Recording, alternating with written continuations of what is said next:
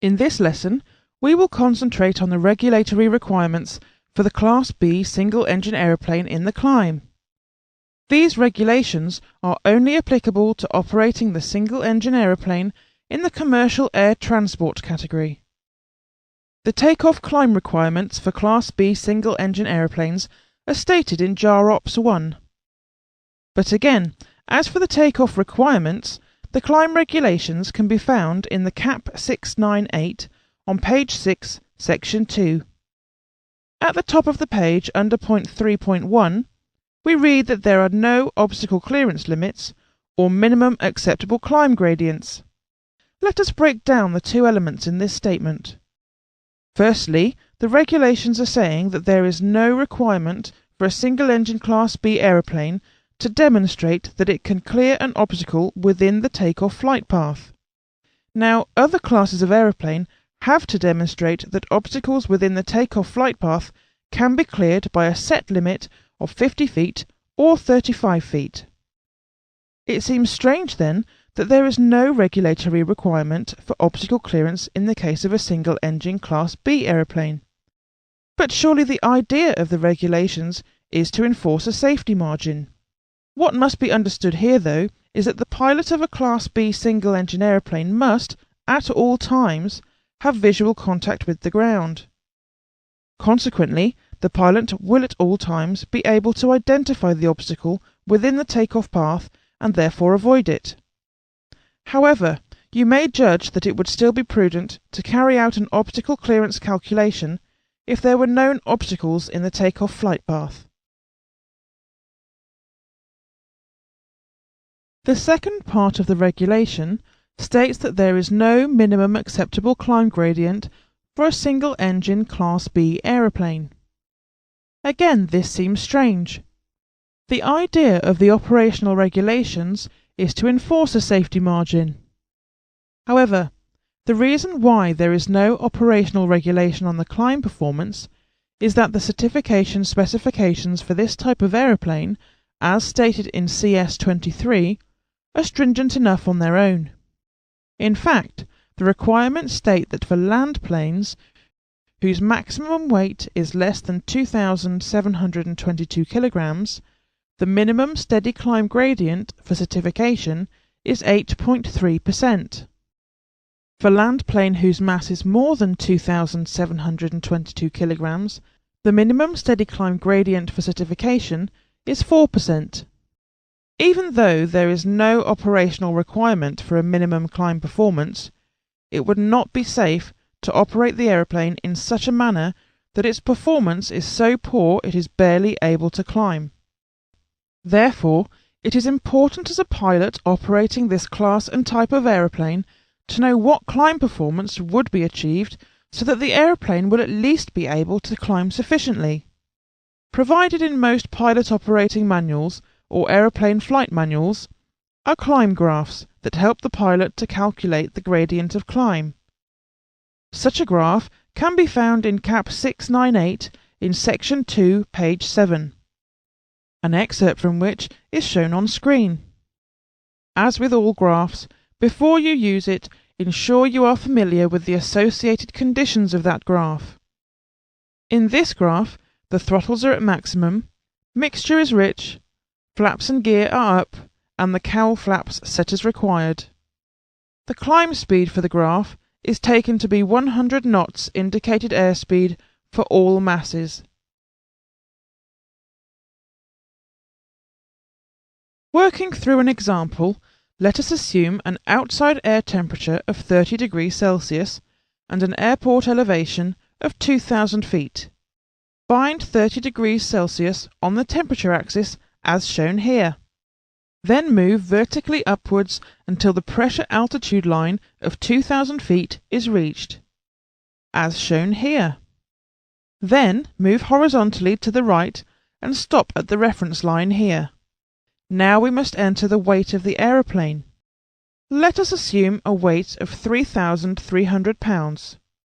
This is shown here. From the point on the reference line, travel along the sloping guidelines until you hit the weight line. Once you have done this, travel horizontally to the right and pass through the rate of climb, but stop before passing through the true airspeed section. You can see that the rate of climb is 1,210 feet per minute. To calculate the gradient, let us assume a true airspeed of 120 knots. So travel up the sloping guidelines until 120 knots true airspeed is reached. Then pass horizontally through the gradient information and read off the gradient of the aeroplane. In this example, the gradient is 9.85%.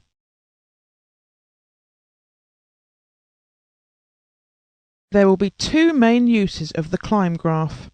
The first main use of the graph is to calculate the time to climb to the cruise altitude. For this, the pilot would need to know the cruise altitude and the rate of climb. However, if the gradient from this graph is used for the calculation of obstacle clearance, then the gradient must be adjusted for the effect of wind. This particular climb graph makes no correction for wind. The reason why the gradient must be corrected for wind is because obstacle clearance calculations use ground gradients. That is, gradients measured relative to the ground, and ground gradients are affected by wind. If you need to refresh your memory on the difference between ground gradients and air gradients and the effects of wind, click the Quick Navigation button which is flashing for you.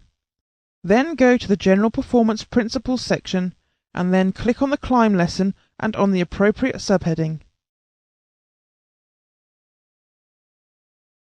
There are some example calculations in CAP 698 for you to work through and practice. For example, on page 6, section 2, there is an example on how to calculate the climb gradient using the graph. Just below this, there is another example to determine what the maximum permissible mass is in order to achieve the minimum 4% climb gradient. This maximum permissible mass is sometimes referred to as the MAT or watt limit. On page 8 of section 2 is another example. This is an example of how to calculate the horizontal distance required to climb to a given height. These issues have been covered already in the climb lesson in the General Performance Principles section. This completes the lesson on Class B single-engine climb requirements.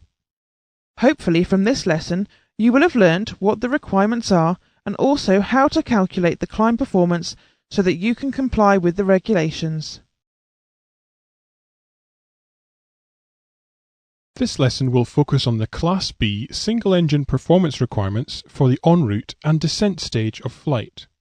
Essentially, the en route part of the flight is considered to be from 1,500 feet above the airfield from which the aeroplane has taken off to 1,000 feet above the destination airfield. Although the CAP 698 manual does show the en route performance requirements, these requirements are scattered through the document, which does not make for ease of reference. Therefore, it will be more convenient for you to refer to the original regulations published in JAROPS 1, as illustrated here. This regulation states that an operator must ensure that the aeroplane, in the meteorological conditions expected for the flight, and in the event of engine failure, is capable of reaching a place at which a safe forced landing can be made.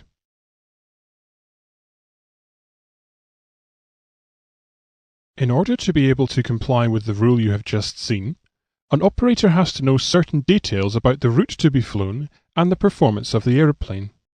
First of all, of course, for any given route, an operator must know the safe forced landing areas. On screen is a bird's-eye view of an example flight from Airfield A to Airfield B, with the locations of safe forced landing areas. The next detail that the operator needs to know is whether his aeroplane will be able to reach these areas if the engine were to fail whilst en route to Airfield B. Whether or not this is possible will depend on two things: the altitude chosen for the flight, and the descent gradient of the aeroplane following engine failure. If these two parameters are known, it is possible to calculate how far the aeroplane will travel following engine failure. So let us work through an actual example.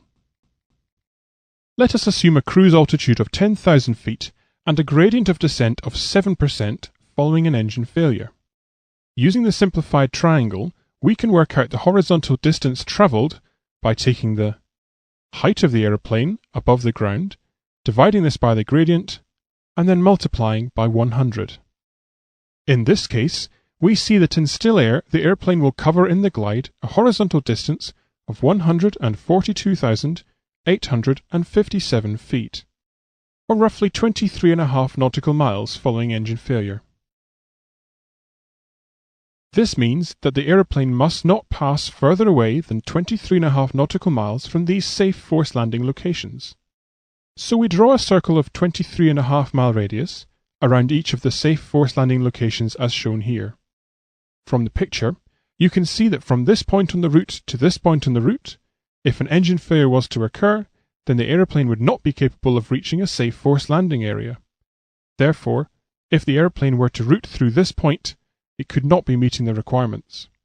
In order to fly from airfield A to airfield B, the aeroplane would have to follow a flight path that keeps it within range of each safe landing area.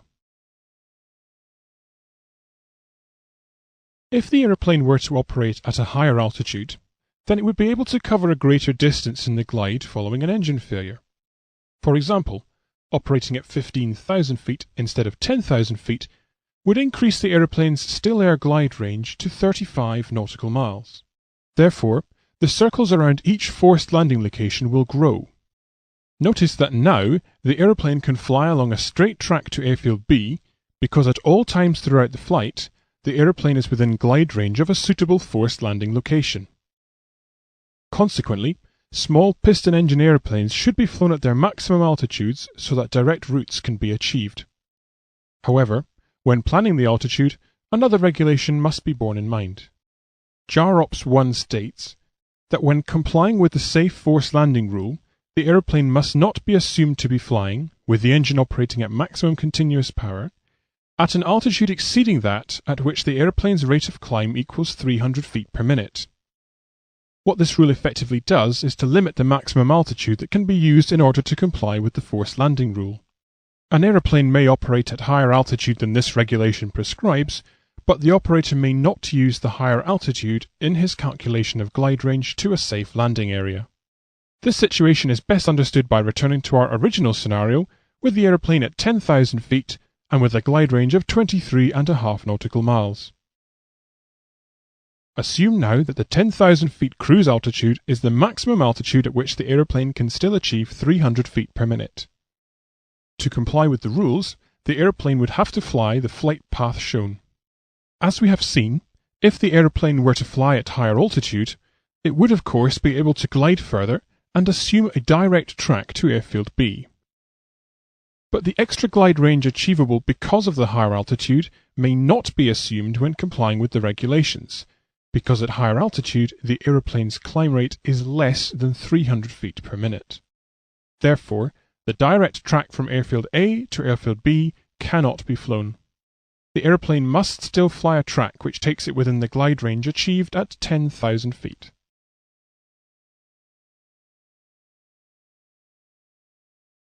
There is one last detail to be considered about complying with the forced landing rule. JAROPS 1 states that in order to comply with the safe forced landing rule, the assumed en route gradient shall be the gross gradient of descent increased by a gradient of 0.5%. In our example, we had a gradient of descent of 7%. Unfortunately though, as we have seen, the regulations do not permit this gradient to be used in our calculation. The gradient must be increased by 0.5%. This will lower the assumed descent performance of the aeroplane. The new deteriorated gradient that the regulations insist that we use is called the net gradient, and in our case, this is 7.5%. If this net gradient has to be used, the glide distance will reduce to 22 nautical miles. So although the aeroplane may achieve 23.5 nautical miles following an engine failure, it must be assumed to glide only 22 nautical miles. Looking at the diagram, this means that the circles around each safe landing area must reduce to a radius of 22 nautical miles. Thus the planned track will have to change slightly so that at all points along the route, the aeroplane is no further than 22 nautical miles from a safe forced landing area. The track now shown on screen meets the entire set of requirements as stated in JAROPS 1.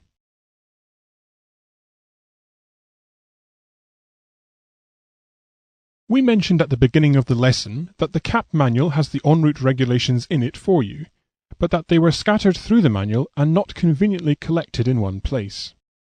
On page 1 of section 2 in the general requirement paragraph, point C is the regulation about ensuring that the aeroplane is not operated unless surfaces are available which permit a safe forward landing to be carried out in the event of engine failure. However, the other regulations about complying with this rule are a few pages further on.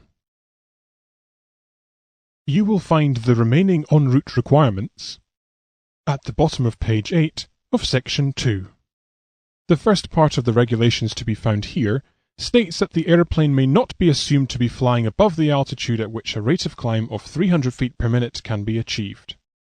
Underneath that rule, you can see the requirement which states that the net gradient of descent, in the event of engine failure, is the gross gradient plus 0.5%.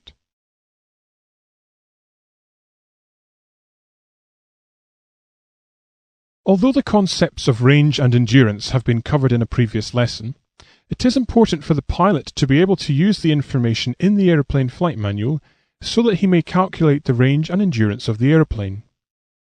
In the aircraft manual, there are graphs and tables which help you calculate the endurance and range of your airplane under various conditions. Shown here is a typical endurance graph for a light single-engine Class B aeroplane. Let us assume a cruise altitude of 7,000 feet with an outside air temperature of 7 degrees Celsius at 65% power. The endurance of the aircraft allowing 45 minutes of reserve fuel is 6.6 hours, or 7.4 hours allowing for no reserves.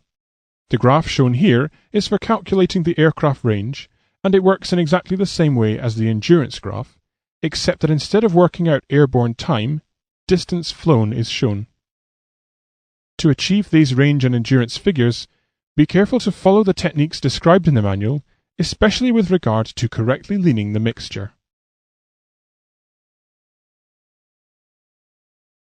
You should have learnt two main points from this lesson. Firstly, you have learnt what the en route and descent performance requirements are that govern single-engine Class B aeroplanes and where to find them. Secondly, that the pilot must comply with these regulations when operating a single-engine Class B aeroplane in the commercial air transport category.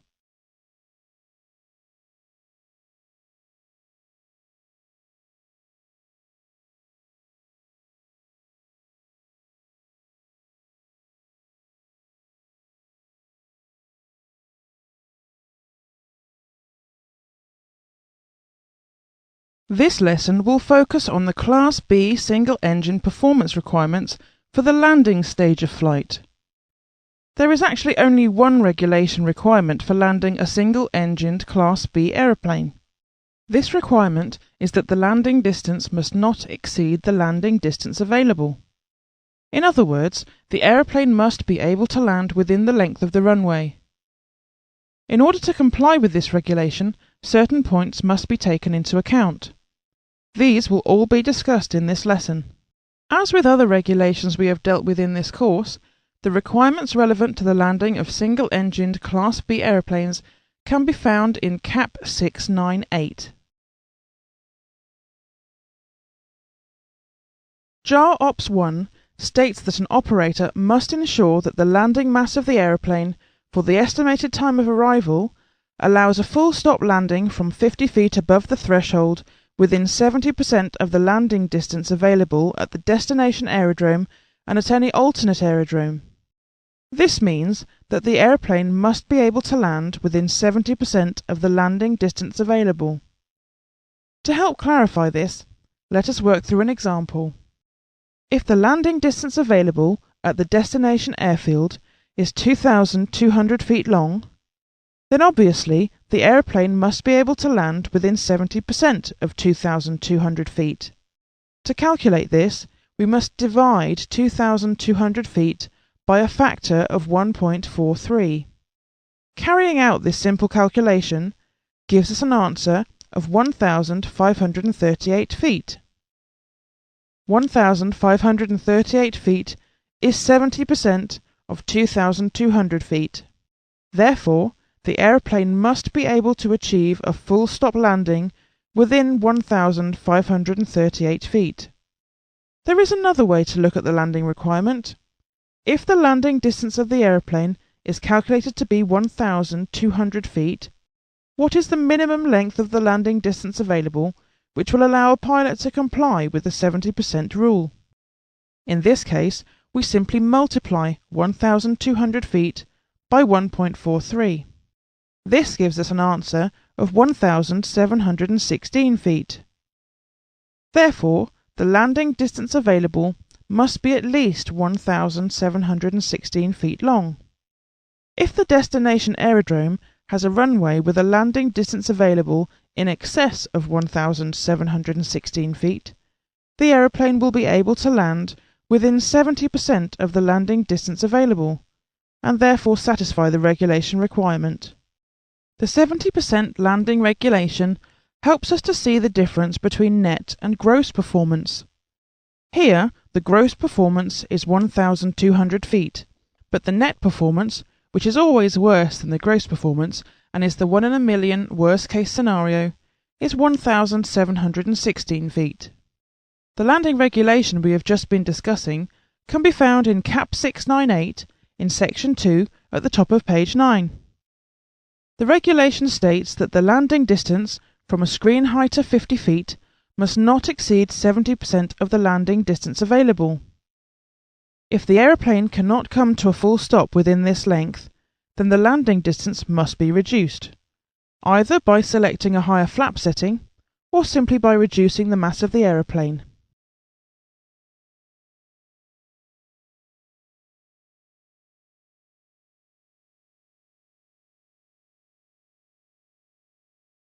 Having discussed the regulation requirements detailing the maximum landing distance that must be available at a destination airfield or alternate airfield, we will now examine in detail the regulations governing how the landing distance is calculated given non-standard conditions. In Cap 698, Section 2, at the top of page 9 under point B, we read that if the runway is of grass up to 20 centimetres high, the landing distance should be multiplied by a factor of 1.15. This would effectively increase the landing distance by 15%. Point C states that if there is an indication that the runway may be wet at the estimated time of arrival, the landing distance should be multiplied by a factor of 1.15. Again, multiplying the calculated landing distance by a factor of 1.15 will increase the landing distance by 15%. Point D states the landing distance should be increased by 5% for each 1% downslope. This means that for a 1% downslope, the landing distance should be multiplied by a factor of 1.05. Therefore, for a 2% downslope, the factor would be 1.1. Point D also states that no allowance is permitted for upslope. The reason for this is that upslope will reduce the landing distance. If a pilot were to ignore the reduction in the landing distance, then a margin of safety would be incorporated into the landing distance calculation. Lastly, Point E states that there must be compliance with the dispatch rules for scheduled or planned landing calculations, and that these can be found in JAR Ops 1.550, paragraph C.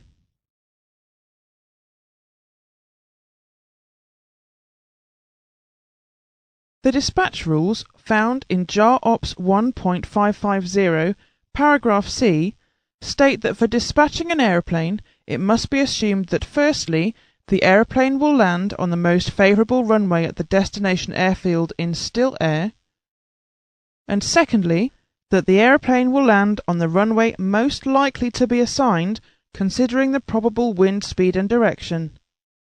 If this second assumption cannot be met, the aeroplane may be dispatched only if an alternate aerodrome is designated where full compliance of the regulatory dispatch requirements can be met.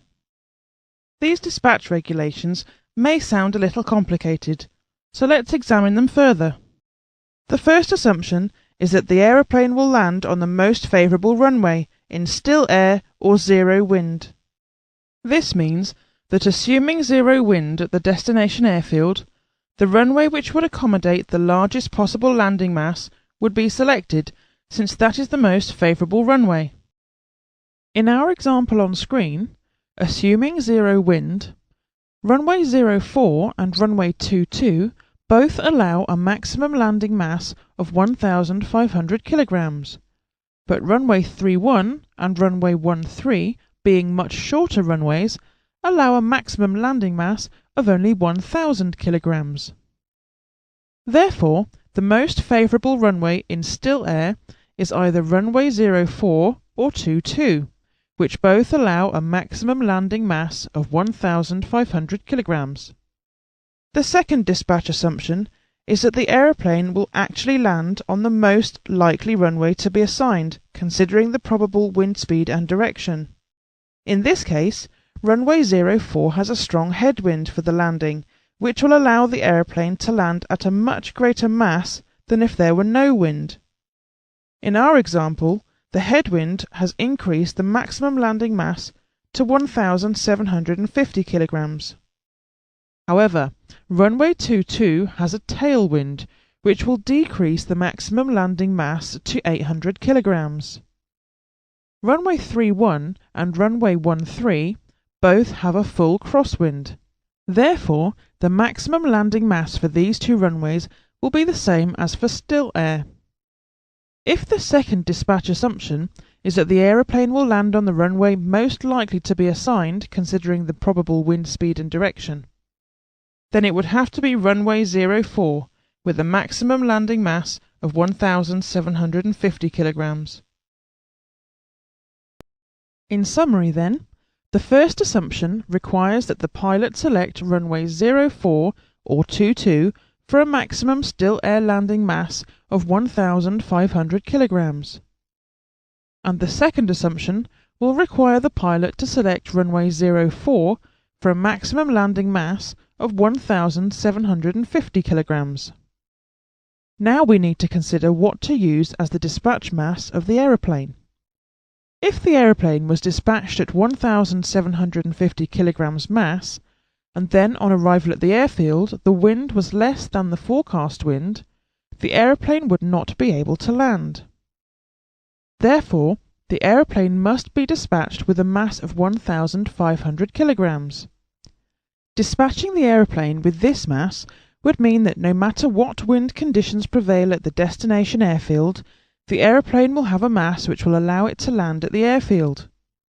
The way to simplify the dispatch rule is always consider the greatest mass in still air and the greatest mass in the forecast wind conditions, and of the two, take the lesser mass as the dispatch mass. Of the two, it is the still air mass that is usually the lesser mass, as shown in our example. The exception is when there is a tailwind on a unidirectional runway. A unidirectional runway is a runway whose direction for takeoff and landing is fixed in one direction, and in this case the maximum landing mass in the tailwind will be less than the maximum landing mass in still air. This part of the lesson will deal with how the aeroplane's landing distance can actually be calculated. All aeroplanes will have either a pilot operating handbook or an aeroplane flight manual. The purpose of these manuals is to show not only how to operate the aeroplane, but also to detail the aeroplane's performance. Shown on screen is an example of the landing performance information. The example graph we will use is figure 2.4 on page 10 of section 2 in CAP 698. Always take a look at the associated conditions first, paying particular attention to the power and flap settings as shown here. Also notice that this graph assumes a runway which is paved, level and dry. If the runway conditions required for a given calculation are different, corrections will need to be made to the values that this graph will give. We saw these correction factors earlier. Notice this box here, which highlights the screen height speed for different weights. You may recall that the regulatory speed at the landing screen height is called VREF, and for a Class B single-engine aeroplane it had to be no less than 1.3 times the stall speed in the landing configuration, 1.3 VSO. A pilot must adhere to the VREF speeds shown here because they are the speeds which have been used to construct this graph. If a pilot were to deviate from these speeds, the required aircraft performance would not be achieved. Having looked at the various bits of information associated with the graph, let's now examine the graph itself. The left-hand carpet of the graph involves the variations in temperature and pressure altitude. This part of the graph accounts for the effect of air density on the landing distance.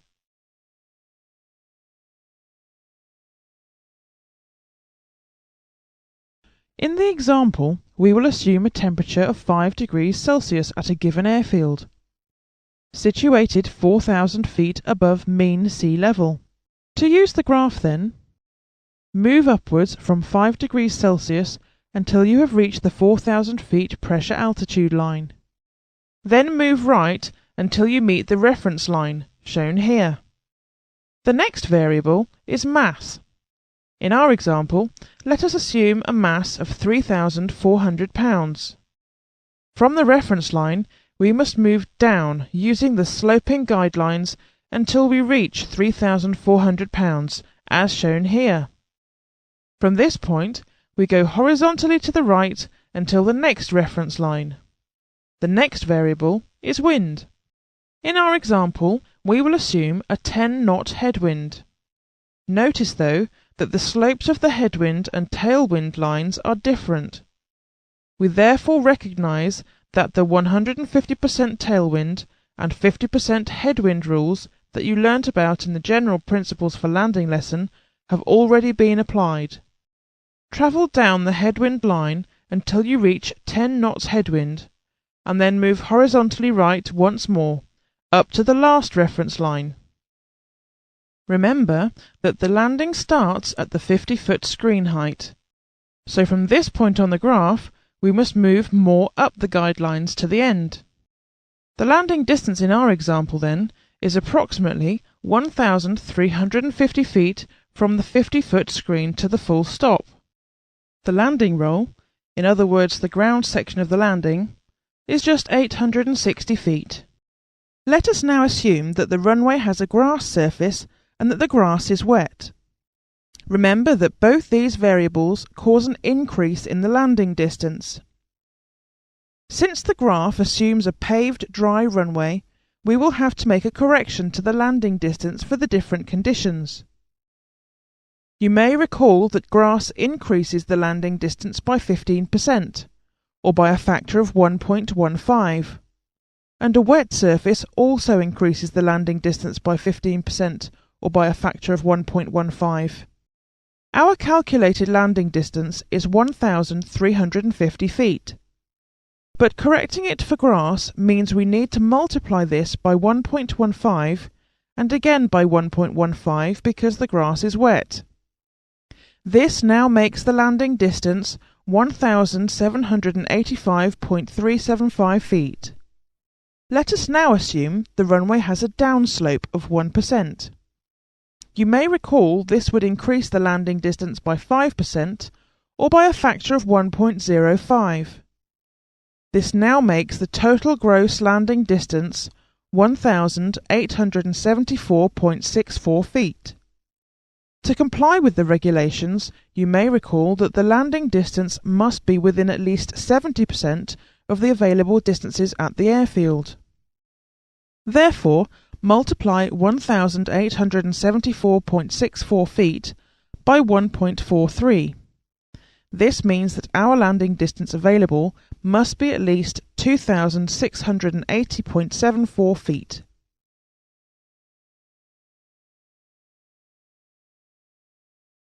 Hopefully, you are now able to work through the landing graphs for Class B single-engine aeroplanes and make the corrections to the graph for any conditions that are not accounted for by the manufacturer. If you need further practice in using the graph to increase the accuracy of the results, we suggest that you work through the example in CAP 698 on page 9 of section 2, or use the questions on this CD which test you on what you have learnt in this lesson. That concludes the section on Class B single-engine performance. The next section of aircraft performance will focus on the Class B multi-engine aeroplane.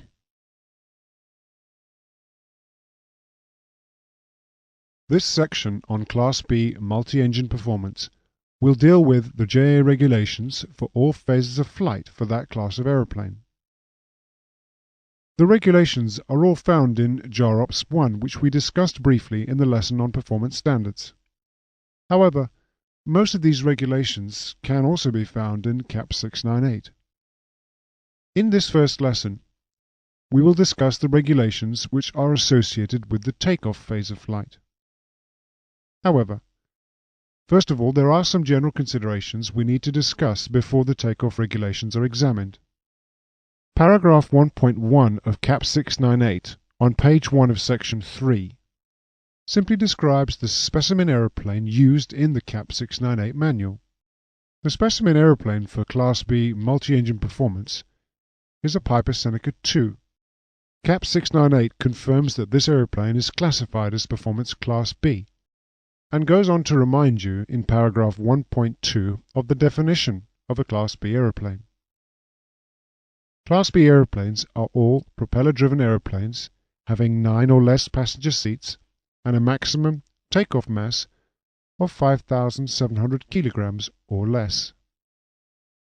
CAP 698 also states that performance accountability with one engine inoperative need not be considered below 300 feet.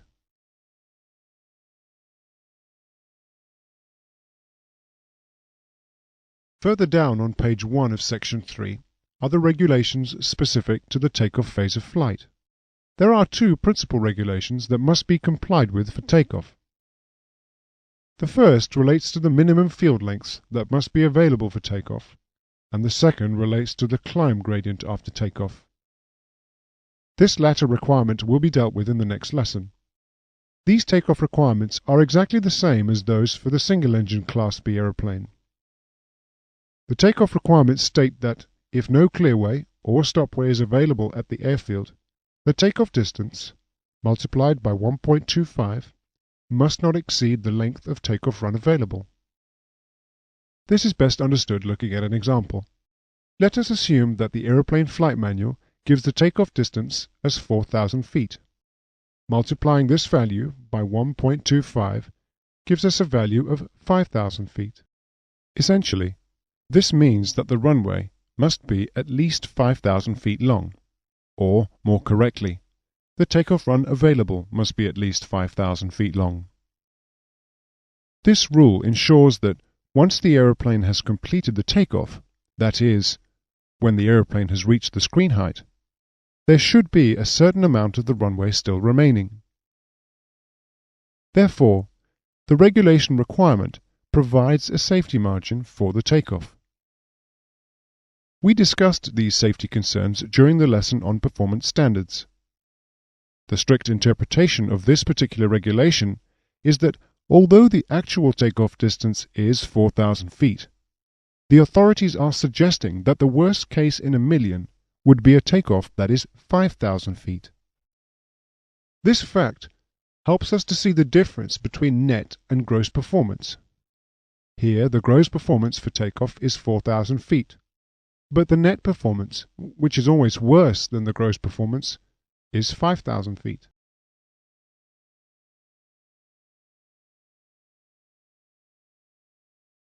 If there are stopways and/or clearways, then the requirements are a little more complicated. At airfields with stopways and/or clearways, there are 3 regulatory concerns about the takeoff distance.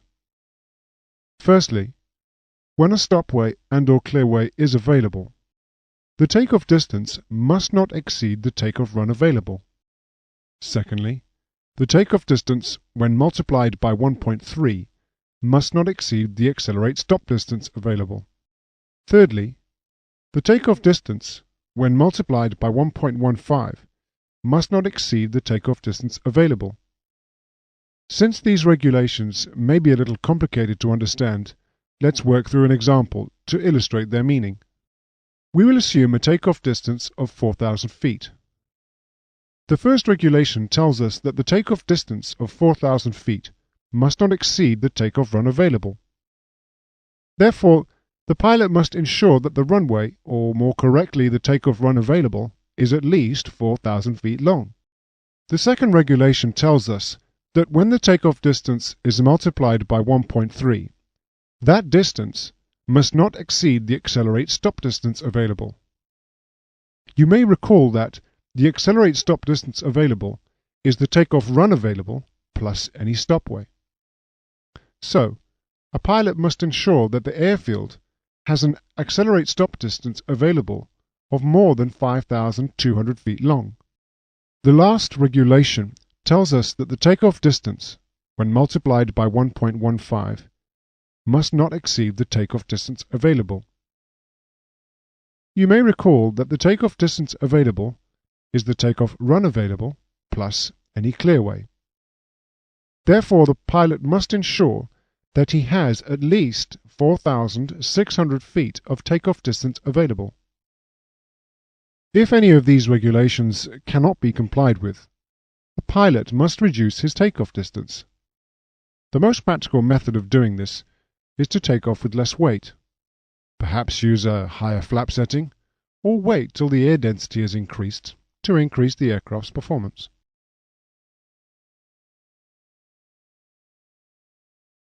Having discussed the regulations detailing the maximum takeoff distance that may be permitted at an airfield, this next part of the lesson will detail the regulations governing how the takeoff distance is corrected for non-standard conditions. These regulations stipulate what correction factors must be applied to the takeoff distance when the runway conditions are different from standard. At the top of page 1, section 3, under paragraph C in the CAP 698, it states that if the runway is other than dry and paved, the following correction factors must be used when determining the takeoff distance. These correction factors are shown on screen. As you have learned already, grass runways will increase the takeoff distance compared to paved runways. Here, the factor to account for the effect of dry grass on the takeoff distance is 1.2, and 1.3 if the grass is wet. On the next page, point D details the corrections to be applied if there is a slope to the runway. Point D states that a pilot must increase the takeoff distance by 5% or by a factor of 1.05 for every 1% upslope. However, it also states that no factorization is permitted for downslope. In other words, if an aeroplane is to take off on a downward sloping runway, no correction factor is to be applied for the downslope. The reason for ignoring the downslope is because a downslope will decrease the takeoff distance. This adds a little extra safety margin to the takeoff distance calculation.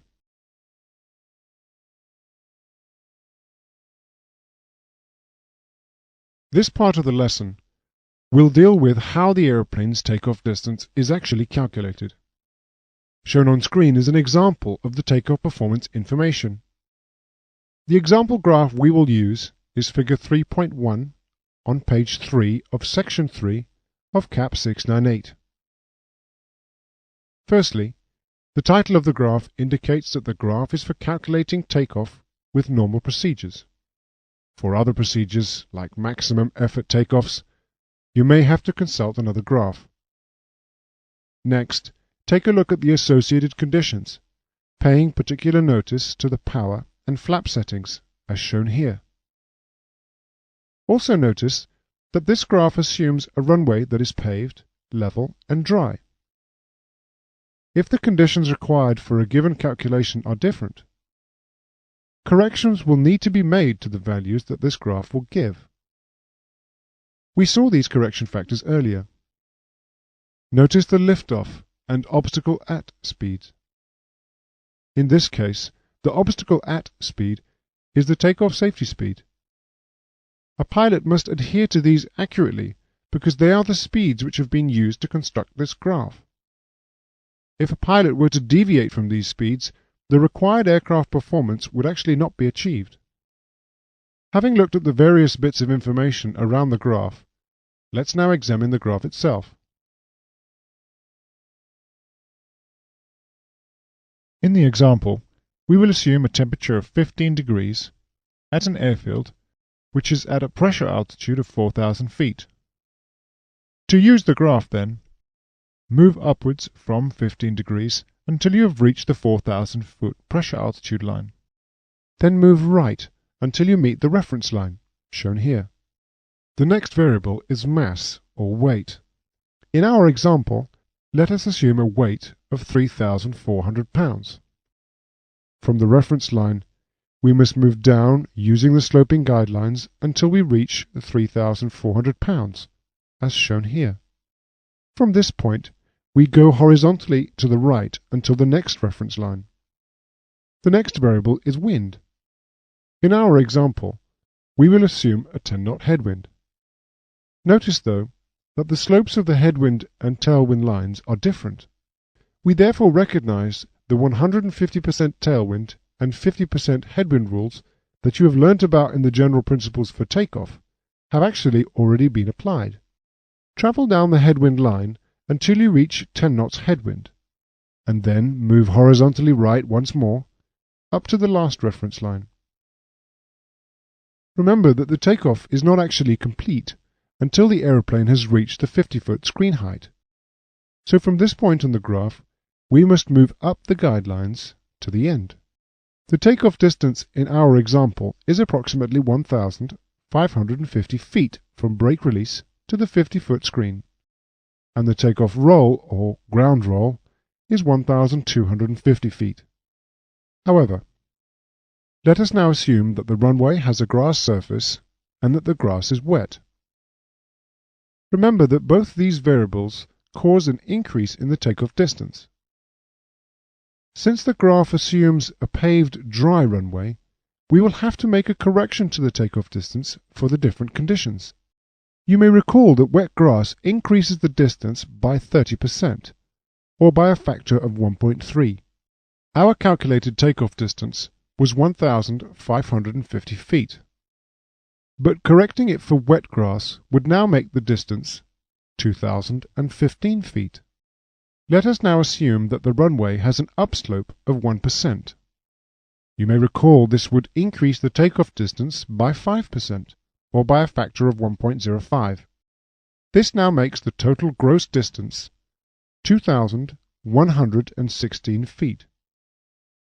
To comply with the regulations, you will recall that the takeoff distance must be compared to the available distances at the airfield to ensure it does not exceed the limits laid down by the authorities. To remind you of these regulations, turn to page 1, section 2 in CAP 698.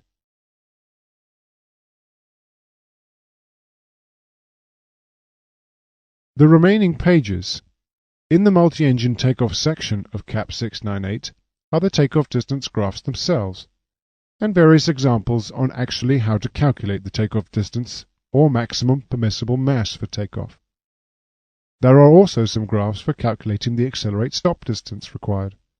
Although the accelerate stop distance graphs are shown in CAP 698, there is no requirement for a multi-engine Class B aeroplane to demonstrate performance accountability of engine failure below 300 feet, and therefore there is no requirement to demonstrate the accelerate stop distance. However, a prudent pilot will check the accelerate stop distance required by the aeroplane in the event of an abandoned takeoff so that it will be shorter than the accelerate stop distance available. On page 2, section 3, is an example you may follow to calculate the takeoff distance. Page 3 of section 3 is the takeoff distance graph, but without flap, which we have already used and worked through. Page 4 of section 3 describes how to determine the maximal permissible mass to meet all the regulatory requirements, an example of which is on page 6. Lastly, on page 7, we find another takeoff distance graph, but this time assuming a maximum effort takeoff, which uses a higher flap setting. And on page 8 is the corresponding accelerate stop distance with this higher flap setting. You use these last two graphs in an identical way to the one you have already worked through. you will need to practice using all these graphs, so ensure you work through the examples in the CAP 698 and those in the questions for each lesson. Doing this will help you improve your accuracy in the use of the graphs and help to consolidate your knowledge of the principles we have considered so far.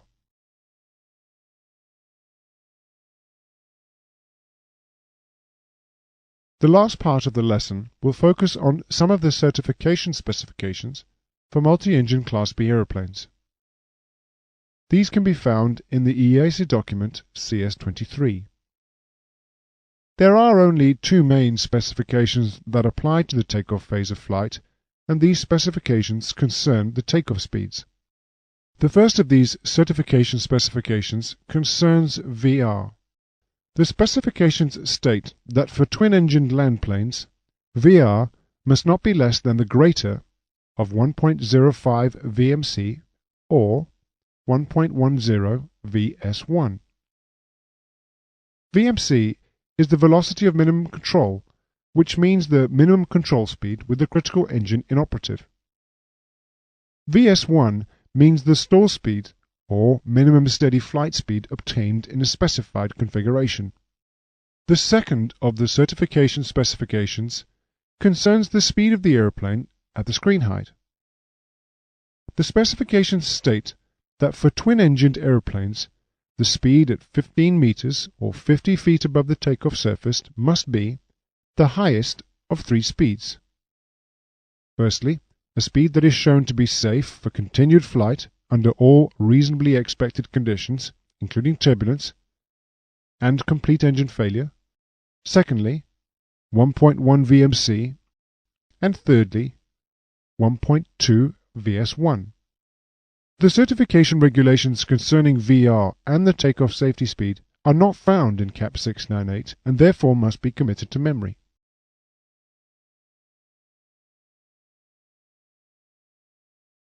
This completes the lesson on the takeoff for Class B multi-engine aeroplanes. Familiarize yourself with the format of the aircraft you are flying and correctly adjust the calculated takeoff distance for any variable that is not accounted for in the data. An understanding of the various conditions and factors that control the takeoff will better equip you to ensure that all your takeoffs are well within the limits of the runway available. In this way, you will minimize any chance of an accident occurring. Lastly, do not forget to check the regulatory requirements for the takeoff distance of the aeroplane you're flying. In this lesson, we will concentrate on the regulatory requirements for Class B multi-engine aeroplanes in the climb. These regulations are applicable only to the operation of multi-engine aeroplanes in the commercial transport category. The takeoff climb requirements for Class B multi-engine aeroplanes are contained in JAR Ops 1. But as for the takeoff requirements in the previous lesson, the climb regulations can be found in CAP 698 on page 9 of section 3. There are two main regulatory requirements which must be satisfied for multi-engine Class B aeroplanes.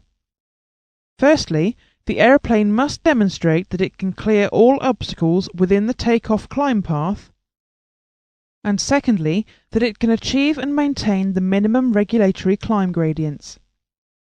We shall discuss the obstacle clearance regulation first, and for this we will use the original wording in JAR Ops 1, as opposed to the abbreviated version of the regulations in CAP 698. In JAR Ops 1, we read that an operator shall ensure that the takeoff flight path of aeroplanes with two or more engines, determined in accordance with this subparagraph, clears all obstacles by a vertical margin of at least 50 feet. The takeoff flight path that this regulation refers to begins at 50 feet above the surface and ends at a height of 1,500 feet above the surface. However, there are several conditions that must be considered when complying with the 50 feet vertical clearance requirement.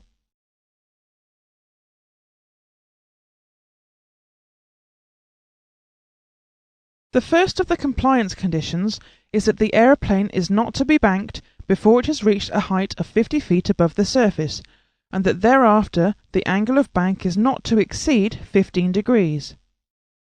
The second compliance is that failure of the critical engine must be assumed to occur at the point on the all-engine takeoff flight path where visual reference for the purpose of avoiding obstacles is expected to be lost. Thirdly, the gradient of the takeoff flight path from 50 feet to the assumed engine failure height is to be equal to the average all-engine gradient during climb and transition to the en route configuration, multiplied by a factor of 0.77. Making this correction to the gradient gives a net gradient. The fourth condition of compliance is that the gradient of the takeoff flight path from the assumed point of engine failure to the end of the takeoff flight path is to be equal to the one engine inoperative en route climb gradient shown in the aeroplane flight manual. Finally, the regulations require that not more than 50% of the reported headwind component, or not less than 150% of the reported tailwind component, is to be used. The best way to gain an effective understanding of these compliance rules is to work through several examples.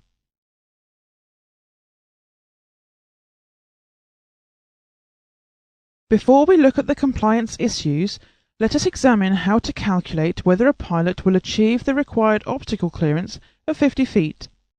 In order to calculate this, various items of information are needed. Shown on screen is an example aeroplane at the 50 feet screen height, with a representative obstacle of 750 feet above ground level and 9,000 feet away from the aeroplane. In order to calculate the vertical distance the aeroplane will gain and therefore work out the obstacle clearance, the gradient of climb achieved by the aeroplane needs to be known. This gradient can be extracted from a graph or table in the aeroplane flight manual. On screen is an example climb graph for a multi-engine Class B aeroplane. This graph can be found on page 13 of section 3 in Cap 698. Working through the graph, let us assume the temperature is 10 degrees centigrade at an airfield 8,000 feet above mean sea level and a weight of 4,750 pounds. It can be seen that the all-engine rate of climb is 1,330 feet per minute. This equates to an approximate climb gradient of 12%. This is the gross gradient. JAR Ops states in the obstacle clearance compliance rules that the all-engine gradient must be factored by 0.77 to produce the net gradient. Multiplying 12% by 0.77 produces a net climb gradient of 9.24%. The gradient should also be corrected for wind by applying 50% of any headwind component and 150% of any tailwind component. But for simplicity, here we shall assume a zero wind condition. Using a climb gradient of 9.24% would mean that the aeroplane would gain a height of 832 feet in a horizontal distance of 9,000 feet. But the aeroplane's total height above the ground will be 882 feet, because the aeroplane is already at 50 feet. In this example, the aeroplane will clear the obstacle by 132 feet, which is well above the minimum clearance of 50 feet.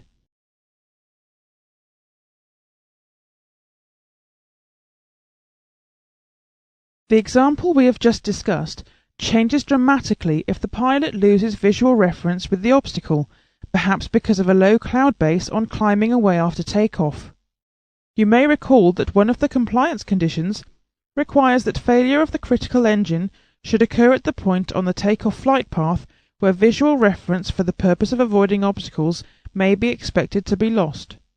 What this means is that when the aeroplane enters cloud, the assumed performance must be based on one engine only. In our example, let us assume the cloud base is at 500 feet. The aeroplane will climb at the all-engine gradient multiplied by 0.77 until cloud base is reached as depicted on screen. However, at cloud base, the assumption is that the critical engine fails, and the gradient which must be assumed from this point is the one-engine inoperative gradient. The one-engine inoperative gradient can be obtained from the same graph that we used earlier. That graph is shown on screen here.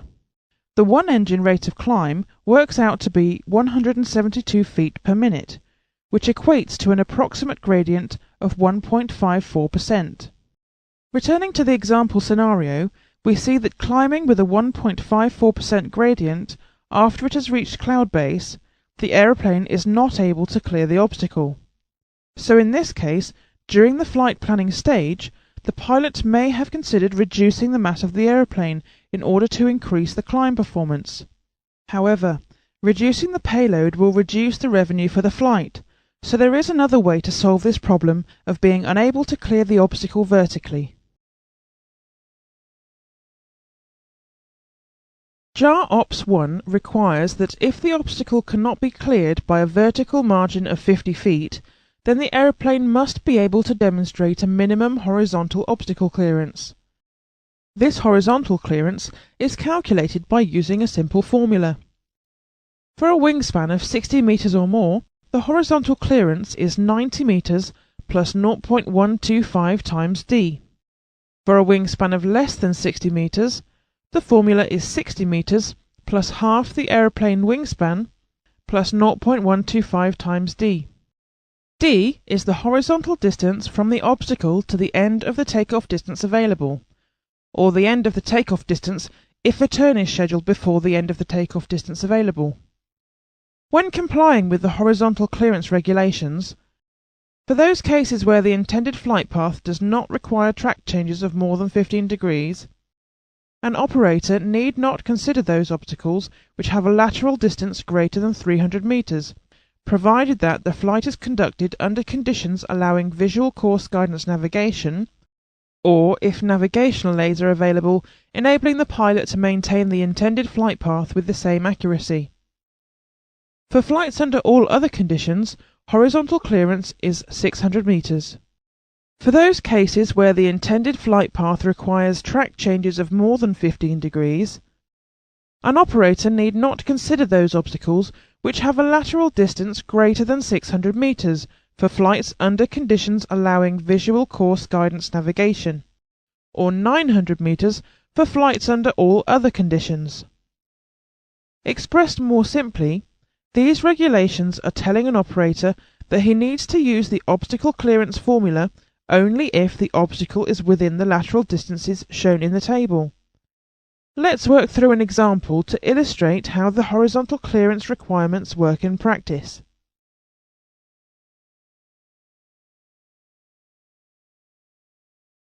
The specimen aeroplane used in CAP 698 is the Piper Seneca, whose wingspan is approximately 12 meters. Therefore, in the formula, half the wingspan is 6 meters. D represented the distance from the end of the takeoff distance required to the obstacle. And in our example from earlier, we used 9,000 feet as being the distance to the obstacle, which is 2,744 meters. The formula gives us a horizontal obstacle clearance of 409 meters.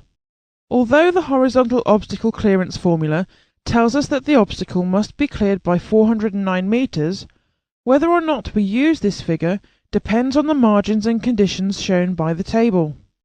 Using our earlier example, the aeroplane is in the cloud and therefore the pilot is unable to navigate visually. Therefore, the part of the table which concerns us here is the IMC row, which you see highlighted.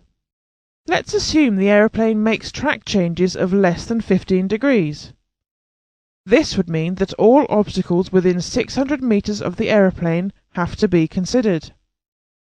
If an obstacle were to be within 600 meters from the aeroplane, that obstacle would have to be cleared by a horizontal margin of 409 meters. If the obstacle was further than 600 meters from the aeroplane, it would not be necessary to carry out the horizontal clearance calculation. In summary then, the rules state that the aeroplane must clear all obstacles by 50 feet vertically. If the aeroplane is unable to do this, then it must clear any obstacle within the obstacle clearance area by a horizontal distance as calculated by using the horizontal clearance formula.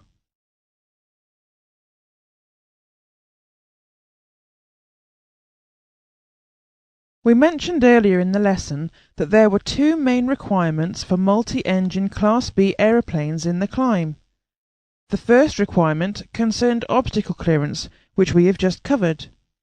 The second part of the regulation deals with minimum acceptable climb gradients after takeoff.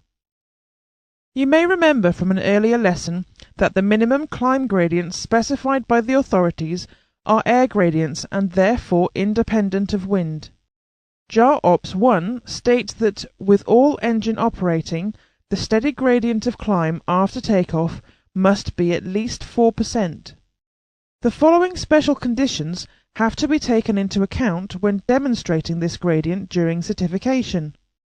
With one engine inoperative, the steady gradient of climb from an altitude of 400 feet above the takeoff surface must be measurably positive, with these assumed conditions. From an altitude of 1500 feet above the takeoff surface, the steady gradient of climb must be not less than 0.75%, with these conditions assumed. The aim of these minimum climb gradients is to ensure that the aeroplane is operated within an appropriate safety margin. The maximum mass that will allow the aeroplane to attain the minimum gradients is called the climb limit mass. Exceeding this mass will mean that the aeroplane will not be able to attain these minimum regulatory gradients. Graphs which enable the pilot to calculate the gradient of climb are provided in most pilot operating manuals or aeroplane flight manuals. An example of this type of graph can be found in CAP 698 on page 13 of section 3. As with all graphs, before you use it, ensure you are familiar with the associated conditions applying to that graph. In this example graph, the assumed conditions are that the throttles are set at takeoff power, mixture is rich, and that flaps and gear are up. The climb speed for the graph is taken to be an indicated airspeed of 92 knots for all masses.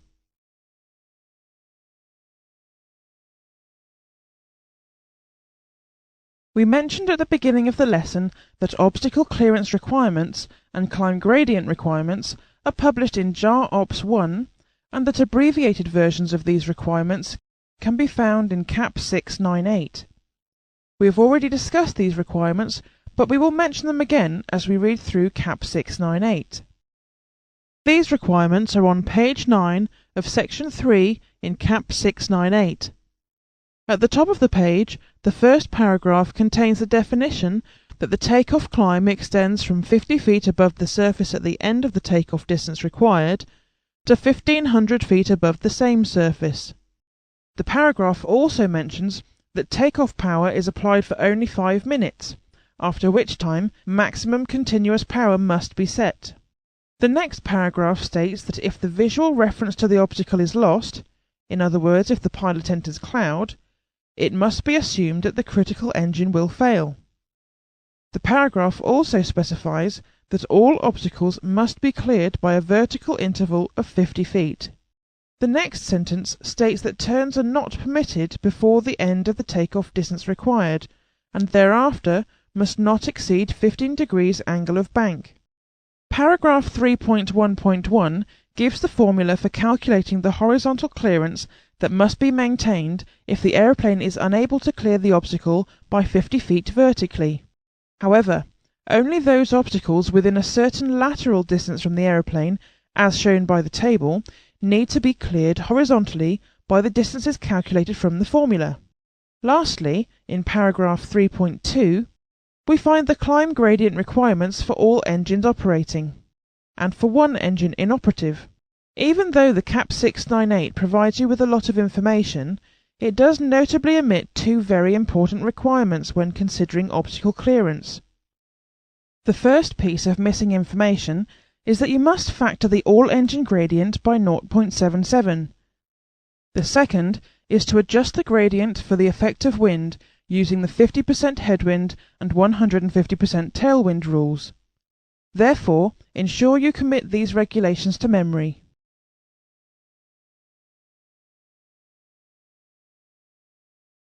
There are some example calculations in CAP 698 for you to work through and practice. For example, on page 12 of section 3, there is an example on how to calculate the horizontal distance travelled from the end of takeoff to 1500 feet. On page 14 of section 3 is one other example. This example shows you how to calculate the aeroplane's vertical clearance of a given obstacle. The examples mentioned and the ones in the question bank are all important. They help you to practice the theory you have learnt and familiarise you with the types of questions that you may encounter in the ATPL exam itself. You must be aware of what the CAP manual can and can't provide for you. Familiarity with CAP 698 will give you a better sense of what you do not need to commit to memory for the exam. This completes the lesson on Class B multi-engine climb requirements. From this lesson, you should have learnt what the climb requirements are and also how to calculate your aeroplane's climb performance in order that you comply with the regulations. This lesson will focus on the Class B multi-engine performance requirements for the en route and descent stage of flight. Essentially, the en route part of the flight is considered to be from 1,500 feet above the airfield from which the aeroplane has taken off to 1,000 feet above the destination airfield. As with all the other requirements we have come across, the en route and descent requirements are written in JAROPS 1 and abbreviated into CAP 698. However, the abbreviated version in CAP 698 is very clear and almost word for word like the original requirements published in JAROPS 1. Therefore, we shall work through the en route and descent requirements using CAP 698. At the top of page 17 of section 3, you can see the en route requirements. The first sentence simply reminds you what the en route stage of flight is. The requirement for the en route stage of flight is that in the event of engine failure, with the remaining engines set at the maximum continuous setting, the aeroplane must be able to continue flight at or above the relevant minimum safe altitude to an aerodrome at which the landing requirements can be attained. This requirement is almost identical to the single-engine aeroplane. The only difference being that whereas the single-engine aeroplane has to be capable of landing in a suitable field after engine failure, the multi-engine aeroplane must be capable of a higher performance and therefore continue flight and land at a suitable airfield. Therefore, in the event of engine failure, the multi-engine aeroplane should have a level of performance such that it can, even with an engine failure, get to an airfield to land. However, as with other requirements we have covered, the en route requirements do have some compliance rules.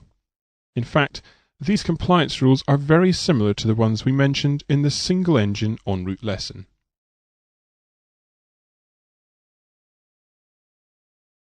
In order for the pilot to be able to abide by the regulation, the descent range with one engine inoperative must be known as well as the one engine inoperative cruise range.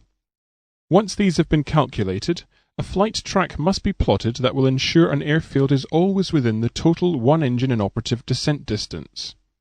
Herein lie the compliance rules, because the compliance rules relate to how that descent range is calculated. The first compliance rule states that the aeroplane may not be assumed to be flying above the altitude at which the rate of climb is 300 feet per minute with all engines operating. You may recall from the single-engine en route lesson that this doesn't mean the aeroplane cannot operate higher than this altitude. It most certainly can. What the compliance rule means is the aeroplane must not use the extra altitude above the 300 feet per minute altitude to gain extra range to help comply with landing at an airfield after engine failure. The second compliance rule states that the one engine inoperative net gradient of climb is the gross gradient of climb decreased by 0.5%, or the net gradient of descent is the gross gradient of descent increased by 0.5%. What the compliance rule is saying is that when calculating the descent range to work out if the aeroplane can make it to an airfield, the gross gradient of descent must be increased by 0.5%. This adjusted gradient is the net gradient, and it is simply adding a safety margin into the aeroplane's descent range. In this case, an airfield must be within the net descent range and not the gross descent range.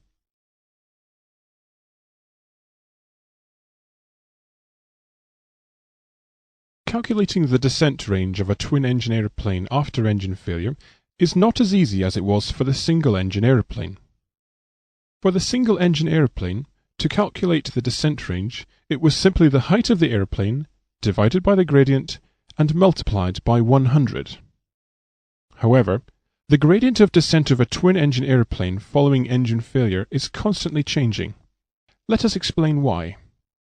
Shown here is a twin-engine aeroplane, a Piper Seneca, in straight and level flight with the forward force of thrust balancing the rearward force of drag.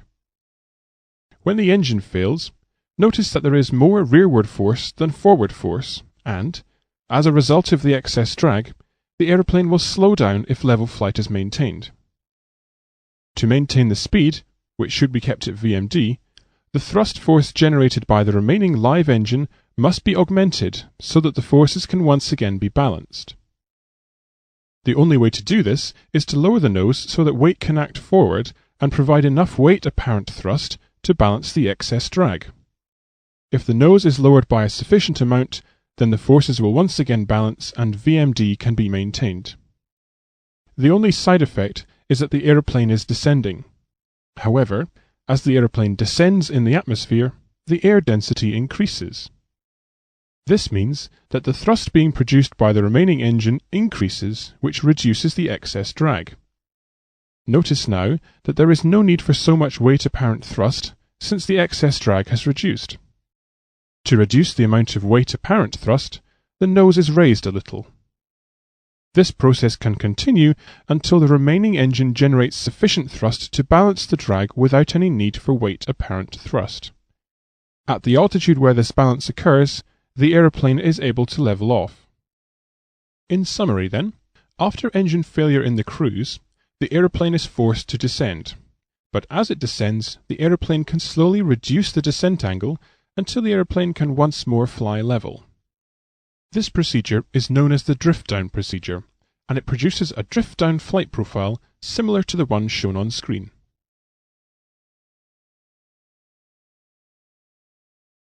It was stated that calculating the descent range for a twin-engine aeroplane after engine failure was complicated, and the reason, which is now hopefully apparent, is that the descent gradient or descent angle is constantly changing. In the absence of a drift-down graph, the only feasible way of calculating the descent range is to break down the profile into manageable segments and carry out several calculations, as shown on screen. Each of these calculations will need the net descent gradient at that altitude and the vertical interval of that segment. This will give the horizontal distance covered for that segment. To find the descent range, simply add all the horizontal distances in all the segments. After the descent range has been calculated and the aeroplane is able to fly straight and level, the last remaining information that is needed is to find out the one engine inoperative cruise range. Once this is known, it can be added to the descent range of the drift-down profile to give the total range of the aeroplane following engine failure. Therefore, at any point along the flight, there must be an airfield at which a landing can be made within the total range from engine failure. To ensure this, a circle whose radius is the total single-engine range is drawn around each airfield between the departure and destination points. To comply with the regulations, the aeroplane track must fall inside these circles. In doing so, the aeroplane will comply with JAROPS 1, which states that in the event of engine failure, the aeroplane is capable of continuing flight at or above the relevant minimum altitudes for safe flight stated in the operations manual to a point 1,000 feet above an aerodrome at which the performance requirements can be met.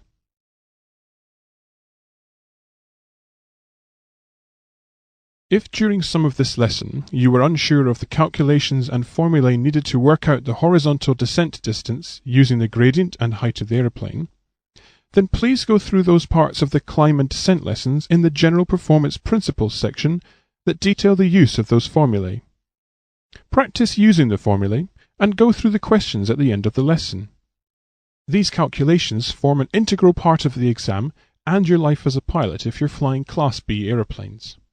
You should have learnt two main points from this lesson. Firstly, you have learnt what the en route and descent performance requirements are that govern multi-engine Class B aeroplanes and where to find them.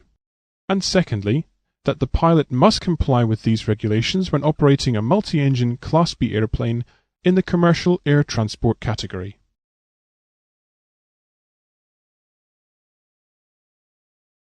This lesson will focus on the Class B multi-engine performance requirements for the landing stage of flight. There are two main regulation requirements. The first requirement is that the landing distance must not exceed the landing distance available.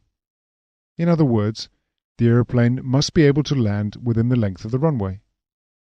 This requirement can be called the landing distance requirement. The second requirement is that should the aeroplane be unable to land, it must be able to climb away from the aerodrome with an adequate climb gradient. This latter requirement can be called the landing climb requirement. As with other regulations we have dealt with in this course, the requirements relevant to the landing of multi-engine Class B aeroplanes can be found in CAP 698.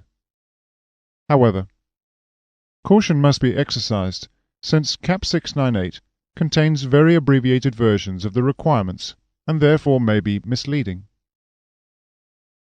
CAP 698 is, after all, only supposed to contain supplementary information for examination purposes only.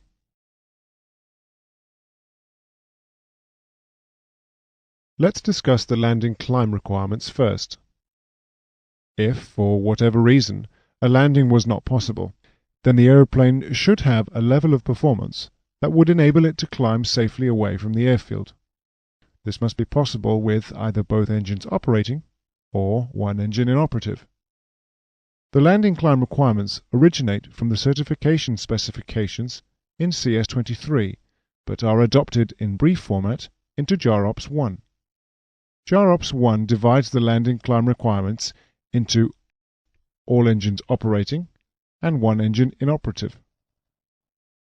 With all engines operating, the steady gradient of climb must be at least 2.5%, assuming these conditions.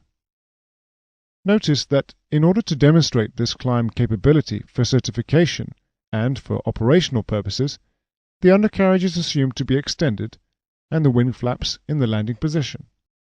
However, with the critical engine inoperative, the gradient of climb must not be less than 0.75% at an altitude of 1,500 feet above the landing surface, assuming these conditions. Notice this time that in order to demonstrate the climb capability for certification and for operational purposes, the undercarriage and wing flaps are assumed to be retracted.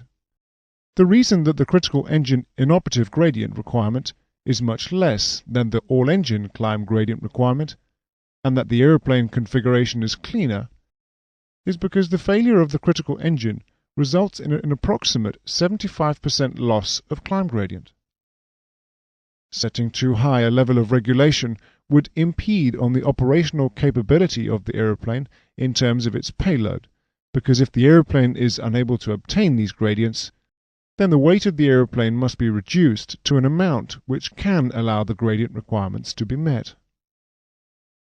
The term used to describe the maximum mass that can be carried and still attain the minimum gradient is called the landing climb limit mass. We did mention earlier that the CAP manual shows the climb requirements. On page 17 of section 3 is the all-engine climb gradient requirement, which, in CAP 698, is called the bulked landing requirement. This repeats that the gradient of climb must be at least 2.5%, and that this gradient must be achieved with these conditions. On the following page is the one-engine climb requirement, this time called the missed approach requirement. Remember that the minimum acceptable gradient must not be less than 0.75% at 1,500 feet above the aerodrome. Thankfully then, these landing climb gradient requirements need not be committed to memory. However, caution must be exercised. The climb gradient requirements mentioned here are specific to aeroplanes in the normal, utility, and aerobatic category of more than 2,722 kilograms, and therefore only represent a portion of the requirements for the multi-engine Class B aeroplanes.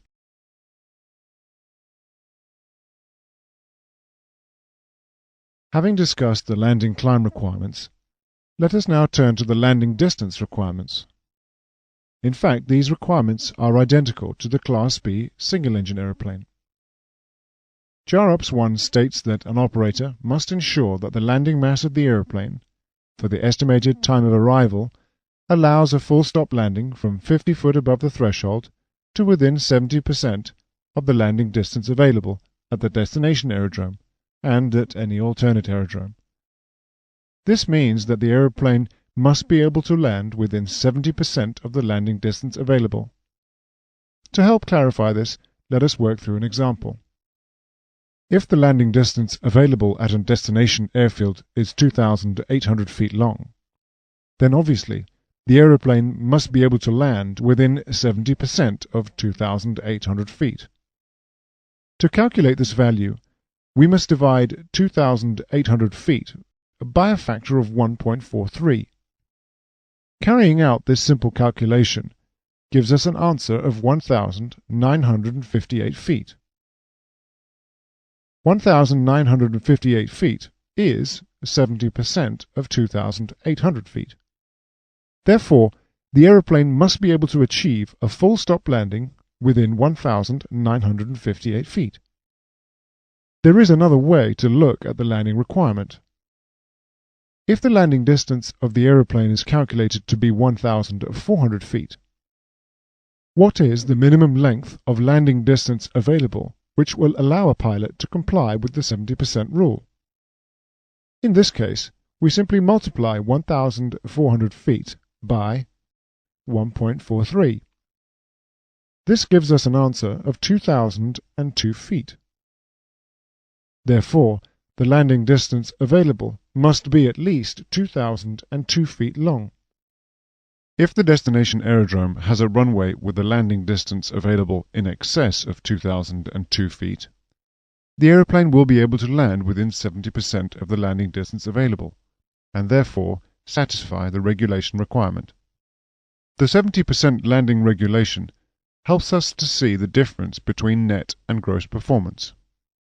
Here the gross performance is 1,400 feet. But the net performance, which is always worse than the gross performance, and is the 1 in a million worst case scenario, is 2,002 feet. The landing regulation we have just been discussing can be found in Cap 698, midway down page 17 of Section 3. The regulation states that the landing distance, from a screen height of 50 feet, must not exceed 70% of the landing distance available. If the aeroplane cannot come to a full stop within this length, then the landing distance must be reduced either by selecting a higher flap setting or simply by reducing the mass of the aeroplane. In Part 1 of the multi-engine landing lesson, you learnt about the landing climb regulations and the landing distance regulations. In Part 2, you will learn a few more regulations and how to actually calculate the landing performance using sample data from an aeroplane flight manual. Having discussed the regulation requirements detailing the maximum landing distance that must be available at a destination airfield or alternate airfield, we will now examine in detail the regulations governing how the landing distance is calculated given non-standard conditions. In Cap 698, Section 3 on page 17, under point 511b, we read that if the runway is of grass up to 20 centimeters high, the landing distance should be multiplied by a factor of 1.15. This would effectively increase the landing distance by 15%. Point C states that if there is an indication that the runway may be wet at the estimated time of arrival, the landing distance should be multiplied by a factor of 1.15. Again, multiplying the calculated landing distance by a factor of 1.15 will increase the landing distance by 15%. Point D states that the landing distance should be increased by 5% for each 1% downslope. This means that for a 1% downslope, the landing distance should be multiplied by a factor of 1.05. Therefore, for a 2% downslope, the factor would be 1.1. Point D also states that no allowance is to be permitted for upslope. The reason for this is that upslope will reduce the landing distance. If a pilot were to ignore the reduction in the landing distance, then a margin of safety would be incorporated into the landing distance calculation. Lastly, point E states that there must be compliance with the dispatch rules for scheduled or planned landing calculations, and that these can be found in JAR Ops 1.550 paragraph C.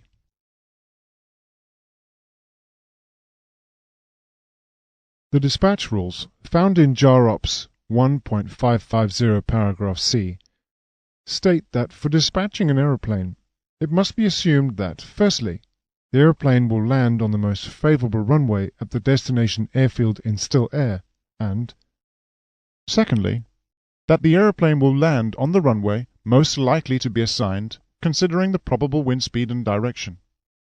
If this second assumption cannot be met, the aeroplane may be dispatched only if an alternate aerodrome is designated which full compliance of the regulatory dispatch requirements can be met. These dispatch regulations may sound a little complicated, so let's examine them further.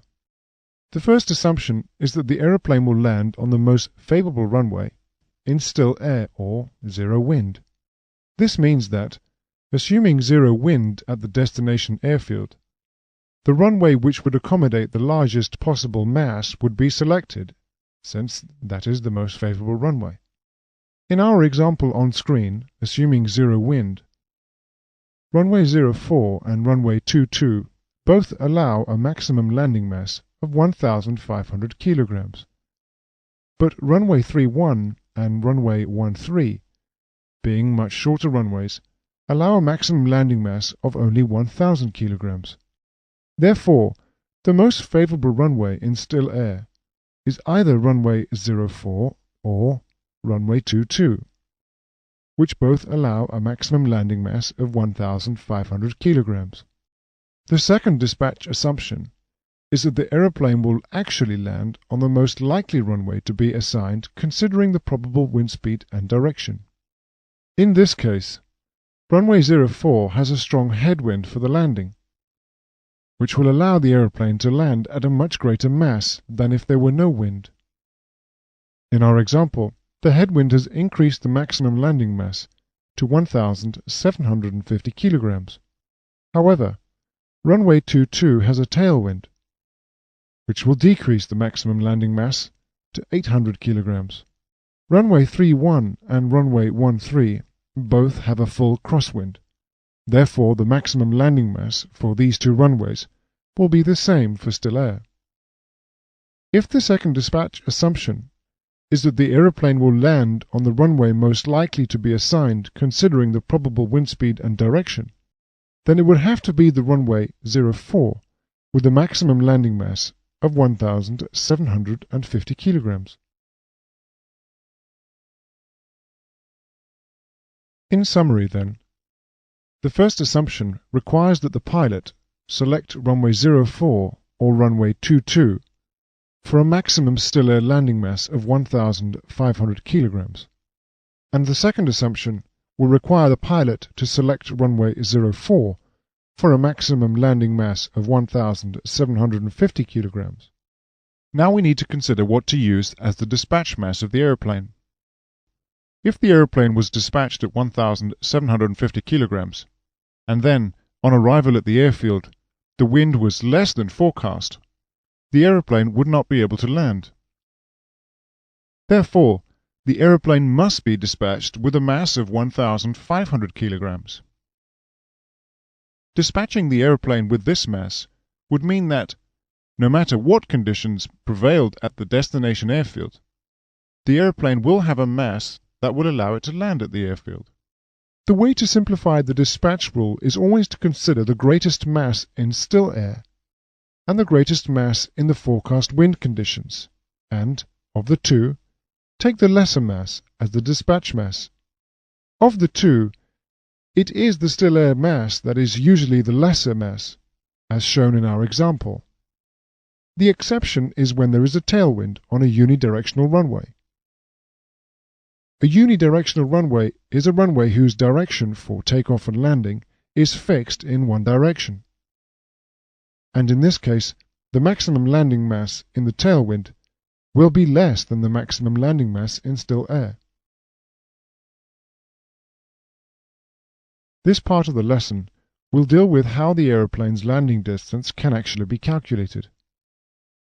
All aeroplanes will either have a pilot operating handbook or an aeroplane flight manual.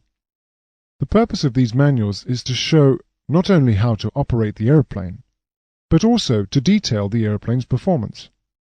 Shown on screen is an example of the landing performance information. The example graph we will use is figure 3.9 on page 21 of section 3 in cap 698. Always take a look at the associated conditions first, paying particular attention to the power and flap settings as shown here. Also notice that this graph assumes a runway which is paved, level, and dry. If the runway conditions required for a given calculation are different, corrections will need to be made to the values that this graph will give. We saw these correction factors earlier. Notice this area here, which highlights the obstacle height speed for different weights. This is actually the reference landing speed. The regulatory speed at the landing screen height is called VREF, and, for Class B multi-engine aeroplane, it had to be no less than the greater of VMC, or 1.3 times the stall speed in the landing configuration, 1.3 VSO. A pilot must adhere to the VREF speeds shown here because they are the speeds that have been used to construct this graph. If a pilot were to deviate from these speeds, then the required aircraft performance would not be achieved. Having looked at the various bits of information associated with the graph, let's now examine the graph itself.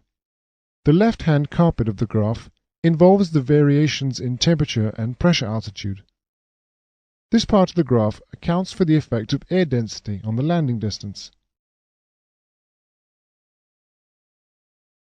In the example, we will assume a temperature of 5 degrees Celsius at a given airfield situated 4,000 feet above mean sea level. To use the graph then, move upwards from 5 degrees Celsius until you have reached the 4,000 feet pressure altitude line. Then move right until you meet the reference line, shown here. The next variable is mass. In our example, let us assume a mass of 3,400 pounds and a VREF of just below 80 knots. From the reference line, we must move down using the sloping guidelines until we reach 3,400 pounds, as shown here. From this point, we go horizontally to the right until the next reference line.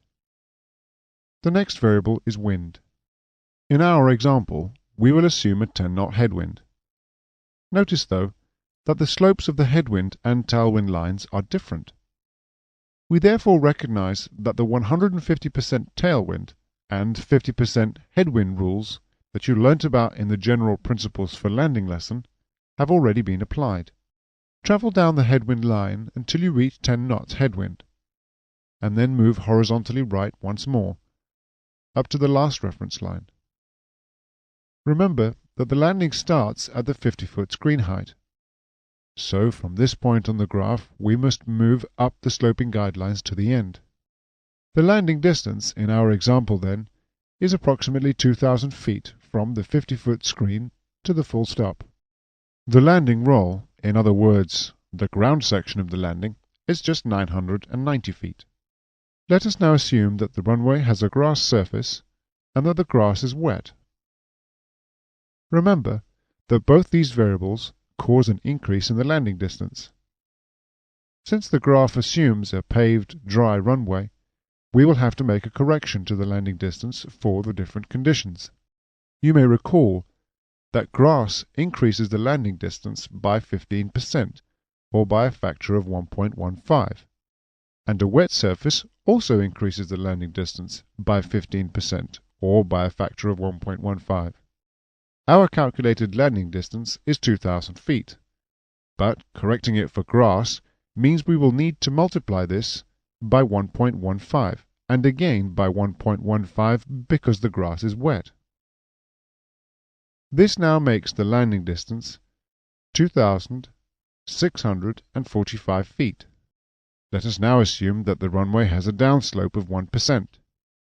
You may recall this would increase the landing distance by 5%, or by a factor of 1.05.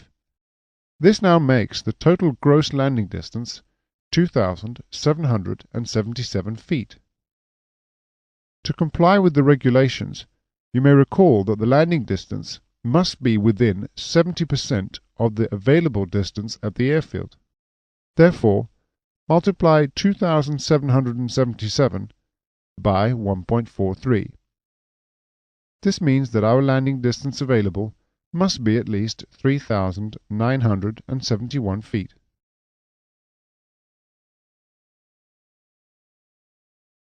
Before this lesson ends, let us briefly look at the pages in CAP 698 regarding the multi-engine Class B aeroplane for landing.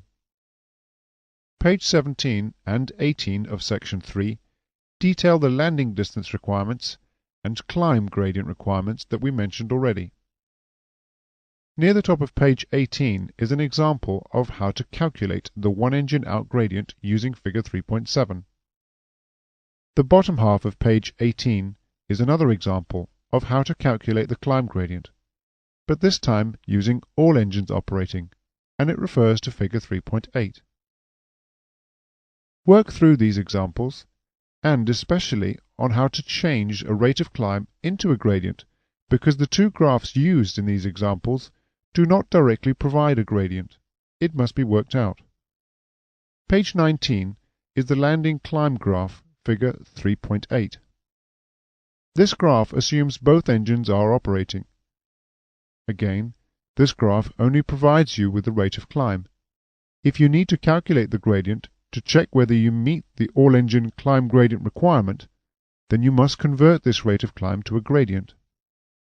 If you are unfamiliar with this conversion, either work back through the examples of the previous pages which we just mentioned, or else consult previous lessons in the General Performance Principles section. Page 20 is an example you can work through, which is about how to calculate the landing distance required, and this example uses the normal landing distance graph shown on the next page, page 21, as shown here. On page 22, there is one more example, but this time, this example is how to calculate the maximum landing mass. This example uses a graph on the next page, which is the short field landing distance graph. Hopefully, you are now able to work through the landing graphs for Class B multi-engine aeroplanes and make the corrections to the graphs for any conditions that are not accounted for by the manufacturer. If you need further practice in using the graphs to increase the accuracy of the results, we suggest that you work through the examples in CAP 698 that we just mentioned, or to use the questions which test you on what you have learnt in this lesson. That concludes the section on Class B multi-engine performance. The next section of aircraft performance will focus on the Class A medium-range jet aeroplane. This last section of aircraft performance will focus on Class A performance, which, for the purposes of the exam, is based upon the medium-range jet. The specimen aeroplane used is the Boeing 737-400 series. Just to remind you, Class A aeroplanes are defined as being any multi-engine jet, or any multi-engine turbopropeller aeroplane whose mass is 5,701 kilograms or more, or has 10 seats or more. Because of the high passenger capacity, and high speed of these aeroplanes, they must have the highest safety standards. You may remember that these safety standards are enforced in two ways. Firstly, by their certification requirements, which are laid down in the CS25, and secondly, by the operational requirements, which are laid down in JAROPS 1. The operational requirements have one unique detail regarding Class A aeroplanes that is actually very different when comparing to Class B aeroplanes. This difference is that the requirements state that for Class A aeroplanes, engine failure must be considered for all stages of flight, whereas for Class B multi-engine aeroplanes, engine failure was not assumed below 300 feet.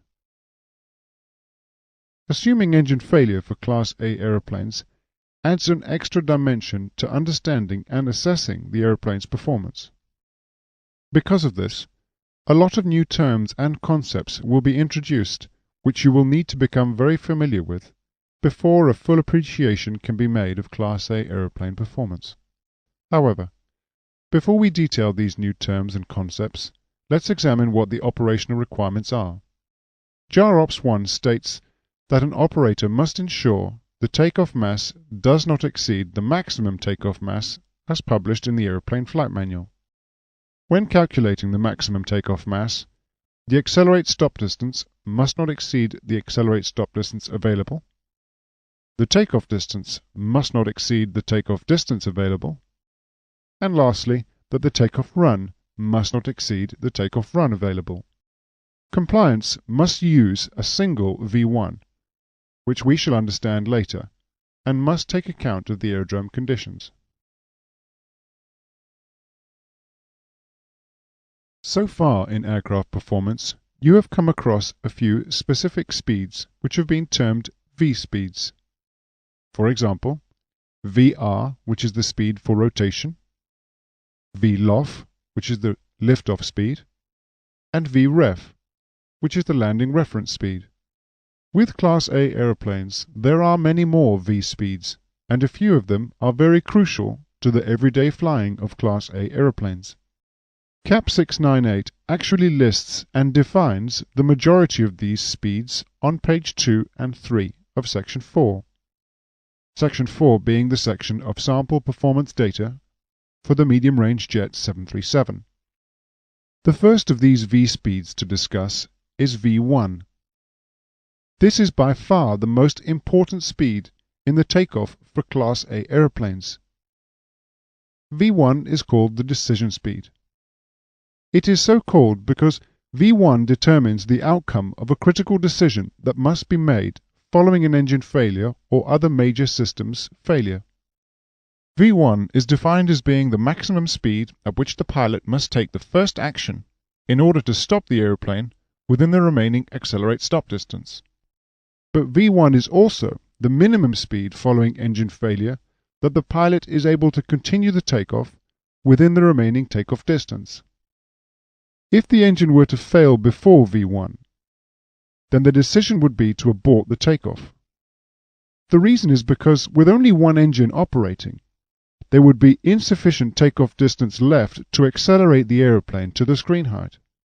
If the engine were to fail after V1, the decision is to continue the takeoff. The reason is because the aeroplane is traveling too fast to be able to stop within the remaining accelerate stop distance available. In order to understand how V1 is derived, we need to consider a graph. This graph plots the takeoff distance required and the accelerate stop distance required based upon a varying engine failure speed. Firstly, let's consider the accelerate stop distance required. If the engine were to fail at a slow speed, then the distance to accelerate to and then stop from the engine failure speed would be very short. However, if the failure were to occur at a very high speed, then the total distance to accelerate to and then stop from that very high speed would be very long. Now let's explain the takeoff distance required curve. If the engine failure were to occur at a slow speed, then the distance required to complete the takeoff would be very large, since the majority of the takeoff will be carried out with only one engine. However, If the engine were to fail at a high speed, the takeoff distance required would be much shorter, since the majority of the takeoff has been completed with two engines. Having understood what each of the lines in this graph represents, in Part 2 of Class A takeoff, this graph will be further explained and then used to help select the position of V1. The lines on this graph were explained at the end of Part 1 of the Class A takeoff lesson. Nevertheless, the red line represents the accelerate stop distance required following engine failure, and the blue line represents the takeoff distance required following engine failure.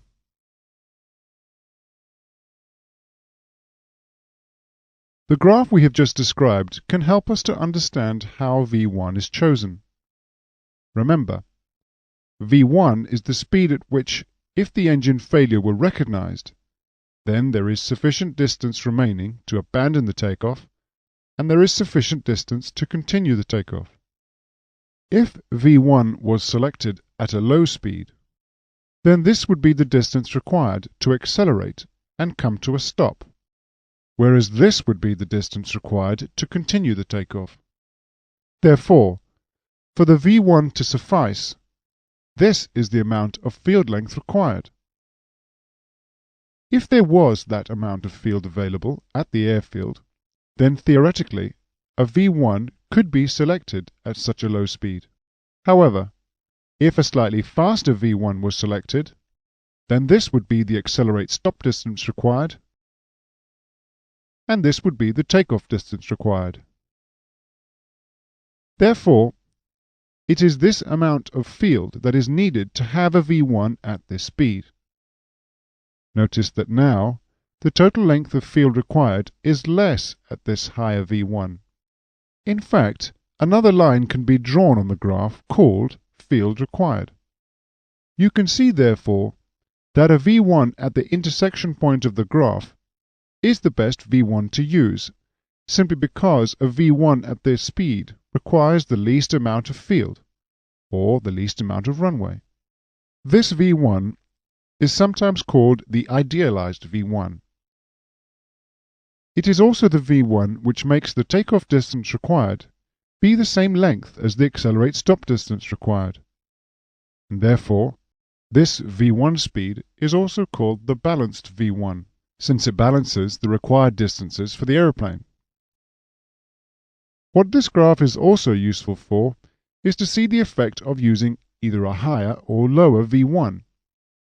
For example, if for whatever reason V1 was increased to this point, notice that the accelerate stop distance required increases, the takeoff distance required decreases, and the total field required increases. However, should V1 be reduced, the accelerate stop distance decreases, the takeoff distance increases, and the total field required increases. Trying to figure out these points without the use of the simple graph would not be easy. So use this graph to help you understand the effect of increasing or decreasing V1.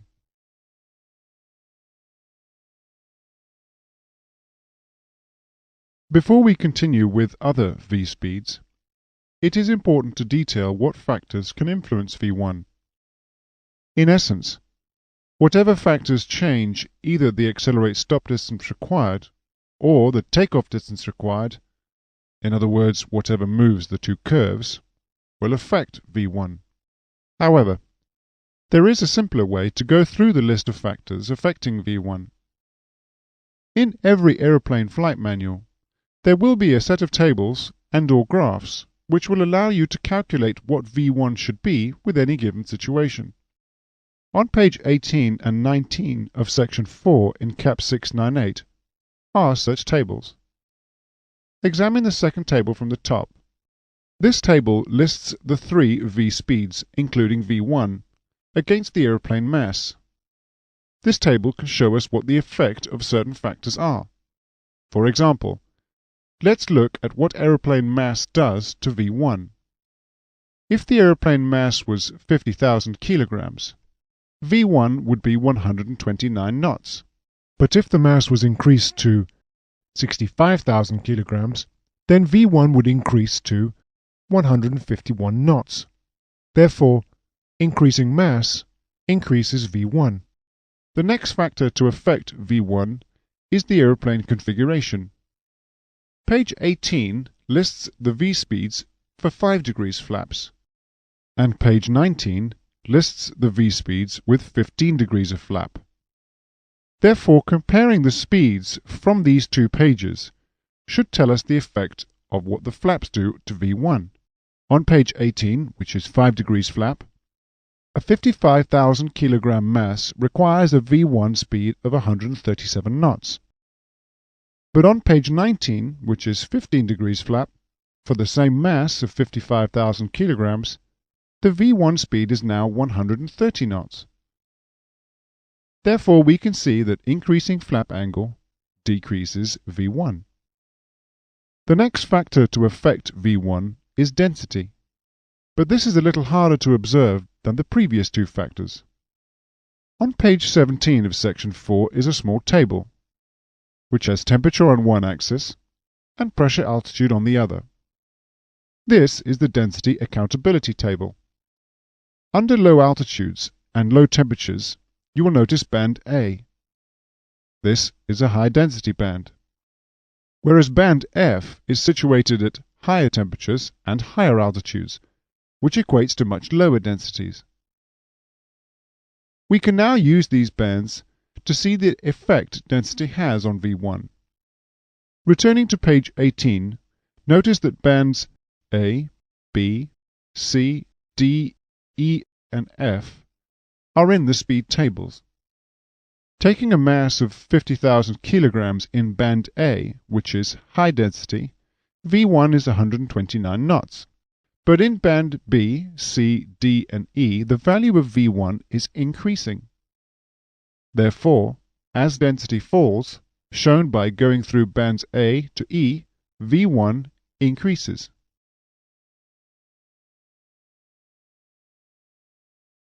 The last two factors that affect V1 are runway slope and wind.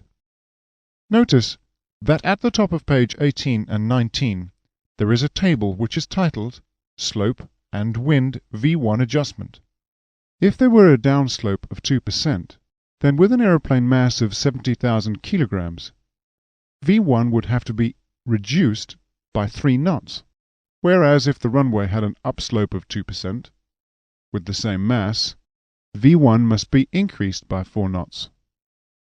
Therefore, downslopes reduce V1 and upslopes increase V1. The right-hand side of the table is the correction for wind. So, for example, if there was a 15-knot tailwind, then with a mass of 70,000 kilograms, V1 would have to be reduced by 3 knots, whereas if there was a headwind of 40 knots for the same mass, V1 would have to increase by 1 knot. Therefore, tailwinds reduce V1 and headwinds increase V1. Having finished discussing the main factors affecting V1, there are other influences, however, which may or may not change the value of V1. Two influences on V1 in particular are the speed VMCG and VMBE. In Cap 698, on page 2 of section 4, we see the definition of V1. But more importantly, at the end of the paragraph, we read that V1 must not be less than VMCG, and not greater than VR, and not greater than VMBE. Since V1 must be between VMCG and VR and VMBE, then depending on the values of these speeds, they may or may not push V1 to be higher or lower than the ideal V1 speed. We will understand this better once we have discussed what VMCG and VMBE are.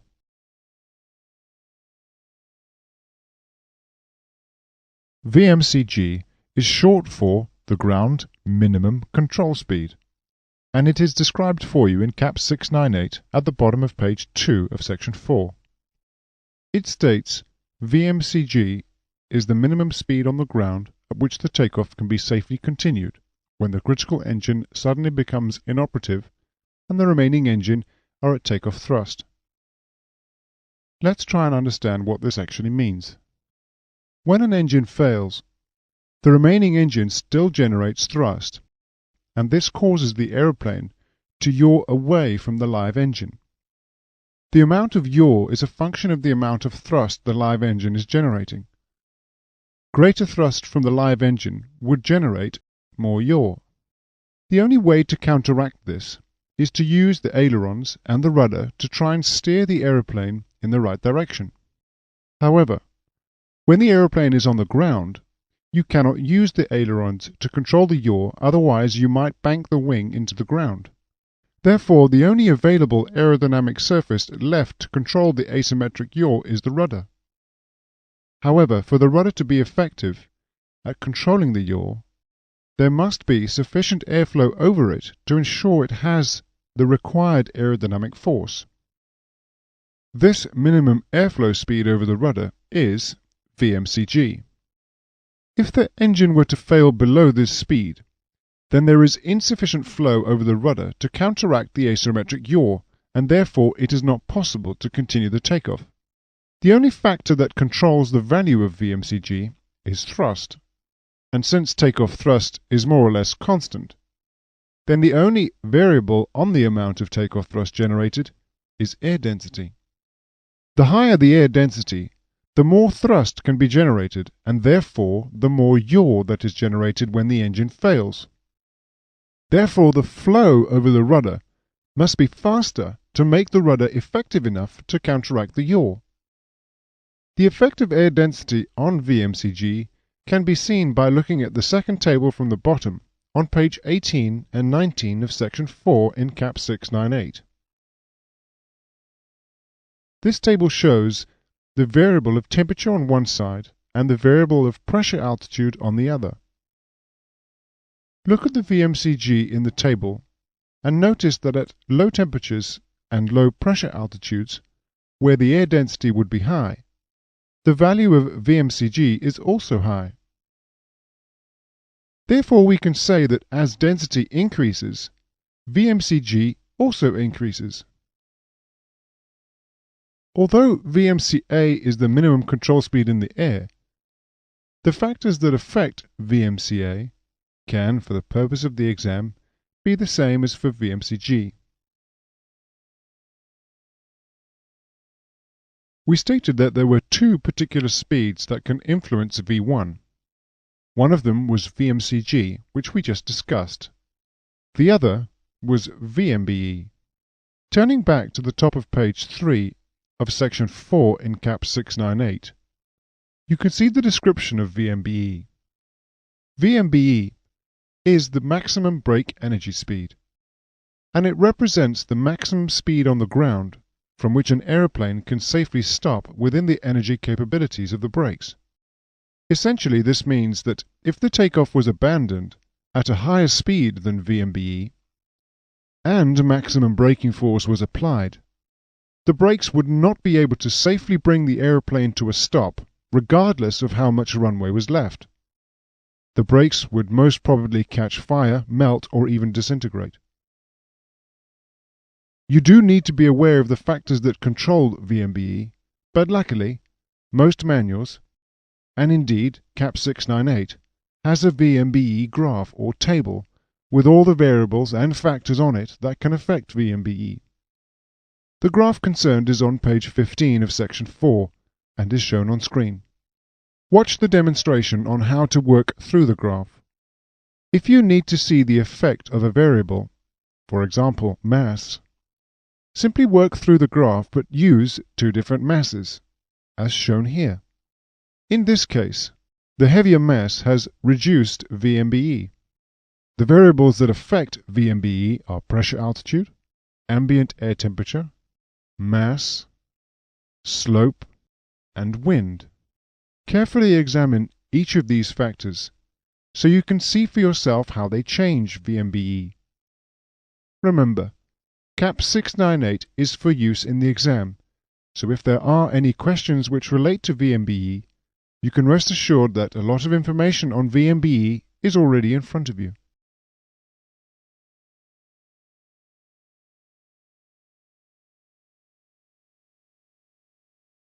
Having looked at VMBE and VMCG, we are now better placed to understand why these two speeds play a role in influencing V1. According to the rule, V1 must not be less than VMCG, as shown. V1 cannot be allowed to be less than VMCG because engine failure below VMCG means the aeroplane is uncontrollable, and the definition on V1 is that the takeoff can be continued following engine failure. The rule also stated that V1 must not be greater than VMBE. Again, this makes sense because at V1 the aeroplane must be able to stop or continue the takeoff. But above VMBE, it's impossible to bring the aeroplane safely to a stop. Let us look at the scenario where, due to high density, the value of VMCG is higher than the idealized V1. In this case, takeoff is prohibited.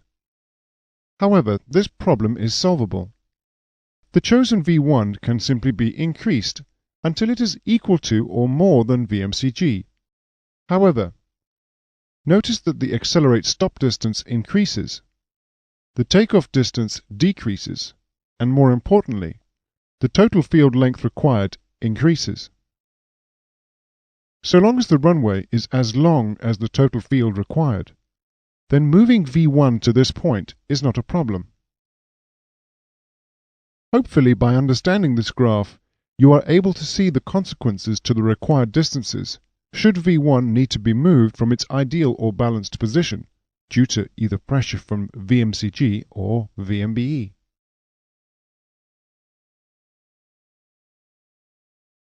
The speed VEF is a rather strange one. As per the certification specification definition, VEF means the speed at which the critical engine is assumed to fail during takeoff. VEF is selected by the aeroplane manufacturer for purposes of certification testing, primarily to establish the range of speeds from which V1 may be selected, and secondly, to help determine the accelerate stop distance required. Let us try and explain what VEF is all about. The definition of V1 is the speed at which, if the failure of the critical engine was recognized, there is sufficient distance remaining to either abandon the takeoff or continue the takeoff. However, recognizing that the engine has failed does take time. In fact, it's about 1 second. Therefore, to recognize the engine failure at V1, the engine must have failed about 1 second before V1, the speed at which the critical engine failed, so that it may be recognized at V1, is called VEF. So far, we have seen a sequence of V speeds in the takeoff that starts with VMCG, then VEF, 1 second later V1, and lastly VMBE. More will be added to this list as we work through the rest of the V speeds.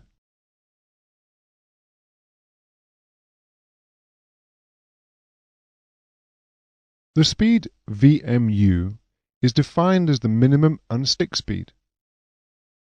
VMU is the slowest calibrated airspeed at which the aeroplane can safely lift off the ground and continue the takeoff. However, despite VMU being the lowest speed the aeroplane can safely lift off the runway, in actual operating conditions, the aeroplane does not lift off at this speed. The aeroplane is flown so that it actually lifts off at a slightly faster speed. The reason is because VMU is very close to the stall speed, and the aeroplane controllability is very sloppy. And lastly, in order to actually lift off at VMU, some fairly dramatic actions take place, which may be uncomfortable for the passengers, as shown by the image on the screen.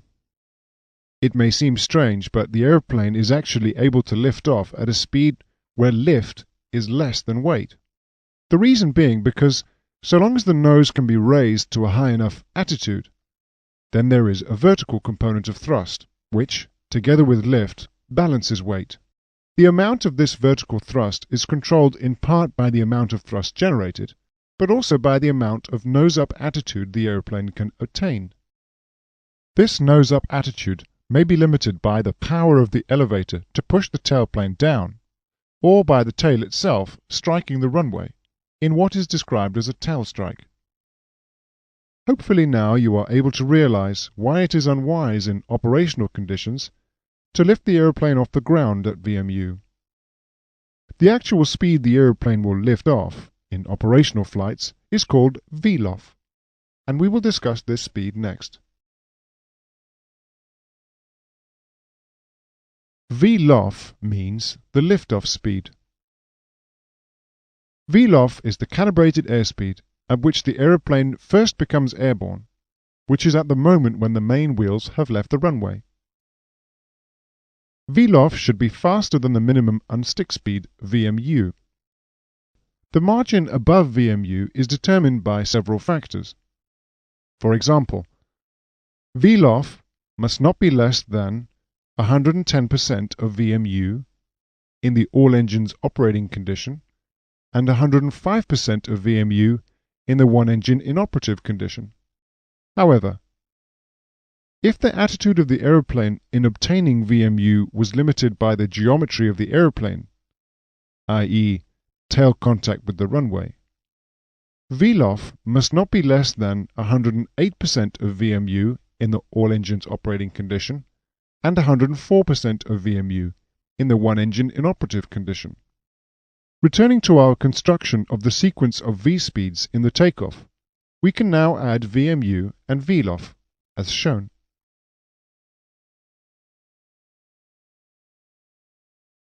Rotation speed, VR, is the speed at which the pilot initiates action to raise the nose gear off the ground, with the intention of becoming airborne. The pilot action is to pull back on the control column. This action deflects the horizontal stabilizer to create a downward aerodynamic force on the tail. This force pushes the tailplane down and rotates the aeroplane about the main wheels, which will raise the nose wheel off the ground.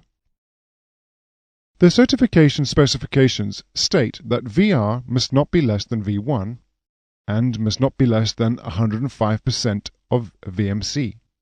It must allow the aeroplane to obtain V2 before reaching the screen height, and it must also allow the aeroplane, if it were rotated at its maximum practical rate, to obtain a VLOF with the correct speed margin from VMU. Lastly, as with other speeds, we need to examine the factors that affect VR. However, this is made easy for you. Similarly with V1, all the factors that affect VR can be found by examining page 18 and 19 of section 4 in Cap 698. On page 18 and 19, examine the second table from the top.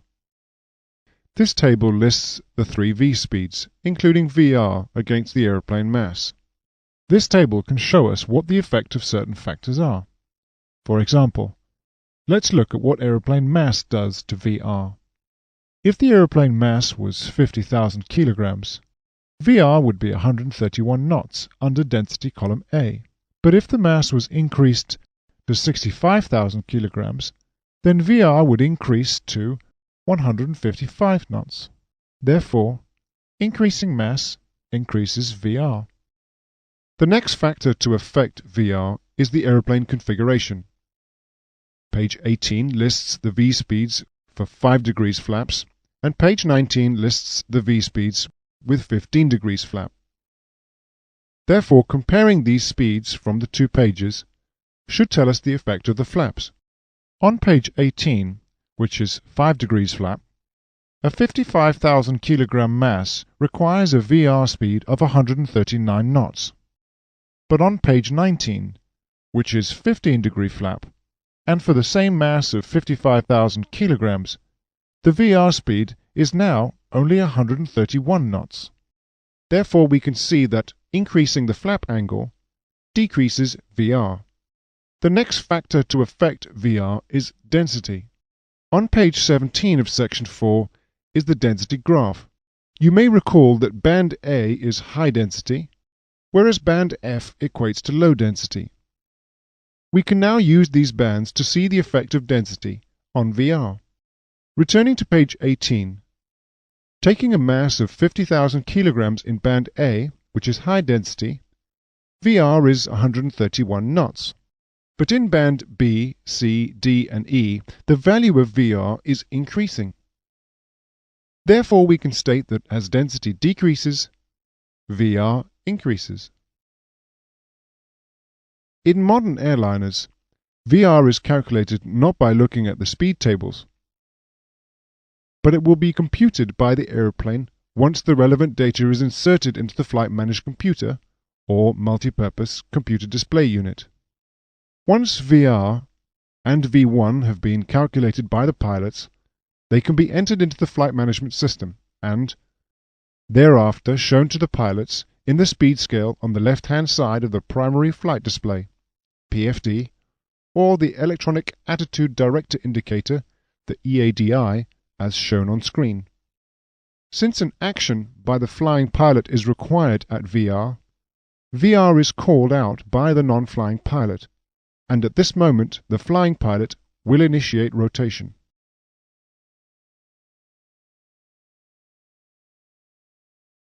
The speed V2 is called the takeoff safety speed. On page 3 of section 4, in cap 698, it states that V2 is the target speed to be obtained with one engine inoperative. In other words, V2 must be reached at or prior to the screen height. Why is V2 called the takeoff safety speed? What is safe about actually reaching it? There are two main speeds which, when flying close to, may be unsafe. The first of these is the stall speed, and the second is the minimum control speed. Therefore, in order for V2 to be called a safe speed, it must be faster than these speeds. There is another reason why V2 is called the takeoff safety speed. In the event of engine failure, V2 must be flown until the aeroplane reaches 400 feet. Therefore, the other safe feature about V2 is that the aeroplane is able to achieve a positive climb. In fact, V2 is the slowest speed which will enable the aeroplane to have sufficient excess thrust to climb above the minimum acceptable climb gradient. Let us detail the three requirements about V2. V2 may not be less than V2 min. It may not be less than VR plus the speed increment attained before reaching the screen height. And lastly, V2 may not be less than a speed that provides the minimum maneuvering capability. However, V2 min itself has its own requirements. V2 min may not be less than 1.10 times VMC and 1.13 VSR for two-engined and three-engined turbopropeller aeroplanes and jet aeroplanes without stall speed reduction regimes. Or this may reduce to 1.08 VSR for turbopropeller-powered aeroplanes with more than three engines and jet aeroplanes with stall speed reduction regimes. Hopefully, you can now see why V2 is called the takeoff safety speed. V2 is faster than both the stall speed and the control speed by defined margins, and it will also allow the aeroplane to climb at the minimum gradients.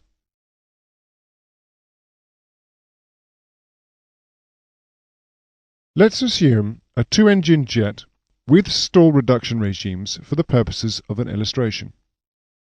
This means that V2 min, and therefore V2, cannot be less than 1.1 VMC and 1.13 VSR. Using a graph with density on the y-axis and velocity on the x-axis means that 1.1 VMC speed is plotted as shown, and the 1.13 VSR is plotted as shown. Remember, V2 min and therefore V2 are not allowed to be less than either of these speeds. Therefore, the region to the left of the plotted lines has been marked off. The speed V2 is only allowed to be in the right-hand clear area of the graph. Therefore, the minimum V2 would be the slowest speed range of the clear area. This line being drawn now shows the V2 min line. This graph is useful because changing the variable factors such as weight and flap setting, it is possible to manipulate the lines and see the effect these factors have on the V2 speed. Let us consider the effect of weight on the graph and on V2 min. Increasing the mass of the aeroplane and or reducing flap angle will only increase the stall speed. Therefore, 1.13 VSR would increase as shown. Since V2 min is not allowed to be less than 1.13 VSR, then V2 min must increase to be at 1.13 VSR. From this we can see that with increasing mass, or with reducing flap angles, V2 min increases, which in turn increases V2. If weight were to decrease, or flap angle were to increase, then the 1.13 VSR would decrease as shown. This means that V2 min may also decrease, but only until the 1.1 VMC speed. Even though the stall speed may reduce to very low speeds, V2 min cannot be less than 1.1 VMC. Therefore, reducing weight or increasing flap angles will decrease V2, but only until 1.1 VMC. To analyze more simply all the factors that can affect V2, turn to page 18 and 19 of section 4 in CAP 698. You will recall from a similar discussion on V1 and VR that these pages can show the effect of mass, configuration and density on V2. So ensure that you use these pages to see for yourself how these factors change V2. Once V2 is calculated by the pilots, it can be entered into the flight management computer, just like V1 and VR were. Having done this, V2 will be displayed to the pilots in the speed scale on the left-hand side of the primary flight display, or the electronic attitude direction indicator, as shown on screen.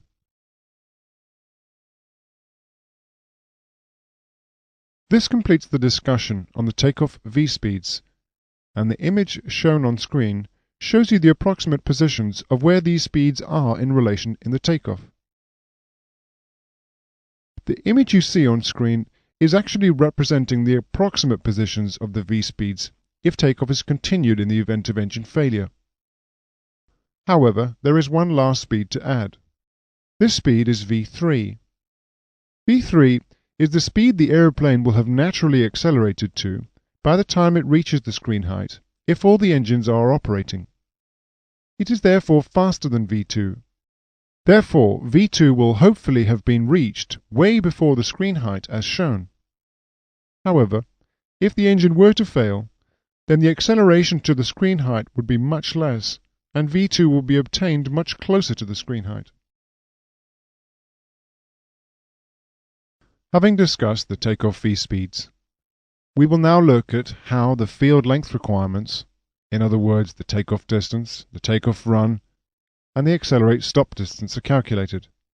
The requirements for calculating the takeoff distance, takeoff run, and accelerate stop distance are in the certification document CS25. However, there is a lot of information, and the majority of it is well beyond the scope of the learning objectives. The information in CS25 is mainly for the manufacturers of large airliners. However, a brief look into these requirements is important. In CAP 698, on page 7 of section 4, there are very simplified versions of the field length requirements. But before we look at the requirements, remember that the takeoff run is the ground section of the takeoff, in other words, from brake release to liftoff. However, in the following requirements, you will see that the safety margins are introduced, which means that the net takeoff run is longer than the actual gross takeoff run.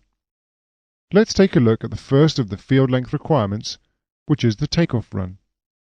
This is shown in Part A. The requirements state that the takeoff run is the greatest of the following three distances. The first distance assumes a dry runway and that all engines are operating. This first distance is the total distance from brake release to VLOF plus half the distance between VLOF and 35 feet, factorized by a total of 1.15. As an example, let us pretend the distance from brake release to halfway between VLOF and 35 feet is 1,747 meters. This is then multiplied by 1.15. Multiplying 1,747 meters by 1.15 makes the total distance 2,009 meters. The second distance assumes almost exactly the same as the first, except this time one engine is inoperative. This second distance is the total distance from brake release to VLOF plus half the distance between VLOF and 35 feet, assuming the engine failed at VEF. As an example, let us assume that this distance is 1,950 meters.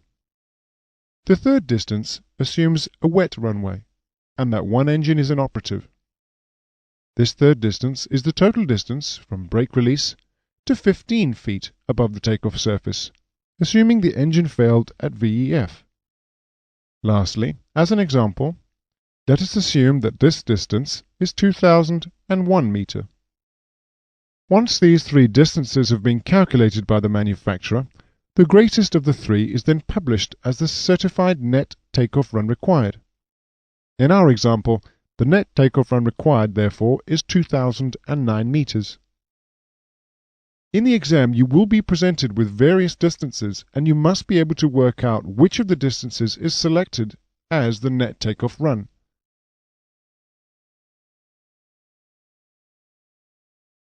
The next of the field length requirements we will examine is the accelerate stop distance. This is described in paragraph B of CAP 698 as shown on screen. It states that the accelerate stop distance on a wet runway is the greatest of the following distances. Firstly, the sum of the distances necessary to accelerate the aeroplane with all engines operating to the highest speed reached during the rejected takeoff, assuming the pilot takes the first action to reject the takeoff at V1, and, with all engines operating, come to a full stop, plus a distance equivalent to 2 seconds at the V1. Secondly, the sum of the distances necessary to accelerate the aeroplane to VEF, and then allow the aeroplane to accelerate from VEF to the highest speed reached during the rejected takeoff, assuming the critical engine fails at VEF and the pilot takes the first action to reject the takeoff at V1, and then come to a full stop, plus a distance equivalent to 2 seconds at the V1. The greatest distance of these scenarios is then selected as the net accelerate stop distance required. The information described here is only slightly abbreviated from the full requirements in CS25. Nonetheless, the information in CAP 698 on the field requirements should be used as a good resource in the exam. It saves you from having to remember a lot of fairly complicated regulations. The last of the field length requirements to examine is the takeoff distance. As with other requirements, this distance is calculated as being the greatest of the following distances. The first of these distances assumes a dry runway and that all the engines are operating. This first distance is the total distance from brake release point until the aeroplane reaches 35 feet, multiplied by 1.15. As an example, let us assume that this distance is 1,547 meters, and when multiplied by 1.15, it becomes 1,779 meters. The second distance also assumes a dry runway, but this time with one engine inoperative. This second distance is the total distance from brake release to 35 feet, assuming the engine failure occurs at VEF. As an example, let us assume this distance is 1,720 meters. The third distance assumes a wet runway, and also assumes one engine is inoperative.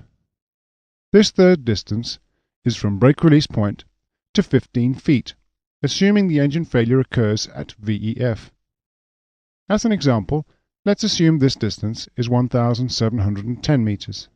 Whichever of these three distances is the greatest is what is used as a certified takeoff distance. In our example, the greatest distance is 1,779 meters.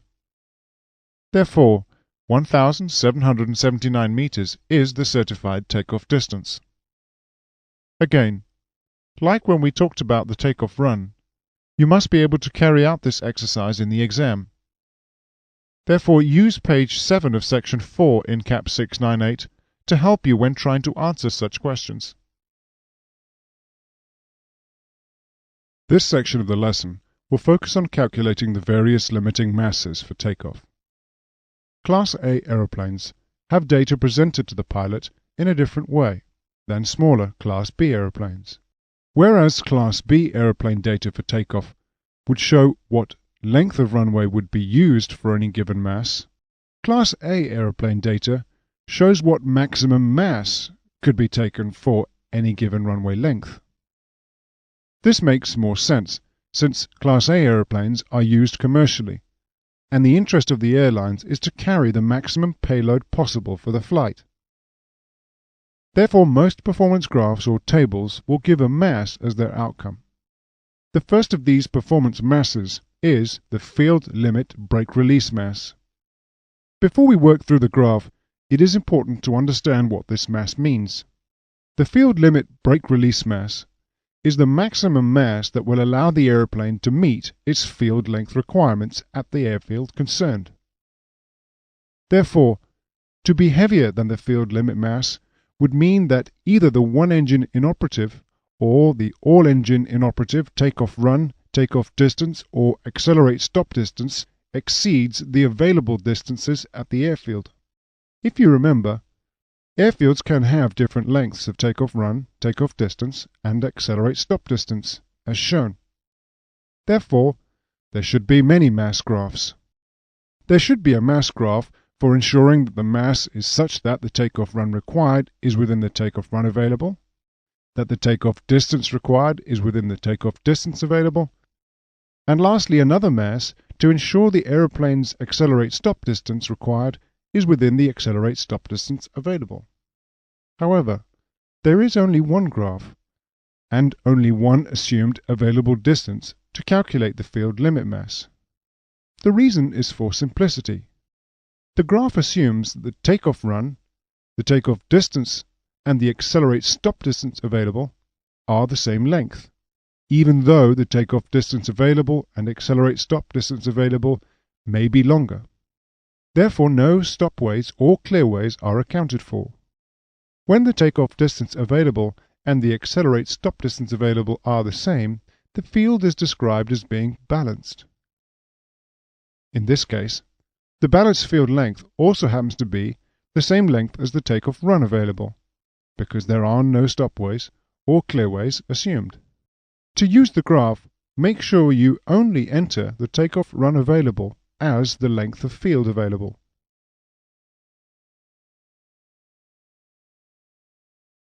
Let us work through an example. Enter the bottom of the graph with the field length available, which for the purpose of this graph must always be the takeoff run available.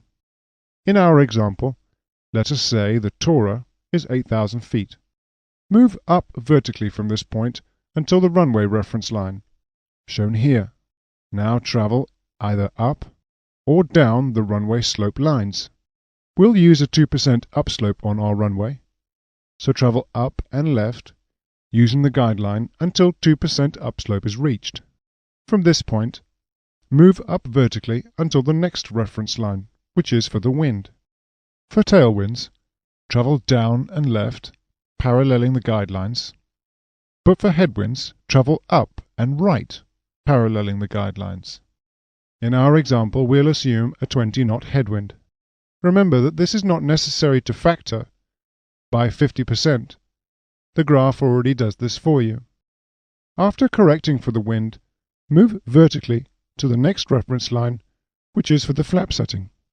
If the flap setting were 5 degrees, then keep moving vertically upwards.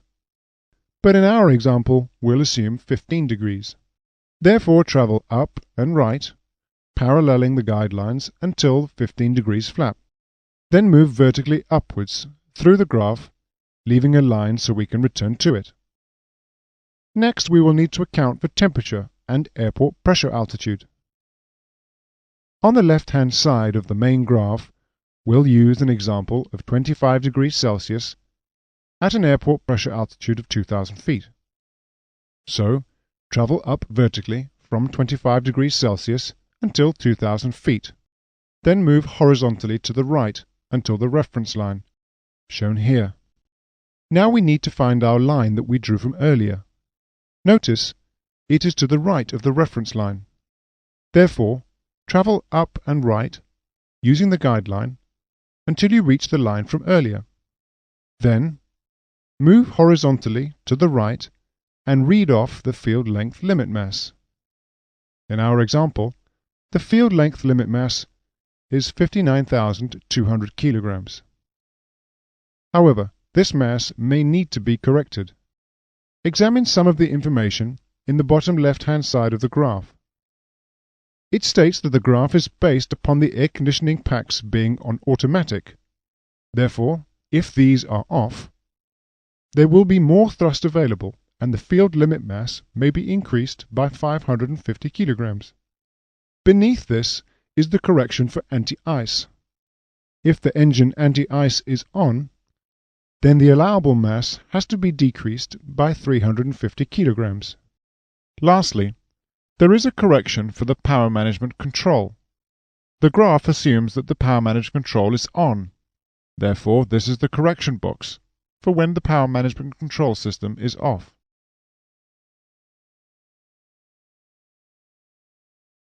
The field limit mass is not the only mass that must be considered in the takeoff. There are several more. The next mass to consider is the climb limit brake release mass. The graph for calculating this mass is figure 4.5, which is on page 11 of section 4 in CAP 698. The climb limit mass is sometimes referred to as the weight altitude limit or mass altitude temperature limits, abbreviated to watt or mat limit.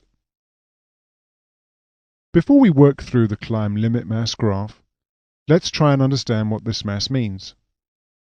The climb limit mass is the maximum mass that will enable the airplane to achieve a certain minimum climb performance.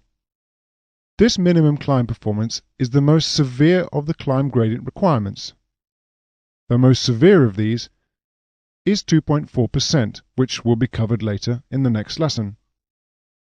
In other words, if the mass of the airplane were greater than the climb limit mass, then the airplane may still be able to climb, but it will not achieve the minimum air gradients that the authorities have laid down. Try to remember that these gradients are air gradients and are therefore unaffected by wind.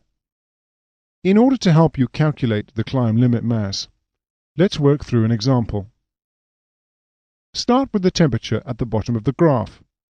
In this case, we'll assume 25 degrees Celsius.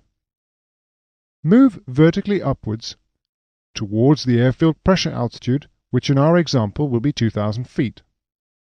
Then move horizontally to the left and stop at the reference line, shown here. Depending on the flap setting selected for takeoff, will determine where we go next. If 5 degrees flaps were selected for takeoff, then just travel straight across. Whereas if 15 degrees flaps were selected, as in our example, travel down using the guidelines to the edge of the graph and read off the climb limit brake release mass. In our example, the climb limit mass is 56,000 kilograms. However, as with most other graphs, check that there aren't any corrections to be made. Looking at the bottom of the graph, there is a list of corrections. This is the correction if the air conditioning packs are off. This is the correction if engine anti-ice is on. And lastly, the table at the bottom is for corrections with the power management control system being off.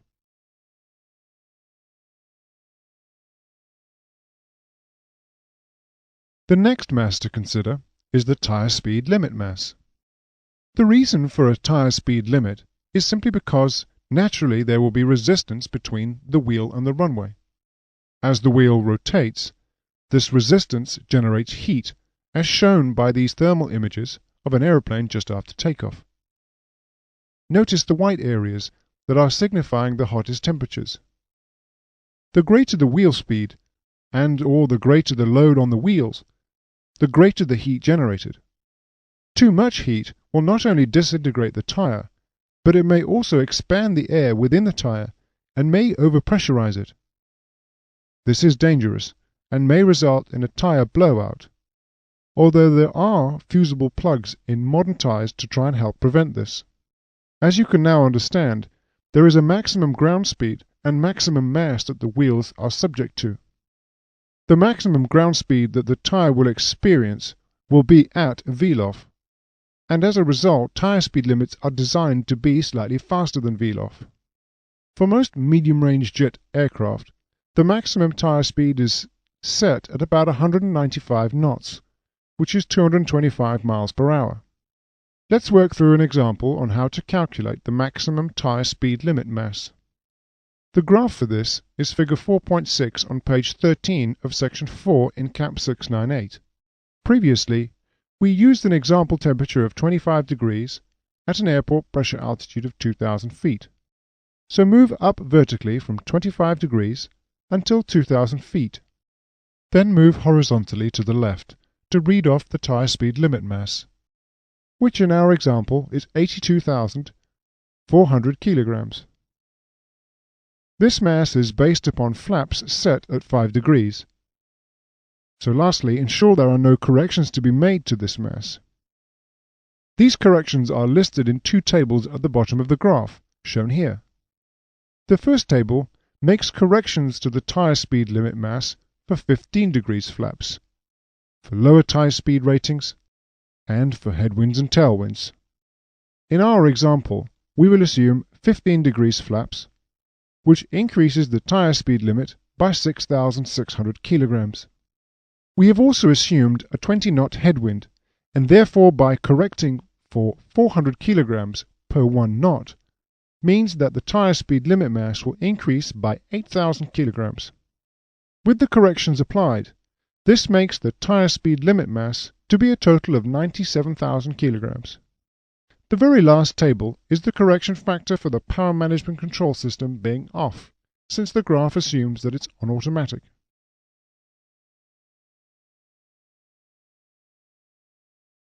One of the last masses to consider is the obstacle limit mass. The obstacle limit mass is the maximum mass, in the event of engine failure, that the aeroplane can be at in order to achieve the minimum clearance over an obstacle in the takeoff flight path. If the mass of the aeroplane were greater than the obstacle limit mass, then there is no guarantee that the aeroplane will clear the obstacle by the minimum clearance level. This may seem to be a limiting factor, but of course, if the aeroplane cannot clear the obstacle vertically, it can of course go around the obstacle. The method of calculating the horizontal clearance will be discussed in the next lesson. Before we work through the graph, there is some preamble about the obstacle limit mass graph on page 35 of section 4 in CAP 698. It states that the graph is a rapid means of obstacle clearance calculation when there is no detailed information available. It also states the graph is not valid for air conditioning packs being off or for takeoffs using the improved climb technique. Let's now use an example to work through the graph. There are two graphs, one for 5 degrees flap and the other for 15 degrees flap.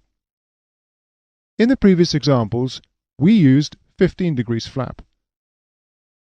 Let us say that the obstacle height is 200 feet and the obstacle is 18,000 feet away from the brake release point. Enter the graph with 200 feet and move horizontally to the right until you hit the 18,000 feet line. Then, move straight upwards and hold at the reference line for outside air temperature. The outside air temperature in our example is 25 degrees Celsius. Therefore, from the reference line, move down using the guidelines until 25 degrees. Then move vertically upwards until the next reference line, which is for the airport pressure altitude. In our example, this is 2,000 feet. From the reference line, travel up and left, using the guideline until you reach 2,000 feet. Then move vertically upwards until the next reference line, which is for wind. Move down and left for tailwinds, or move up and right for headwinds. In our example, we have 20 knots of headwind. Therefore, move up and right until 20 knots, and then move straight up to read off the obstacle limit mass, which, in our example, is 54,300 kilograms. Lastly, ensure there are no corrections to be made. For example, if the power management control system was off, which in our case it isn't. In Part 6 of the Class A takeoff lesson, you learnt about how to work through the performance graph to calculate the various performance masses. In Part 7, you will learn how to work out what masses to select for the takeoff, and then using that mass, you will work out how to calculate the takeoff v-speeds.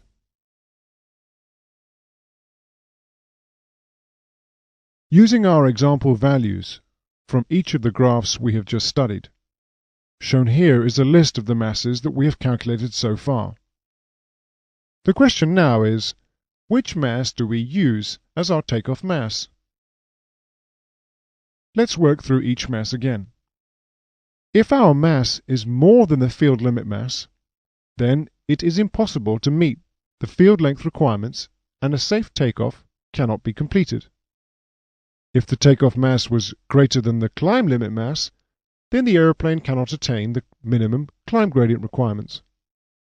If the takeoff mass of the aeroplane exceeded the tire speed limit mass, then the tires would disintegrate on takeoff. And lastly, if the takeoff mass was greater than the obstacle limit mass, then the vertical obstacle clearance requirements cannot be met. However, it is possible to exceed this last mass provided that the aeroplane clears the obstacle by a set horizontal margin. We'll grey out the obstacle limit mass because it is possible to be heavier than the obstacle limit mass. From the masses left, there is only one mass that can be selected for takeoff, and hopefully now you will understand that this has to be the smallest of the masses shown. In our example, it is the climb limit mass of 56,000 kilograms. This mass is then called the performance limited takeoff mass, and is the lowest of all the masses. In this case, the lowest performance mass was the climb limit, and therefore the performance situation is described as being climb limited. However, our example uses a flap setting of 15 degrees. Shown on screen are the limiting masses using 5 degrees flap setting. From the list of masses for 5 degrees flap, you can see that the lowest mass is the obstacle limit mass. But remember, the aeroplane can be heavier than the obstacle limit mass so long as the aeroplane clears the obstacle by a minimum horizontal margin. So again, this mass can be excluded from the list of limiting masses. Therefore, the most limiting mass is the field limit mass of 57,900 kilograms. This would be called the performance limiting mass. The takeoff performance in this example is described as being field length limited. If a pilot were in a position to choose between setting 5 or 15 degrees flaps, then the higher performance limiting mass of the two would be selected, since it allows for the greatest mass and therefore the greatest potential revenue. Therefore, in our example, a 5 degrees flap setting would be used, and the performance limited takeoff mass would be 57,900 kilograms instead of a mass of 56,000 kilograms. Having calculated the maximum performance limiting takeoff mass of 57,900, it must then be compared to the maximum structural takeoff mass. For the 737 specimen aeroplane we have used, the maximum structural mass is 62,800 kilograms. To use a higher mass than this, would seriously endanger the structural integrity of the aeroplane. Therefore, the lower of the performance limiting mass or structural limiting mass is chosen as the takeoff mass. This mass is called the regulated takeoff mass, and this is the mass that is selected for takeoff. In our example, the aeroplane is performance limited, not structural limited in the takeoff.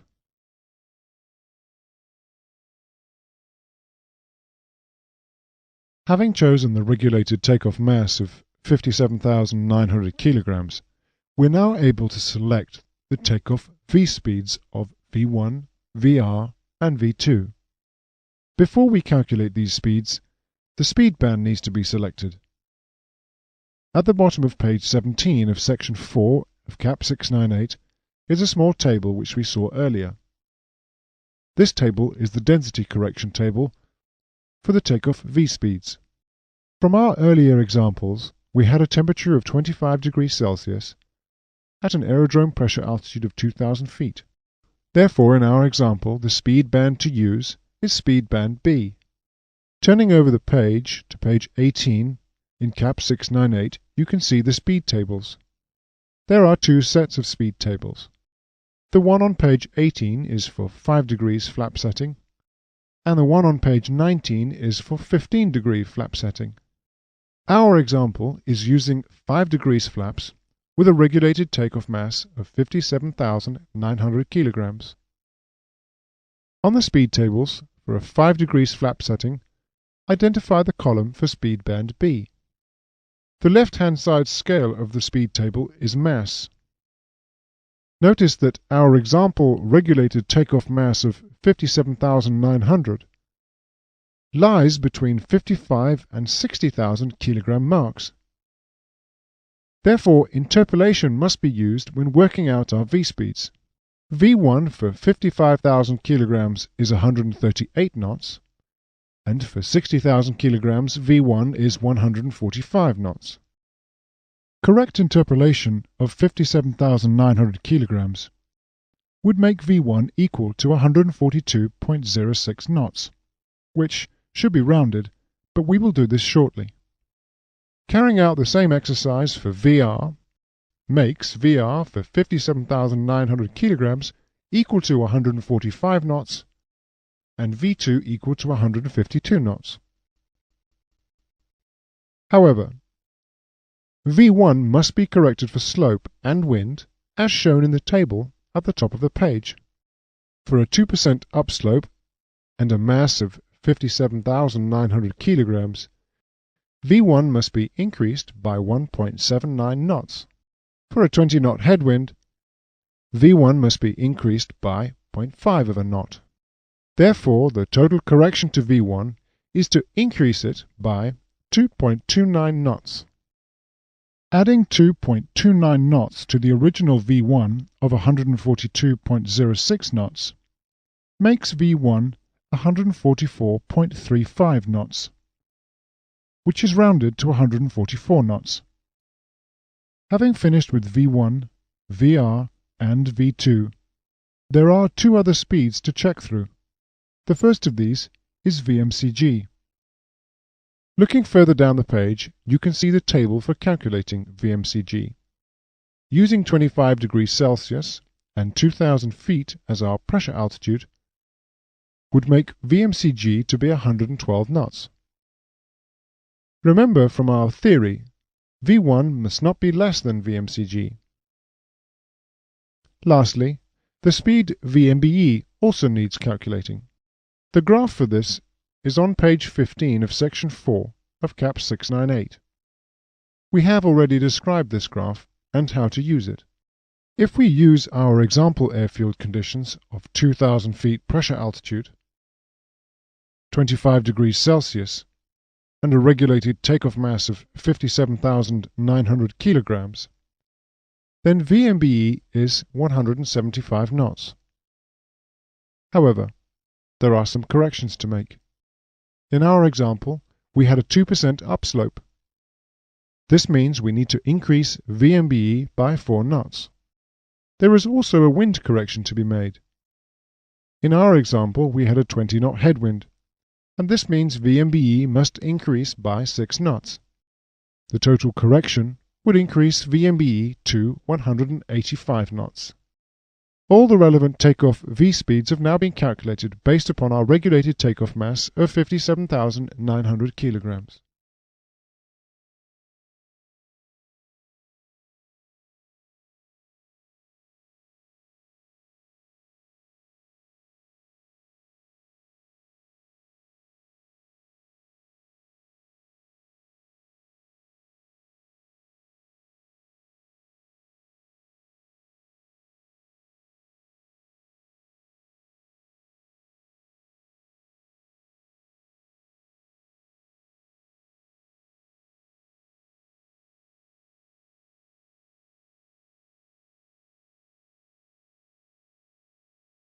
There are several types of special takeoff procedures which are used under various conditions.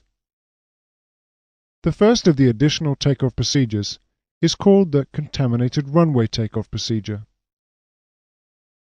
Contaminated runways pose a special hazard in takeoff, and as a result, special procedures need to be carried out.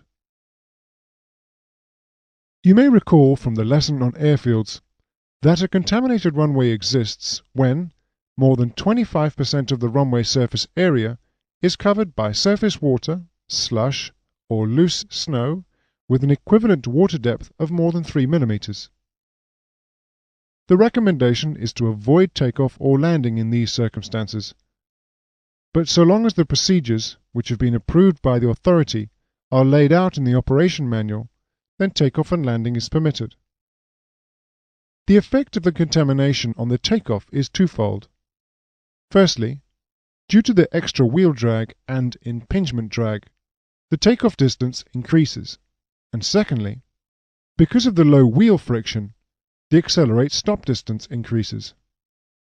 However, notice that the accelerate-stop distance increases by more than the takeoff distance increases.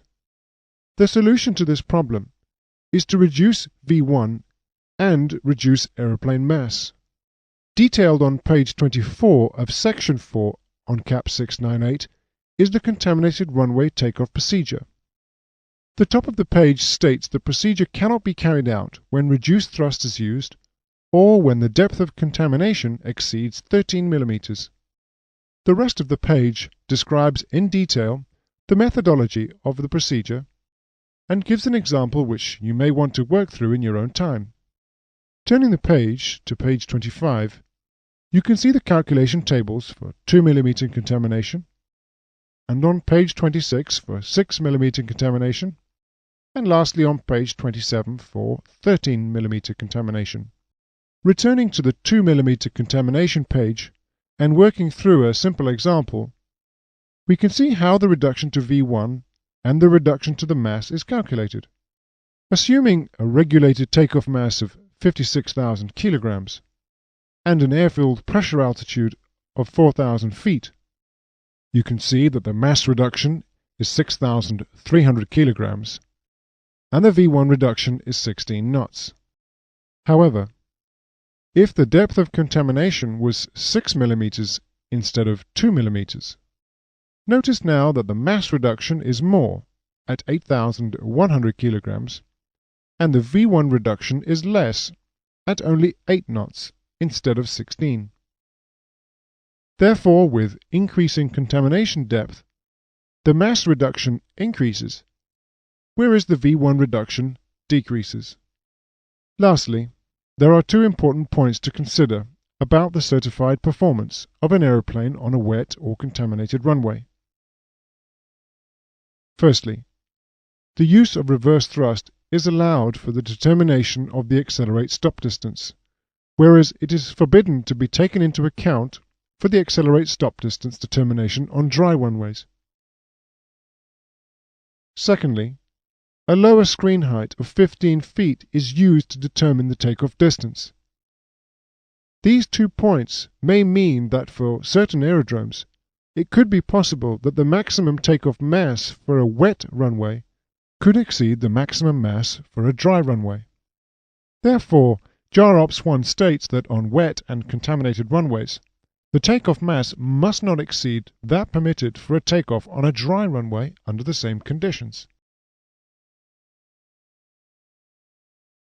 The second type of additional takeoff procedure is called the increased V2 or improved climb procedure. This particular procedure is used when the performance limiting mass is the climb limit mass. In other words, the climb performance is poor and is severely restricting the potential mass of the aeroplane. Before we start, it is important to understand that in the event of engine failure, the initial climb out speed is V2. However, V2 is not the best climb angle speed.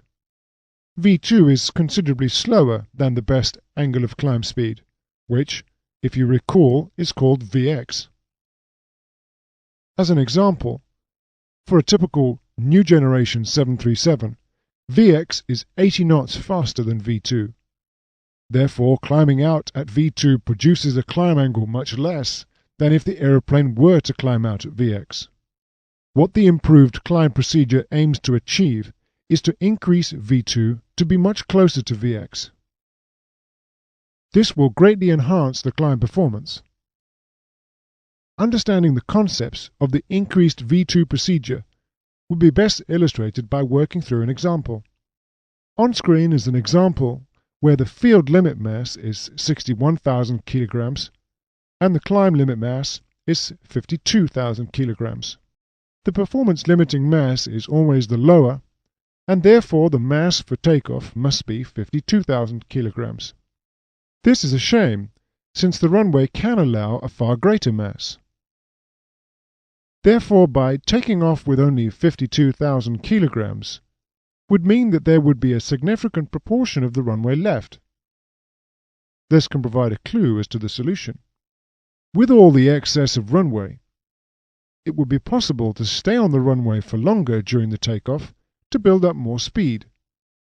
This will ensure that at rotation and at the screen height, a faster V2 will be reached, and this faster V2 will be much closer to Vx. This ensures that the climb performance significantly improves. As a result of the improved climb performance, the climb limit mass can increase, which would increase the performance limited takeoff mass and provide an improved regulated takeoff mass. The information at the top of page 28 of section 4 introduces the concept of the procedure very well. So, use this introduction in the exam if you are unsure of what the procedure entails. Below the introduction is the detailed methodology of the procedure itself. Part of the calculation for the increased V2 procedure uses the graphs which are shown on the following 2 pages.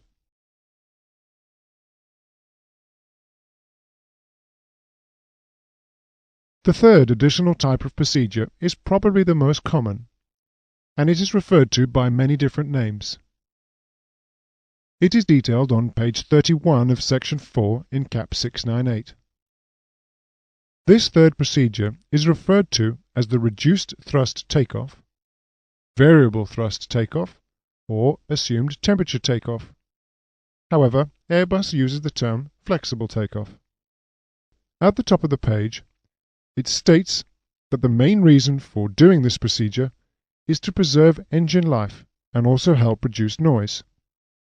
The procedure can be used at any time the actual takeoff mass is less than the maximum permissible takeoff mass, and that there is an available distance that greatly exceeds that which is required. The maximum reduction in thrust from the full rated takeoff thrust value is 25%. Below this introduction is the restriction list to the reduced thrust procedure. You will be tested on this restriction list in the exam, so ensure you're familiar with it. Although not strictly part of the list, it would be unwise to carry out a reduced thrust takeoff with wind shear conditions, either forecast or present, because when an aircraft is struck by wind shear, full power is usually needed and fairly rapidly. Towards the bottom of the page is the instruction on how to calculate the reduced thrust takeoff procedure. Essentially, this procedure involves pretending or assuming that the temperature is a lot hotter than it actually is. Imagine for the moment that the outside air temperature was continually increasing, and as a result the thrust produced by the engines continually decreasing.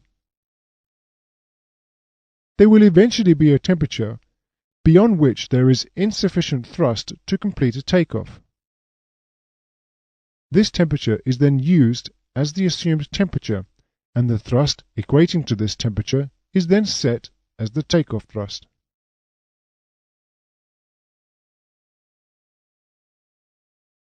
The last additional takeoff procedure is used when the anti-skid system is inoperative. You may think that this is not important for takeoff, but bear in mind Class A aeroplanes have to demonstrate that in the event of engine failure, the aeroplane is able to stop within the confines of the runway. Therefore, the accelerate stop distance required must be less or equal to the field available as shown. If the anti-skid system doesn't work, then the stopping ability will be severely reduced and will cause the accelerate stop distance to increase dramatically. To solve the problem, V1 is reduced. You may recall that reducing V1 decreases the accelerate stop distance, but the side effect is that it increases the takeoff distance. To resolve this, the mass of the aeroplane is reduced, which will decrease both the accelerate stop distance and the takeoff distance required, so that they will now remain within the available field lengths. In summary then, with the anti-skid system inoperative, V1 and aeroplane mass must be decreased. The anti-skid inoperative procedure is detailed on page 34 of section 4 in CAP 698. At the top of the page is a very clear introduction to the procedure, and below this is the method for calculating the mass and V1 reduction.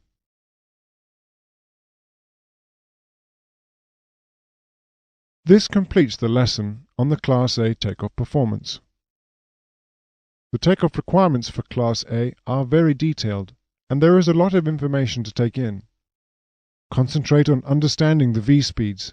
These are important, not just for the exam, but for the rest of your career as a professional pilot. Misunderstanding them and miscalculating them can have catastrophic effects on the aeroplane's performance. Be careful to correctly calculate these speeds, and just as important, insert them correctly into the flight management computer. There are tolerances in the system which will alert you if these speeds are not entered correctly, but these tolerances only highlight large abnormalities. Small ones will not be highlighted to the pilots. Concentrate as well on the limiting masses.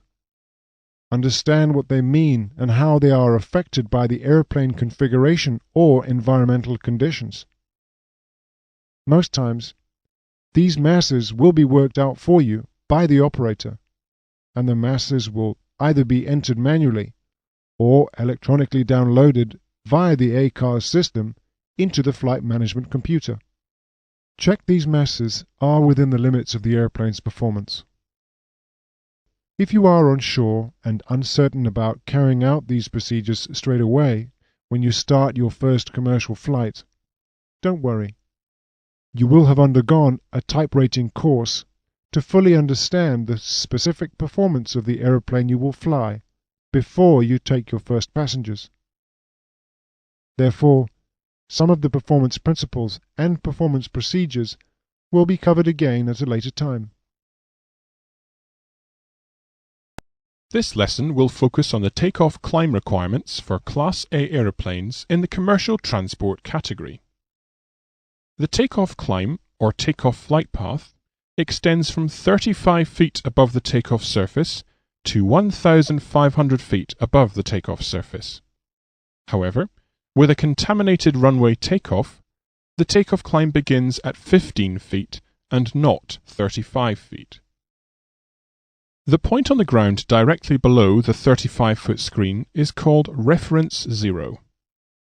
There are two main requirements that must be met within the takeoff climb, and these requirements are based upon an engine failure occurring at VEF. Remember that performance of Class A aeroplanes must account for engine failure in all flight phases.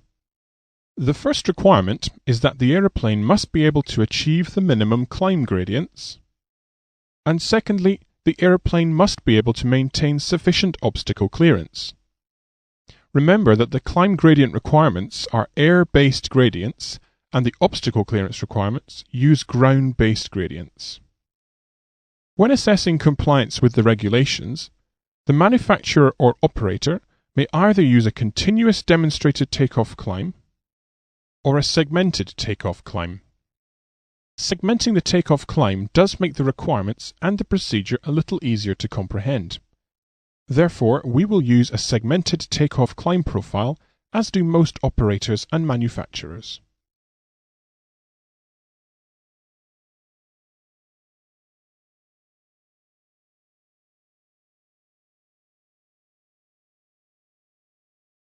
The takeoff climb is generally split into 4 unique segments. Each segment is characteristic of a distinct change in aeroplane configuration, speed, and/or thrust, with various actions and climb gradient requirements. Generally, there are 4 segments, and you will need to learn what unique characteristics define each segment. The takeoff flight path starts once the takeoff is complete, in other words at 35 feet, with the aeroplane at V2 with one engine inoperative. The 35-foot screen marks the start point of segment 1. The objective at this point is to climb, as expeditiously as possible, which is difficult because of the lack of excess thrust due to the large amount of drag created by the gear and flaps and the fact that only one engine is in operation. Therefore, the strategy is to retract the gear and flaps as soon as possible. Since retracting flaps at low speeds close to the ground is dangerous, the only option is to retract the gear. Once the gear is up and locked, then the first segment is finished. During this segment, the steady gradient of climb must be positive. The second segment starts at the end of the first segment, i.e., when the gear is up. The objective now is to retract the flaps. However, flap retraction is not permitted below 400 feet. Therefore, the action by the pilot is simply to climb, at no less than V2, until 400 feet is reached. Once 400 feet is reached and flap retract can commence, segment 2 ends. Since the aeroplane has had the main source of drag removed, the minimum gradient requirement is more severe at no less than 2.4%. Segment 3 starts above 400 feet and is the flap retraction and acceleration segment. However, retracting the flaps will increase the stall speed. This reduces the aeroplane's safety margin. Therefore, the aeroplane must accelerate during flap retraction from V2 to the 0 flap speed, and then to the final takeoff speed. The final takeoff speed is also called the final segment speed, and is intended to be the one engine inoperative best angle of climb speed. Once this has happened, thrust can be reduced from maximum takeoff thrust, TOGA, to maximum continuous thrust, MCT. In fact, maximum takeoff thrust is limited to only 10 minutes. Therefore, acceleration and flap retraction must be complete by then. The acceleration phase of this segment poses a climb problem. To climb, excess thrust is needed. However, accelerating the aeroplane also requires excess thrust. Therefore, it is not possible to adequately accelerate and climb at the same time, and, as such, segment 3 can be flown level as shown by the illustration. The fourth segment starts when the flaps are retracted, the final segment speed is achieved, and the thrust is set to maximum continuous thrust. From this point, the aeroplane is climbed to above 1,500 feet, where the takeoff flight path ends. The pilot will either rejoin the airfield to land, or continue en route to the takeoff alternate. The climb gradient for this last stage must not be less than 1.2%. One last point. The gradient requirements for Class A aeroplanes with more than 2 engines form part of the syllabus, and therefore they need to be remembered as well.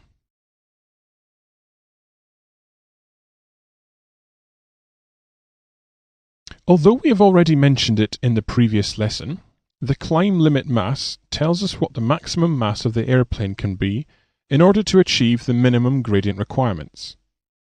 Having a mass greater than the climb limit mass would mean that the aeroplane will not have sufficient performance in the event of engine failure to achieve the climb gradient requirements.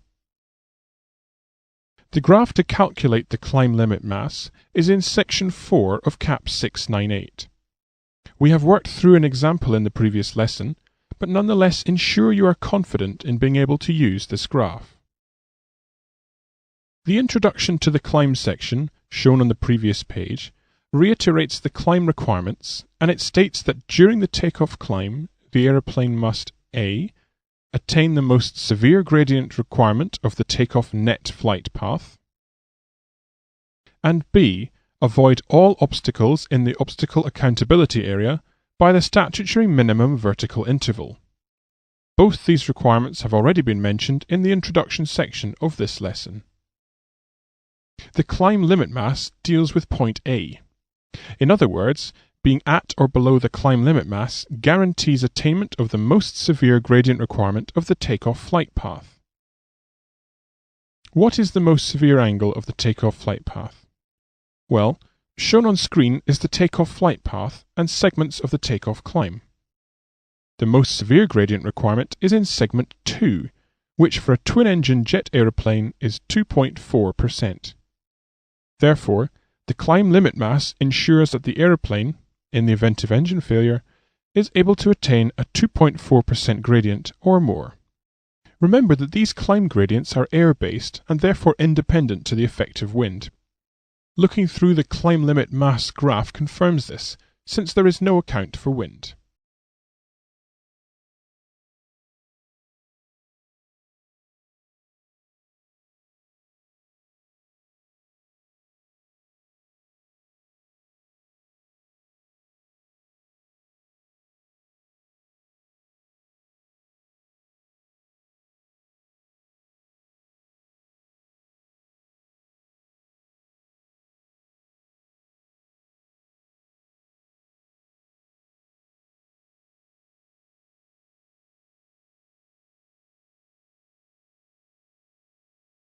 Having discussed the minimum climb gradient requirements and how to ensure the aeroplane attains them, we need to focus on the obstacle clearance requirements. In JAROPS 1, it states that an operator must ensure that the net takeoff flight path must clear all obstacles by a vertical margin of at least 35 feet.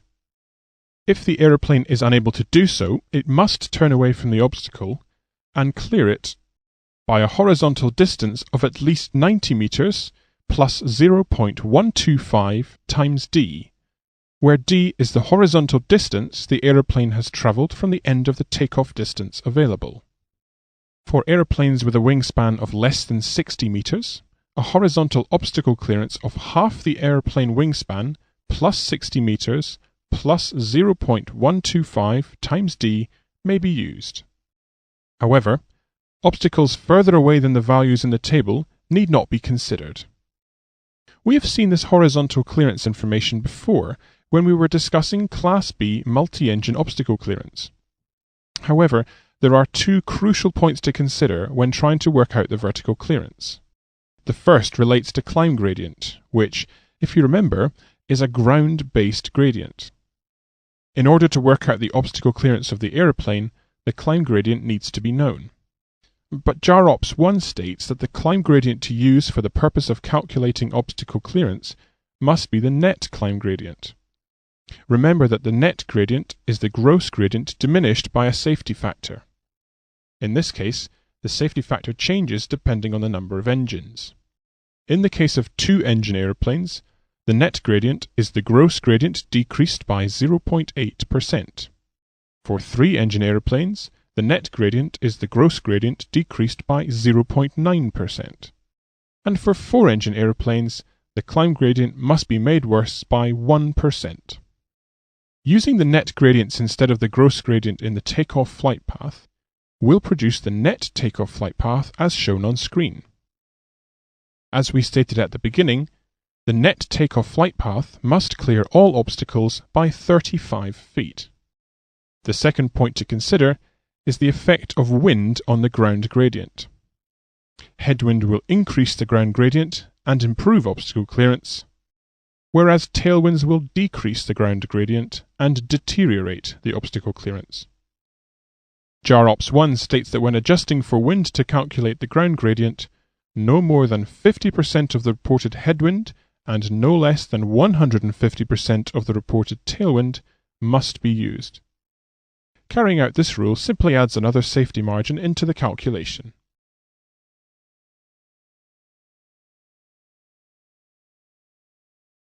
We stated that if the aeroplane is unable to clear the obstacle vertically, then it can turn away from the obstacle and clear it horizontally.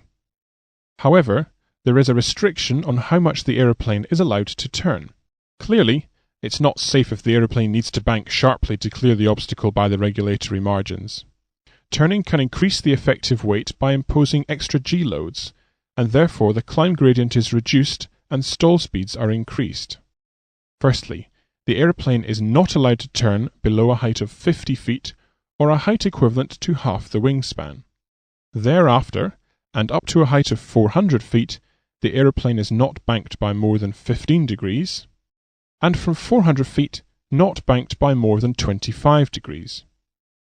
JAROPS 1 does permit operators to exceed these bank angles, providing the operator uses special procedures, and that these procedures have been approved by the relevant authority. The special procedures must take account of the gradient loss from such bank angles, and these must be published in the aeroplane flight manual.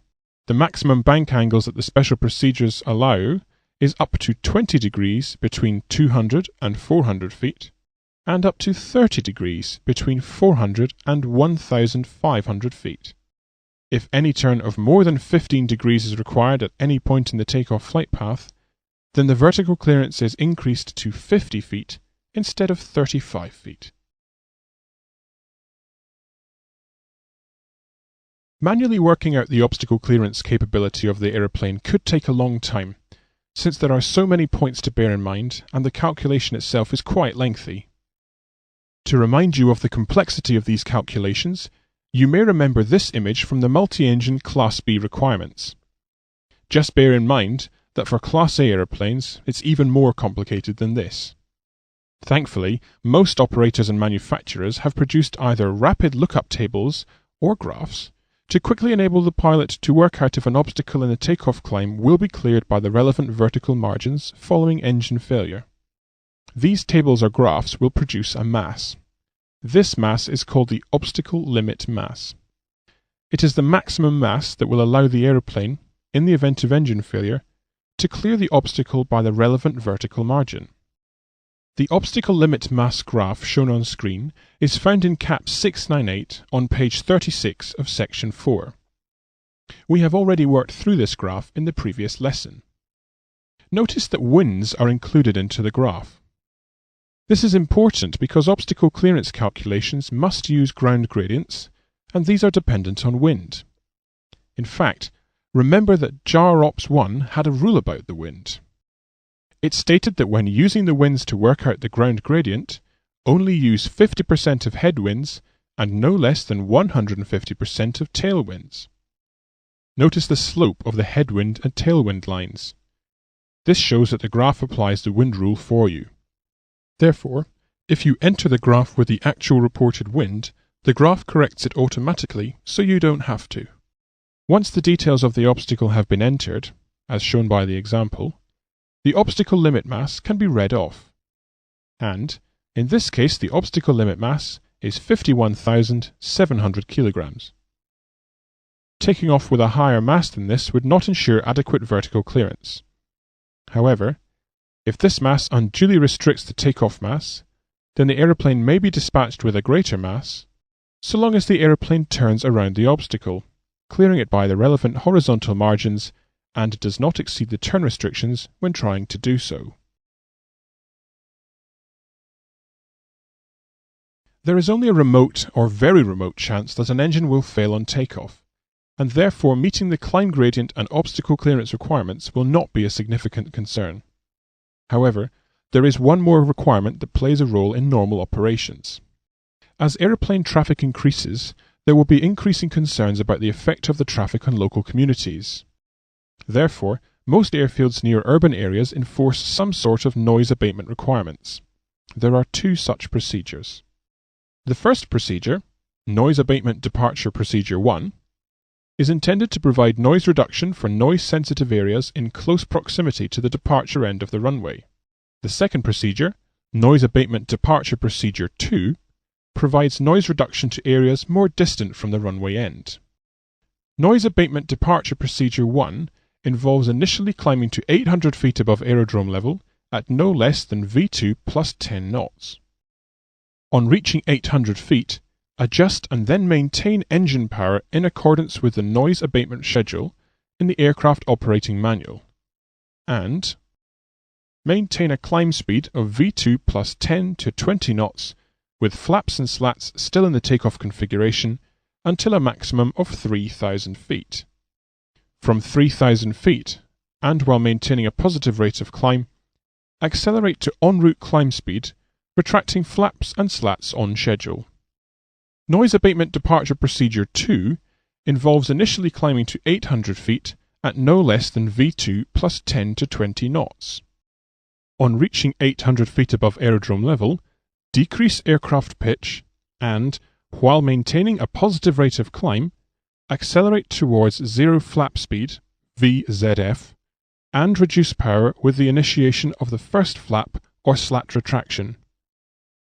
Alternatively, when the flaps and slats are retracted after 800 feet, then reduce thrust and climb at VZF plus 10 to 20 knots up to 3,000 feet. On reaching 900 meters, or 3,000 feet, above aerodrome level, transition to normal en route climb speed. Noise abatement procedures in the form of reduced power takeoff should not be required in adverse operating conditions such as contaminated runways, poor visibility, high crosswinds, wind shear, or thunderstorm activity.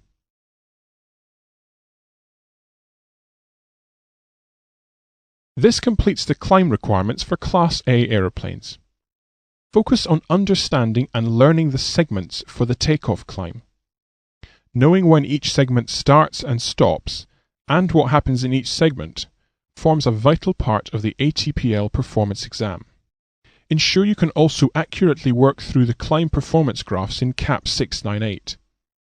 Lastly, make sure you can detail the difference between the two noise abatement procedures. Don't forget, once you start your job with the airline, you will go through type training and line training.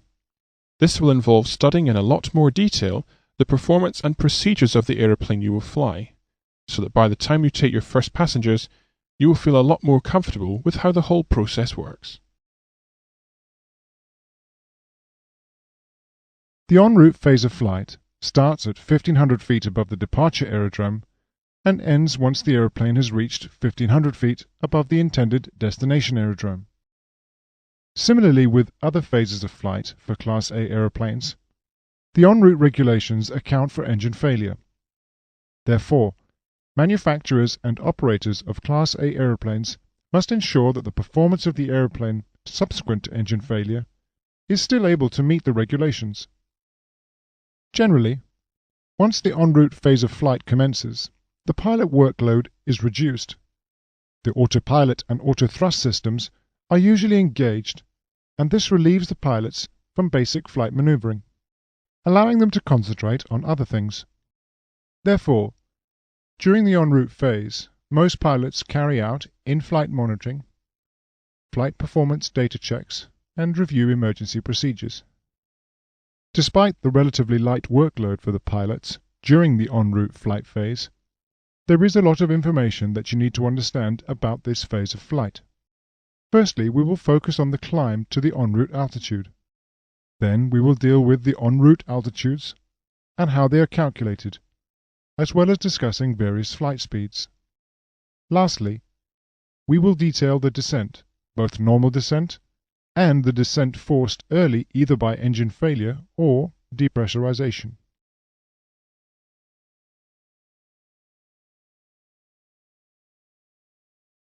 After a normal takeoff, climbing to the en route altitude is a fairly straightforward affair. Once the aeroplane configuration is clean, a set climb profile or climb schedule will be flown. Initially, the aeroplane climbs at a constant indicated airspeed. However, Continuously climbing at a constant indicated airspeed causes the Mach number to rise. Beyond a certain altitude, the Mach number gets too high, and serious aerodynamic forces start to affect the aeroplane. In the 737 family, the maximum Mach number, MMO, is 0.82. Therefore, at some lower altitude, the aeroplane needs to change its climb profile to a constant Mach number climb. The altitude at which this change occurs is called the crossover or changeover altitude. In brief summary then, the climb profile involves the aeroplane initially climbing at a constant indicated airspeed, and then, at the crossover altitude, the aeroplane then climbs at a constant Mach number. However, ICAO limits the maximum indicated airspeed to 250 knots when below 10,000 feet. This slightly changes the climb profile. For the majority of the 737 family, the climb profile is 250 knots indicated airspeed up to 10,000 feet. Then the aeroplane is accelerated to 280 knots, and the climb continued at this speed. When the Mach number reaches 0.74, as shown here, the aeroplane maintains a climb speed of 0.74 Mach until the en route cruise altitude. Notice in this case, the crossover altitude is at about 31,000 feet. However, you need to understand what happens to the crossover altitude if a faster indicated airspeed climb is maintained. And for this example, we'll increase the second part of the indicated airspeed climb from 280 knots to 325 knots. Initially, the aeroplane will still climb at 250 knots, but once reaching 10,000 feet, the aeroplane will be accelerated to 325 knots and then climb at 325 knots. Once the Mach number has increased to 0.74, then the aeroplane then climbs at 0.74. Notice now the crossover altitude is lower at 18,000 feet. Therefore, if the indicated airspeed is increased in the climb profile, the crossover point decreases to a lower altitude.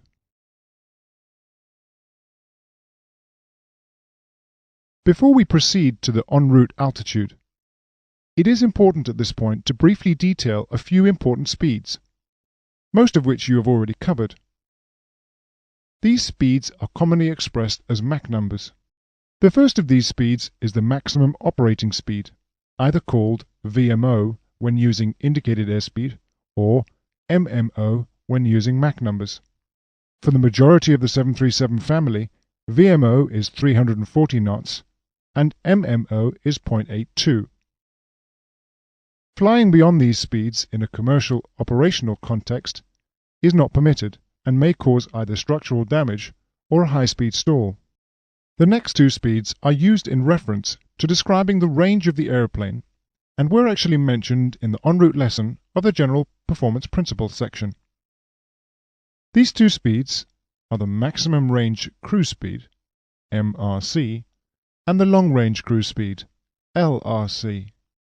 When these speeds are referenced in terms of a Mach number, the abbreviation is changed to MMR and MLRC respectively.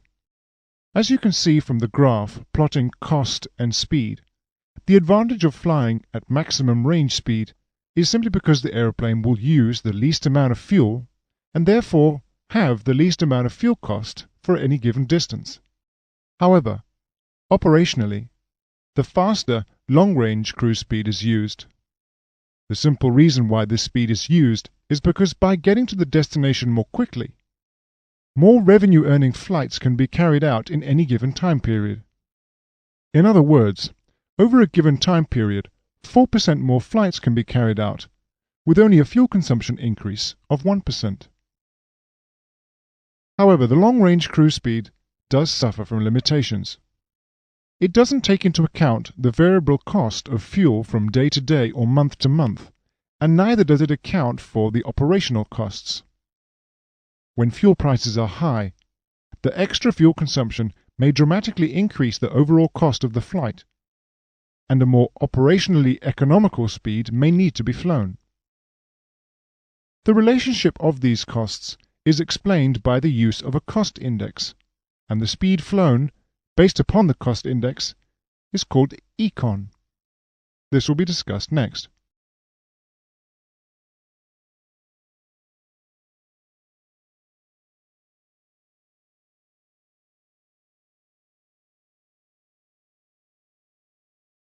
The fundamental rationale of the cost index concept is to achieve minimum operational trip cost by means of a trade-off between time-related costs and fuel-related costs. The cost index is used to take into account the relationship between fuel and time-related costs. With time-related costs, the faster the aircraft is flown, the more money is saved in time costs. This is because the faster the aircraft is flown, the more miles can be flown for time-related components. It also means that more miles can be flown between inspections when considering maintenance costs. Notice that these costs are minimum at the maximum operating speeds. However, if the aircraft is flown faster, the fuel burn increases, and the total fuel cost for the trip increases. Fuel costs will be at minimum at the maximum range speed, and fuel costs will be maximum at the maximum operating speeds. Adding the time-related costs and fuel-related costs together produces a direct operating cost, or more simplistically, a total operating cost. The flight management system uses the time and fuel-related costs to help select the best speed to fly. You can see from the total cost curve that the speed which gives the minimum total operating cost is the most economical speed to fly. This speed is called econ. In other words, the minimum cost speed. The value of econ speed is worked out by the flight management system based upon the value of the cost index. As a formula, this cost index is a ratio of cost of time, CT, divided by the cost of fuel, CF. When fuel costs are high and time costs are low, then the cost index is almost zero. With a cost index of 0, the econ speed is at the maximum range speed. When time costs are high and fuel costs are low, then the cost index will be very high, and the econ speed will be closer to the maximum operating speed, so that the massive time costs are reduced. To summarize then, increasing the cost index from 0 to maximum will increase the econ speed from maximum range speed through to VMO. For most aeroplanes, the cost index varies from 0 to 99 or from 0 to 999.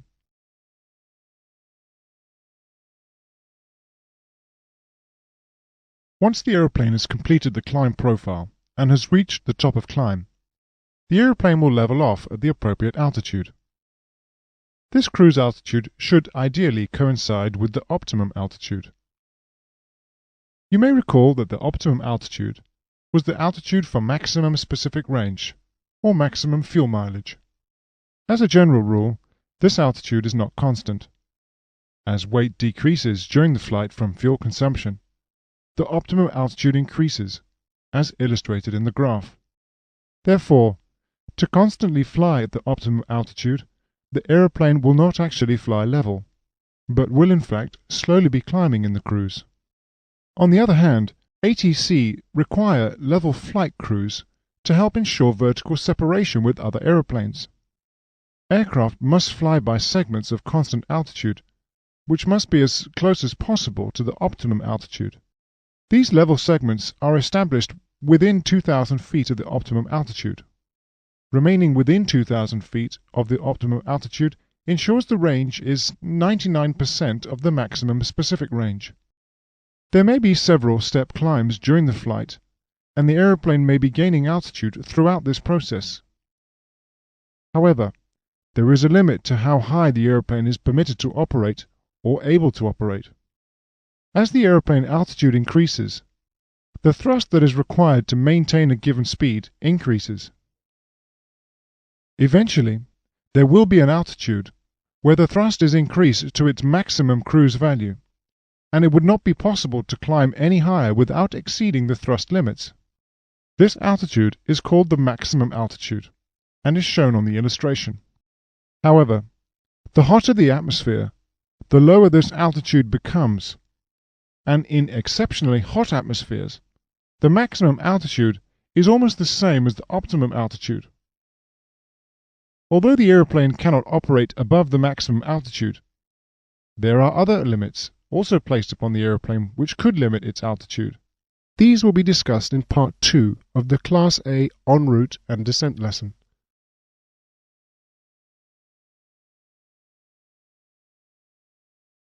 Before we can discuss the other limits on the operating altitude of an aeroplane, it is important to discuss the aeroplane stalling. When the speed of the aeroplane is reduced, in order to still produce enough lift to balance weight, the angle of attack must increase. However, below a certain speed, the angle of attack on the wing is such that the flow of air over the wing starts to separate from the boundary layer, producing turbulent airflow. The separation point fluctuates back and forth along the wing, making strong eddies in the turbulent airflow. These strong eddies buffet the elevators or tailplane. This phenomena is called low-speed buffet. Flying below this speed will dramatically decrease the lift and a full stall ensues. For any given weight and configuration, the aeroplane will always stall at the same indicated airspeed. But the equivalent Mach number for the low-speed buffet and stall increases with altitude, as illustrated in this simplistic diagram. The Mach number for the low-speed buffet is abbreviated to m-min. A similar buffet can occur at high speed. At very high speeds, close to the speed of sound, the compressibility of the air ahead of the aeroplane leads to the formation of shock waves or high-pressure waves. These shock waves create a disturbance to the flow of air over the wing, causing it to separate and create turbulent eddies. Similarly to the low-speed buffet, these eddies will buffet the elevator. This phenomena is called high-speed buffet, and the Mach number for the high-speed buffet decreases with altitude. Flying faster than this speed may cause a high-speed shock stall, and in an aeroplane whose wings are not designed to overcome such effects, this could be quite catastrophic. The Mach number for the high-speed buffet decreases with altitude as shown. This speed is commonly abbreviated to m-max. Taking into account both the Mach number for low-speed and high-speed buffet, it means that there are two Mach numbers, below and above which the aeroplane is unable to fly. This speed range between the Mach number for the low-speed and high-speed buffet is called the buffet margin. The important point to understand is that the margin between the low-speed and high-speed buffet decreases with altitude. Notice that at this altitude, the low-speed and high-speed buffets are coincident. It is impossible to fly higher than this altitude. Flying slower or faster than this speed shown will stall the aeroplane.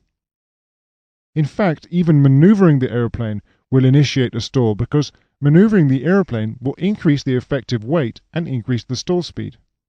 This altitude is called the aerodynamic ceiling or coffin corner. To prevent aeroplanes from operating too close to this altitude, an operational limit is set below this altitude.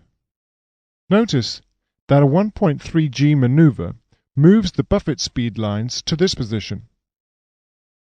Notice now, the Mach number for the low-speed and high-speed buffet are coincident at a lower altitude. This lower altitude is called the 1.3 g buffet limit altitude, or maneuver ceiling, and it is usually about 4,000 to 6,000 feet below the aerodynamic ceiling. Adding these two altitudes onto the graph shown earlier helps you to see how these different altitudes and ceilings relate to one another.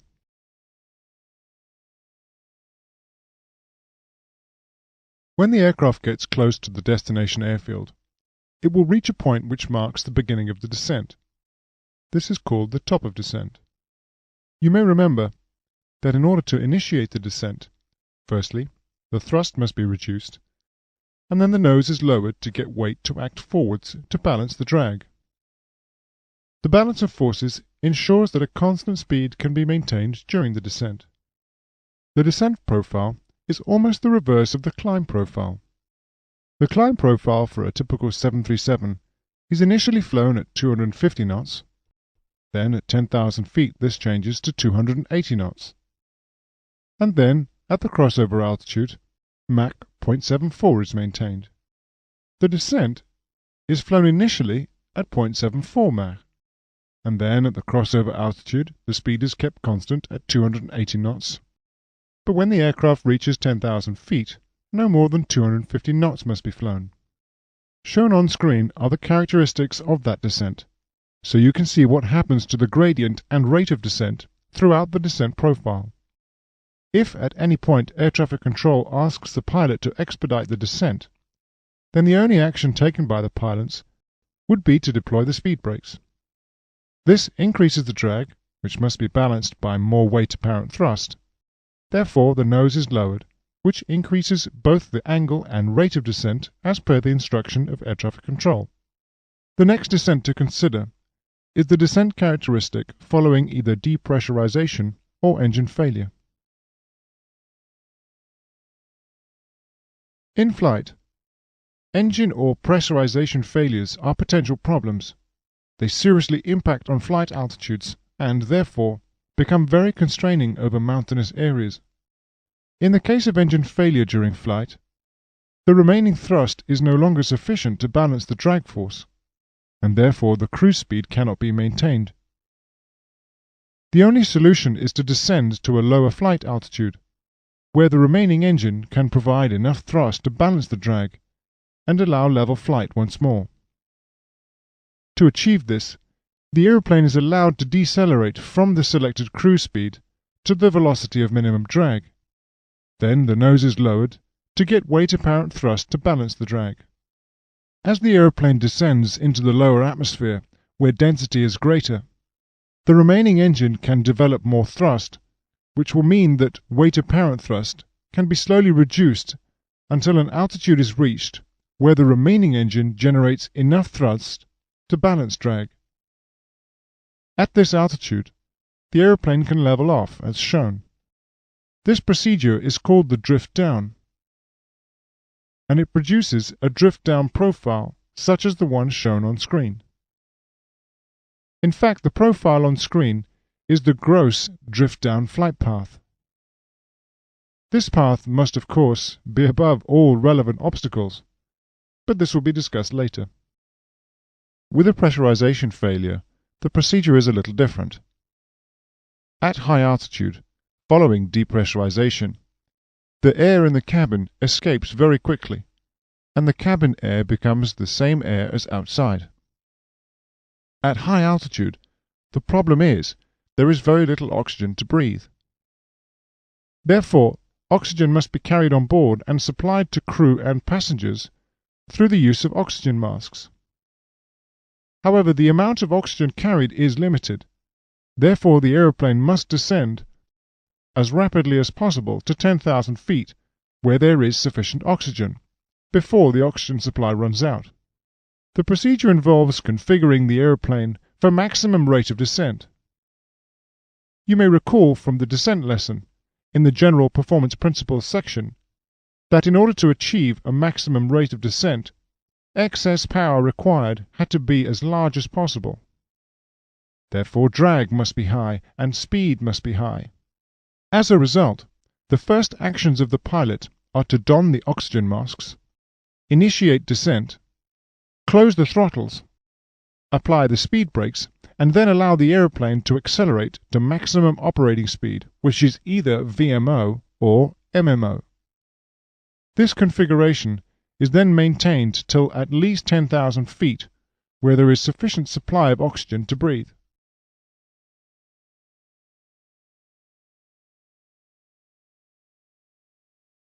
One of the crucial points about the drift down procedure is the clearance of obstacles, Because the aeroplane is forced to descend, terrain, like mountains, may present a flight hazard. When assessing the terrain hazard, a safety margin must be introduced. When planning routes and planning the flight profile, it is not the gross flight profile that must be assumed, but rather the net flight profile. In other words, the flight profile must be made worse by a safety factor. This safety factor is based on assuming a gradient of descent that is worse than what the aeroplane can actually achieve. For two-engined aeroplanes, with one engine inoperative, the gross gradient of descent is increased by 1.1%. This increases to 1.4% for three-engine aeroplanes and 1.6% for four-engine aeroplanes. JAROPS 1 details the regulations for en route obstacle clearance. It states that the gradient of the net flight path must be positive at least 1,000 feet above all terrain and obstructions along the route within 5 nautical miles on either side of the intended track. This regulation is essentially saying that the aeroplane must be able to demonstrate it can level off and achieve a positive climb at 1,000 feet above all obstacles along the route. This may be very difficult to achieve if there was a very high mountain around. If the aeroplane is unable to have a positive climb 1,000 feet above all obstacles, then the aeroplane may level off at a lower altitude so long as any obstacle encountered in the descent is cleared vertically by at least 2,000 feet. In order to find out if the aeroplane is able to level off at 1,000 feet above an obstacle, then use the graph in CAP 698 on page 40 of section 4. Simply enter the graph with the level off altitude that is required, and the graph will show the mass that the aeroplane will need to be at in order to level off at that altitude. In the example, in order to level off at 18,000 feet, the aeroplane would need to have a mass of just under 48,000 kilograms.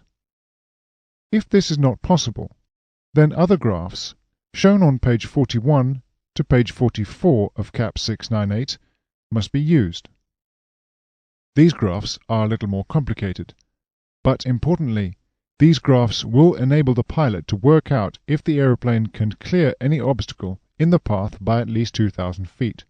When you use the graph, be careful to adjust the weight of the aeroplane for any non-standard conditions and any anti-ice use. Notice that the heavier the aeroplane, the longer and lower the drift-down procedure is.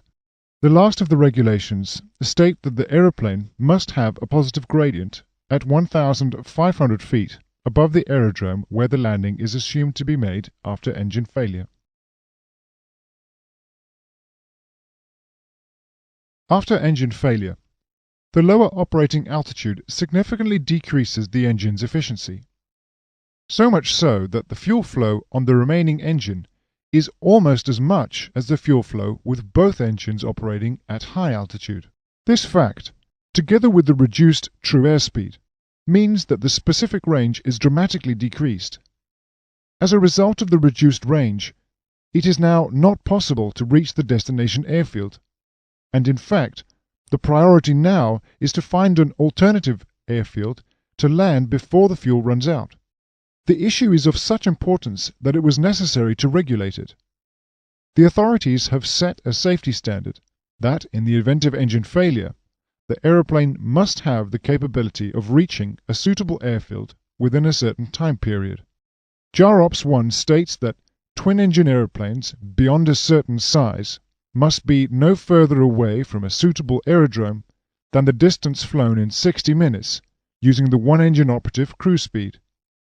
For aeroplanes with 3 or more engines, the time is increased to 90 minutes. Therefore, at all points on the route, a twin-engine aeroplane must be within 60 minutes of an alternate airfield. This regulation has a significant impact on flight routes, especially over the sea.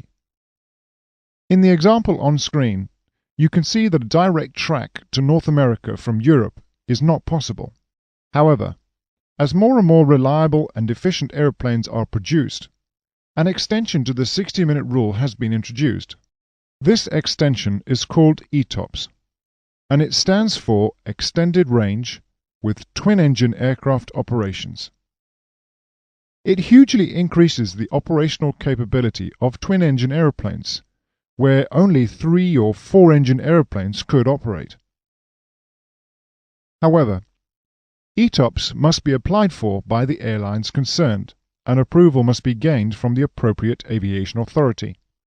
To gain ETOPS approval, a greater range of performance parameters must be known, and these accompany the application and are eventually published in the operating manual.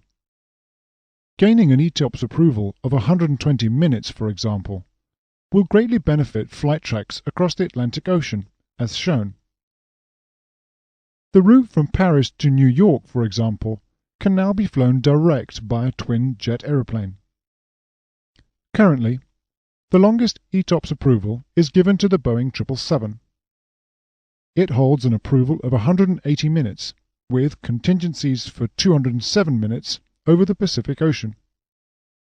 In the future, ETOPS may be evolving into a newer system called LAROPS. LAROPS stands for Long Range Operational Performance Standards, which will affect all aircraft, not just those with twin-engine configuration.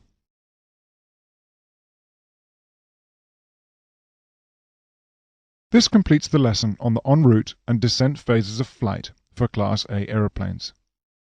Concentrate on the climb profile and ensure you understand what happens to the profile when different speeds are selected. Also ensure you understand optimum altitude, and specifically on how to operate the aeroplane close to this altitude. Remember the limitation of the aerodynamic and maneuver ceilings, and ensure you never approach these altitudes. Be careful not to exceed the operating limits placed upon the aeroplane by either the manufacturer or the operator. If you do, you are exposing yourself, the aeroplane and its passengers to an untested and unaccountable flight regime. Lastly, know your aeroplane's capabilities by looking periodically through the performance data in the operating manual. Knowledge of the aeroplane and where to find the performance information greatly enhances the decisions in an emergency.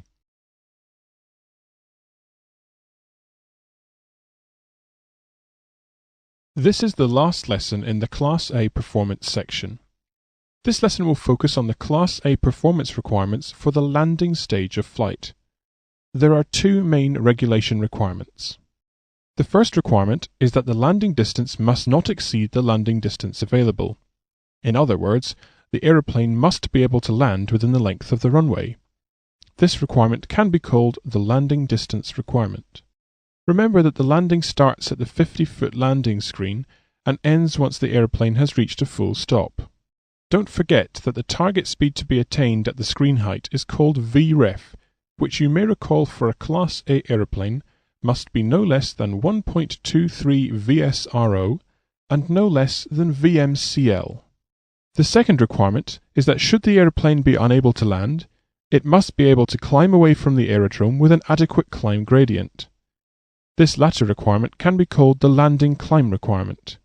We will deal with the climb gradient requirements first.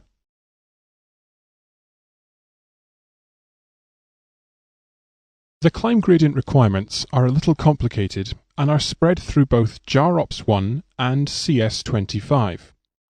Assimilating both these documents allows the landing climb gradient requirements to be split into 2 parts. The 2 parts are based on either all engines operating or with one engine inoperative. The all engines operating landing climb requirement is sometimes called the landing climb. This requirement is intended to guarantee adequate performance to arrest the descent and allow a go-around from the final stage of a landing. The regulations state that the steady gradient of climb may not be less than 3.2%, with both engines operating, but only using the amount of thrust that is available after 8 seconds on initiation of go-around power. The speed used in the climb cannot be less than either 1.08 VSR for 4-engine aeroplanes or 1.13 VSR for all other aeroplanes, and a speed not less than VMCL and not greater than VREF. The second part of the climb requirement is based on one engine being inoperative and is sometimes called the approach climb. This requirement is intended to guarantee adequate performance in the go-around configuration after an approach with an inoperative engine.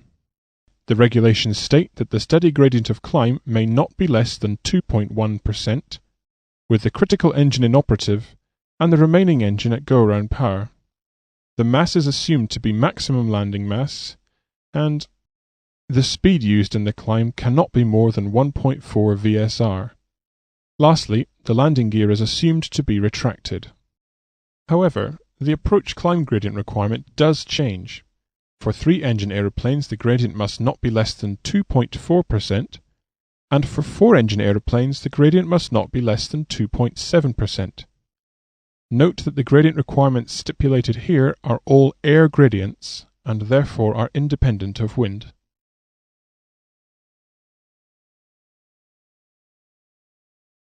JAROPS 1 more precisely describes the climb requirements by stating that the landing mass of the aeroplane must be such that the climb gradient requirements can be met. The maximum mass that the aeroplane can have and still meet the climb gradient requirements is called the landing climb limit mass, or climb limit landing mass.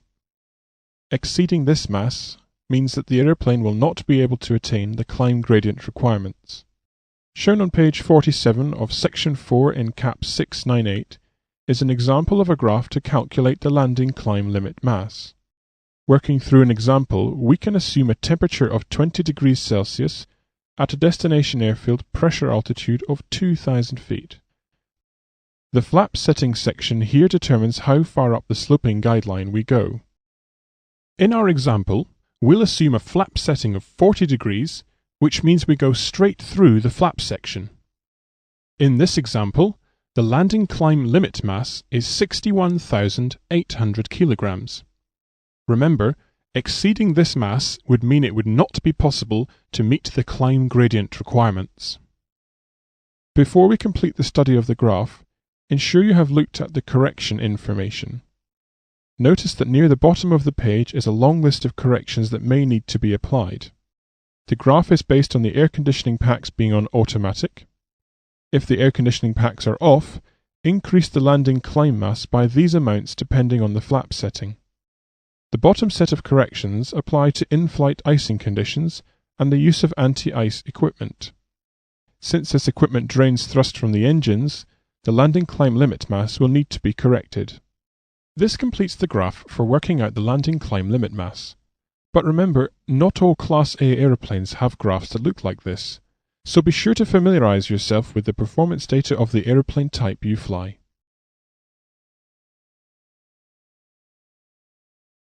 Having discussed the landing climb requirements, let us now turn to the landing distance requirements.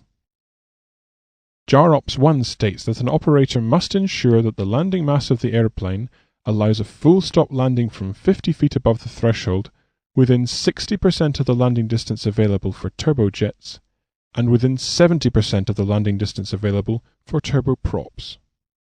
This means that turbopropeller aeroplanes must be able to land within 70% of the landing distance available, but jet aeroplanes must land within 60% of the landing distance available.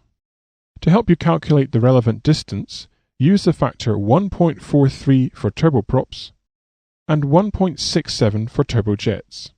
Let's work through a few examples so you can become familiar in using them. A turboprop aeroplane has a calculated landing distance of 693 meters. What is the minimum length of landing distance that must be available at the airfield in order to comply with the regulations? In other words, we must work out what 693 meters is 70% of. Therefore, multiply 693 meters by 1.43. This gives an answer of 991 meters. Therefore, if the runway is 991 meters or more, the aeroplane is landing within 70% of it. Let's look at it another way. If the available landing distance was 2,015 meters, then what must be the maximum landing distance of a turboprop in order to comply with the regulations? In this case, we must find out what 70% of 2,015 meters is. Therefore, divide 2,015 meters by 1.43.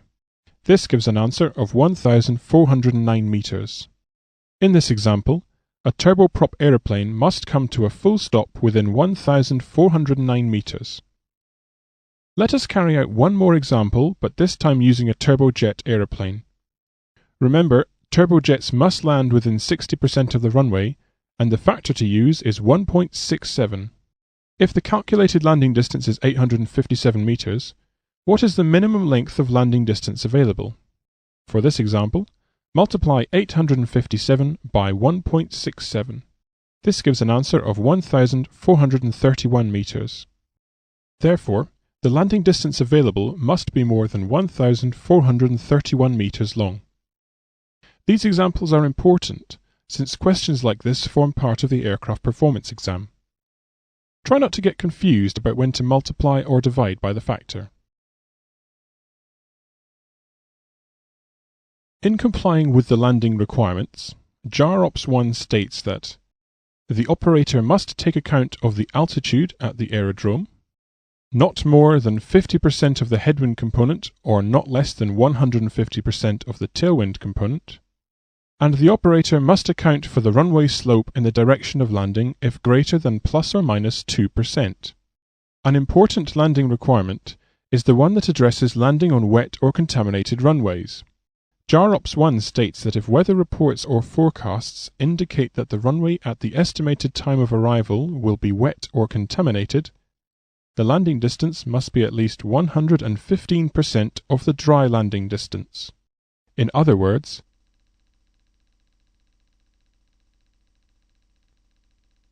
on wet or contaminated runways, the landing distance must be increased by 15% or by a factor of 1.15.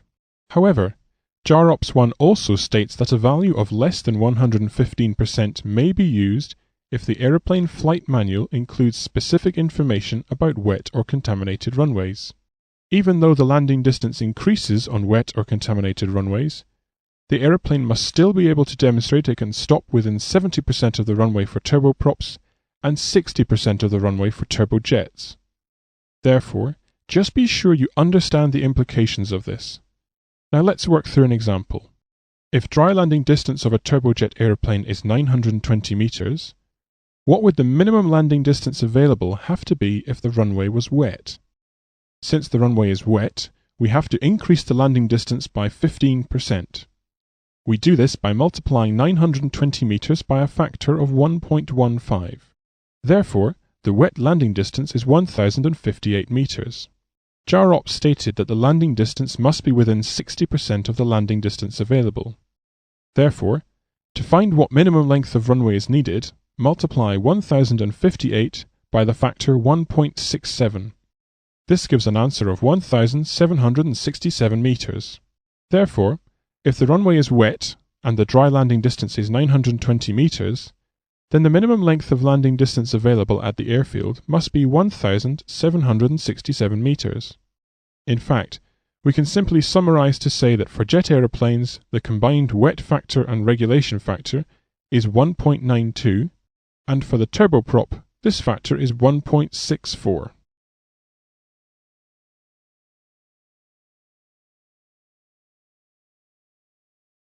One of the last landing requirements is about the dispatch mass, which we have already looked at in previous lessons. The dispatch rules for Class A aeroplanes are found in JAROPS 1.515 paragraph C, and state that for dispatching an aeroplane, it must be assumed that firstly, the aeroplane will land on the most favourable runway at the destination airfield in still air, and secondly, that the aeroplane will land on the runway most likely to be assigned considering the probable wind speed and direction. If the still air requirement cannot be met, the aeroplane may be dispatched only if there are two alternate aerodromes at which full compliance of the regulatory dispatch requirements can be met. These dispatch regulations may sound a little complicated, so let's examine them further. The first assumption is that the aeroplane will land on the most favourable runway in still air or zero wind. This means that, assuming zero wind at the destination airfield, the runway which would accommodate the largest possible landing mass would be selected, since that is the most favourable runway. In our example on screen, assuming zero wind, runway 04 and runway 22 both allow a maximum landing mass of 51,000 kilograms, but runway 31 and runway 13, being much shorter runways, allow a maximum landing mass of only 43,000 kilograms. Therefore, the most favourable runway in still air is either runway 04 or 22, which both allow a maximum landing mass of 51,000 kilograms. The second dispatch assumption is that the aeroplane will actually land on the most likely runway to be assigned, considering the probable wind speed and direction. In this case, runway 04 has a strong headwind for the landing, which will allow the aeroplane to land at a much greater mass than if there were no wind. In our example, the headwind has increased the maximum landing mass to 52,500 kilograms. However, runway 22 has a tailwind, which will decrease the maximum landing mass to 47,800 kilograms. Runway 31 and runway 13 both have a full crosswind. Therefore, the maximum landing mass for these two runways will be the same as for still air. If the second dispatch assumption is that the aeroplane will land on the runway most likely to be assigned considering the probable wind speed and direction, then it would have to be runway 04 with a maximum landing mass of 52,500 kilograms.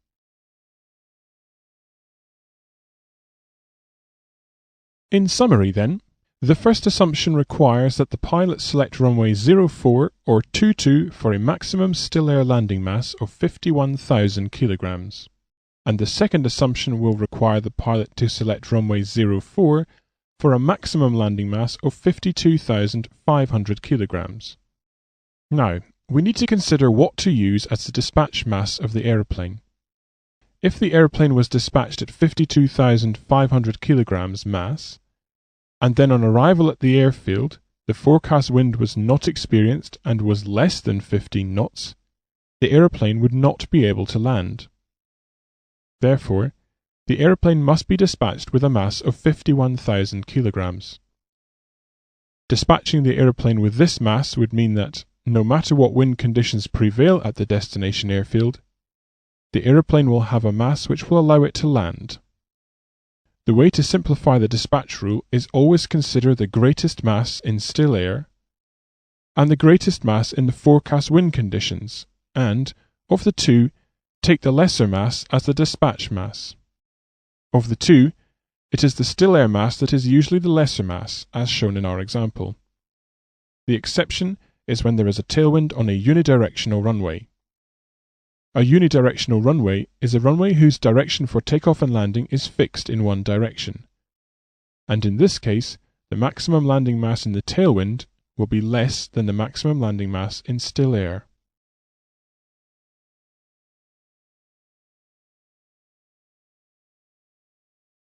Before we finish this lesson, let us work through the landing graph in CAP 698, which is on page 46 of section 4.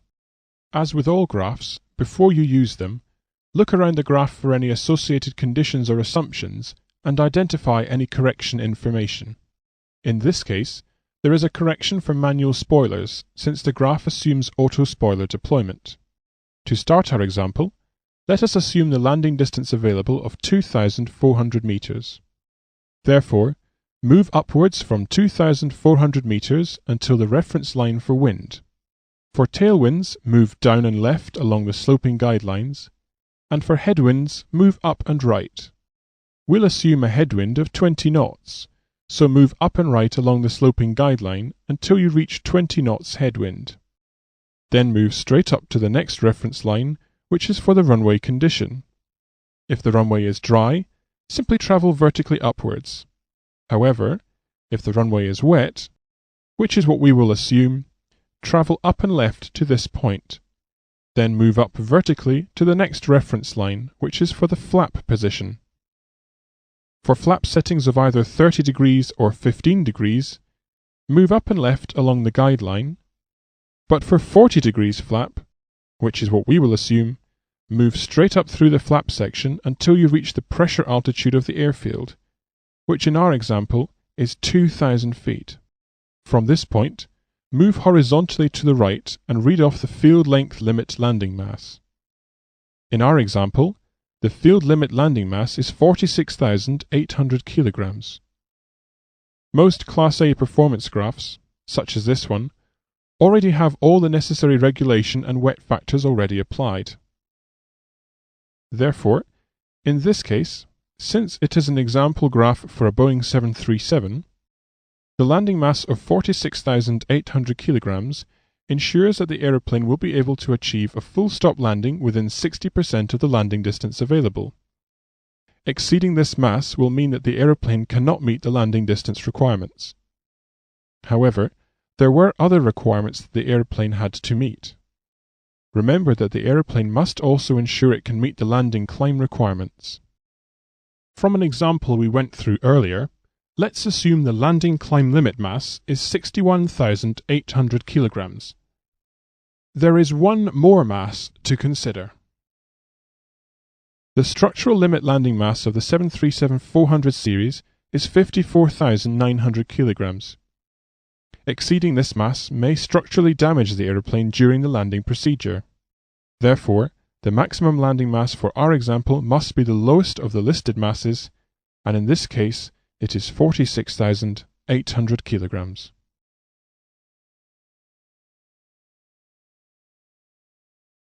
This completes the lesson on the Class A performance requirements for the landing phase of flight. Make sure you are able to work out the aeroplane's landing distance and landing distance available using the factors we mentioned.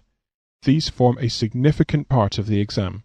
Also, ensure you are very familiar with the landing graphs, and again, expect questions to test you on the use of these graphs.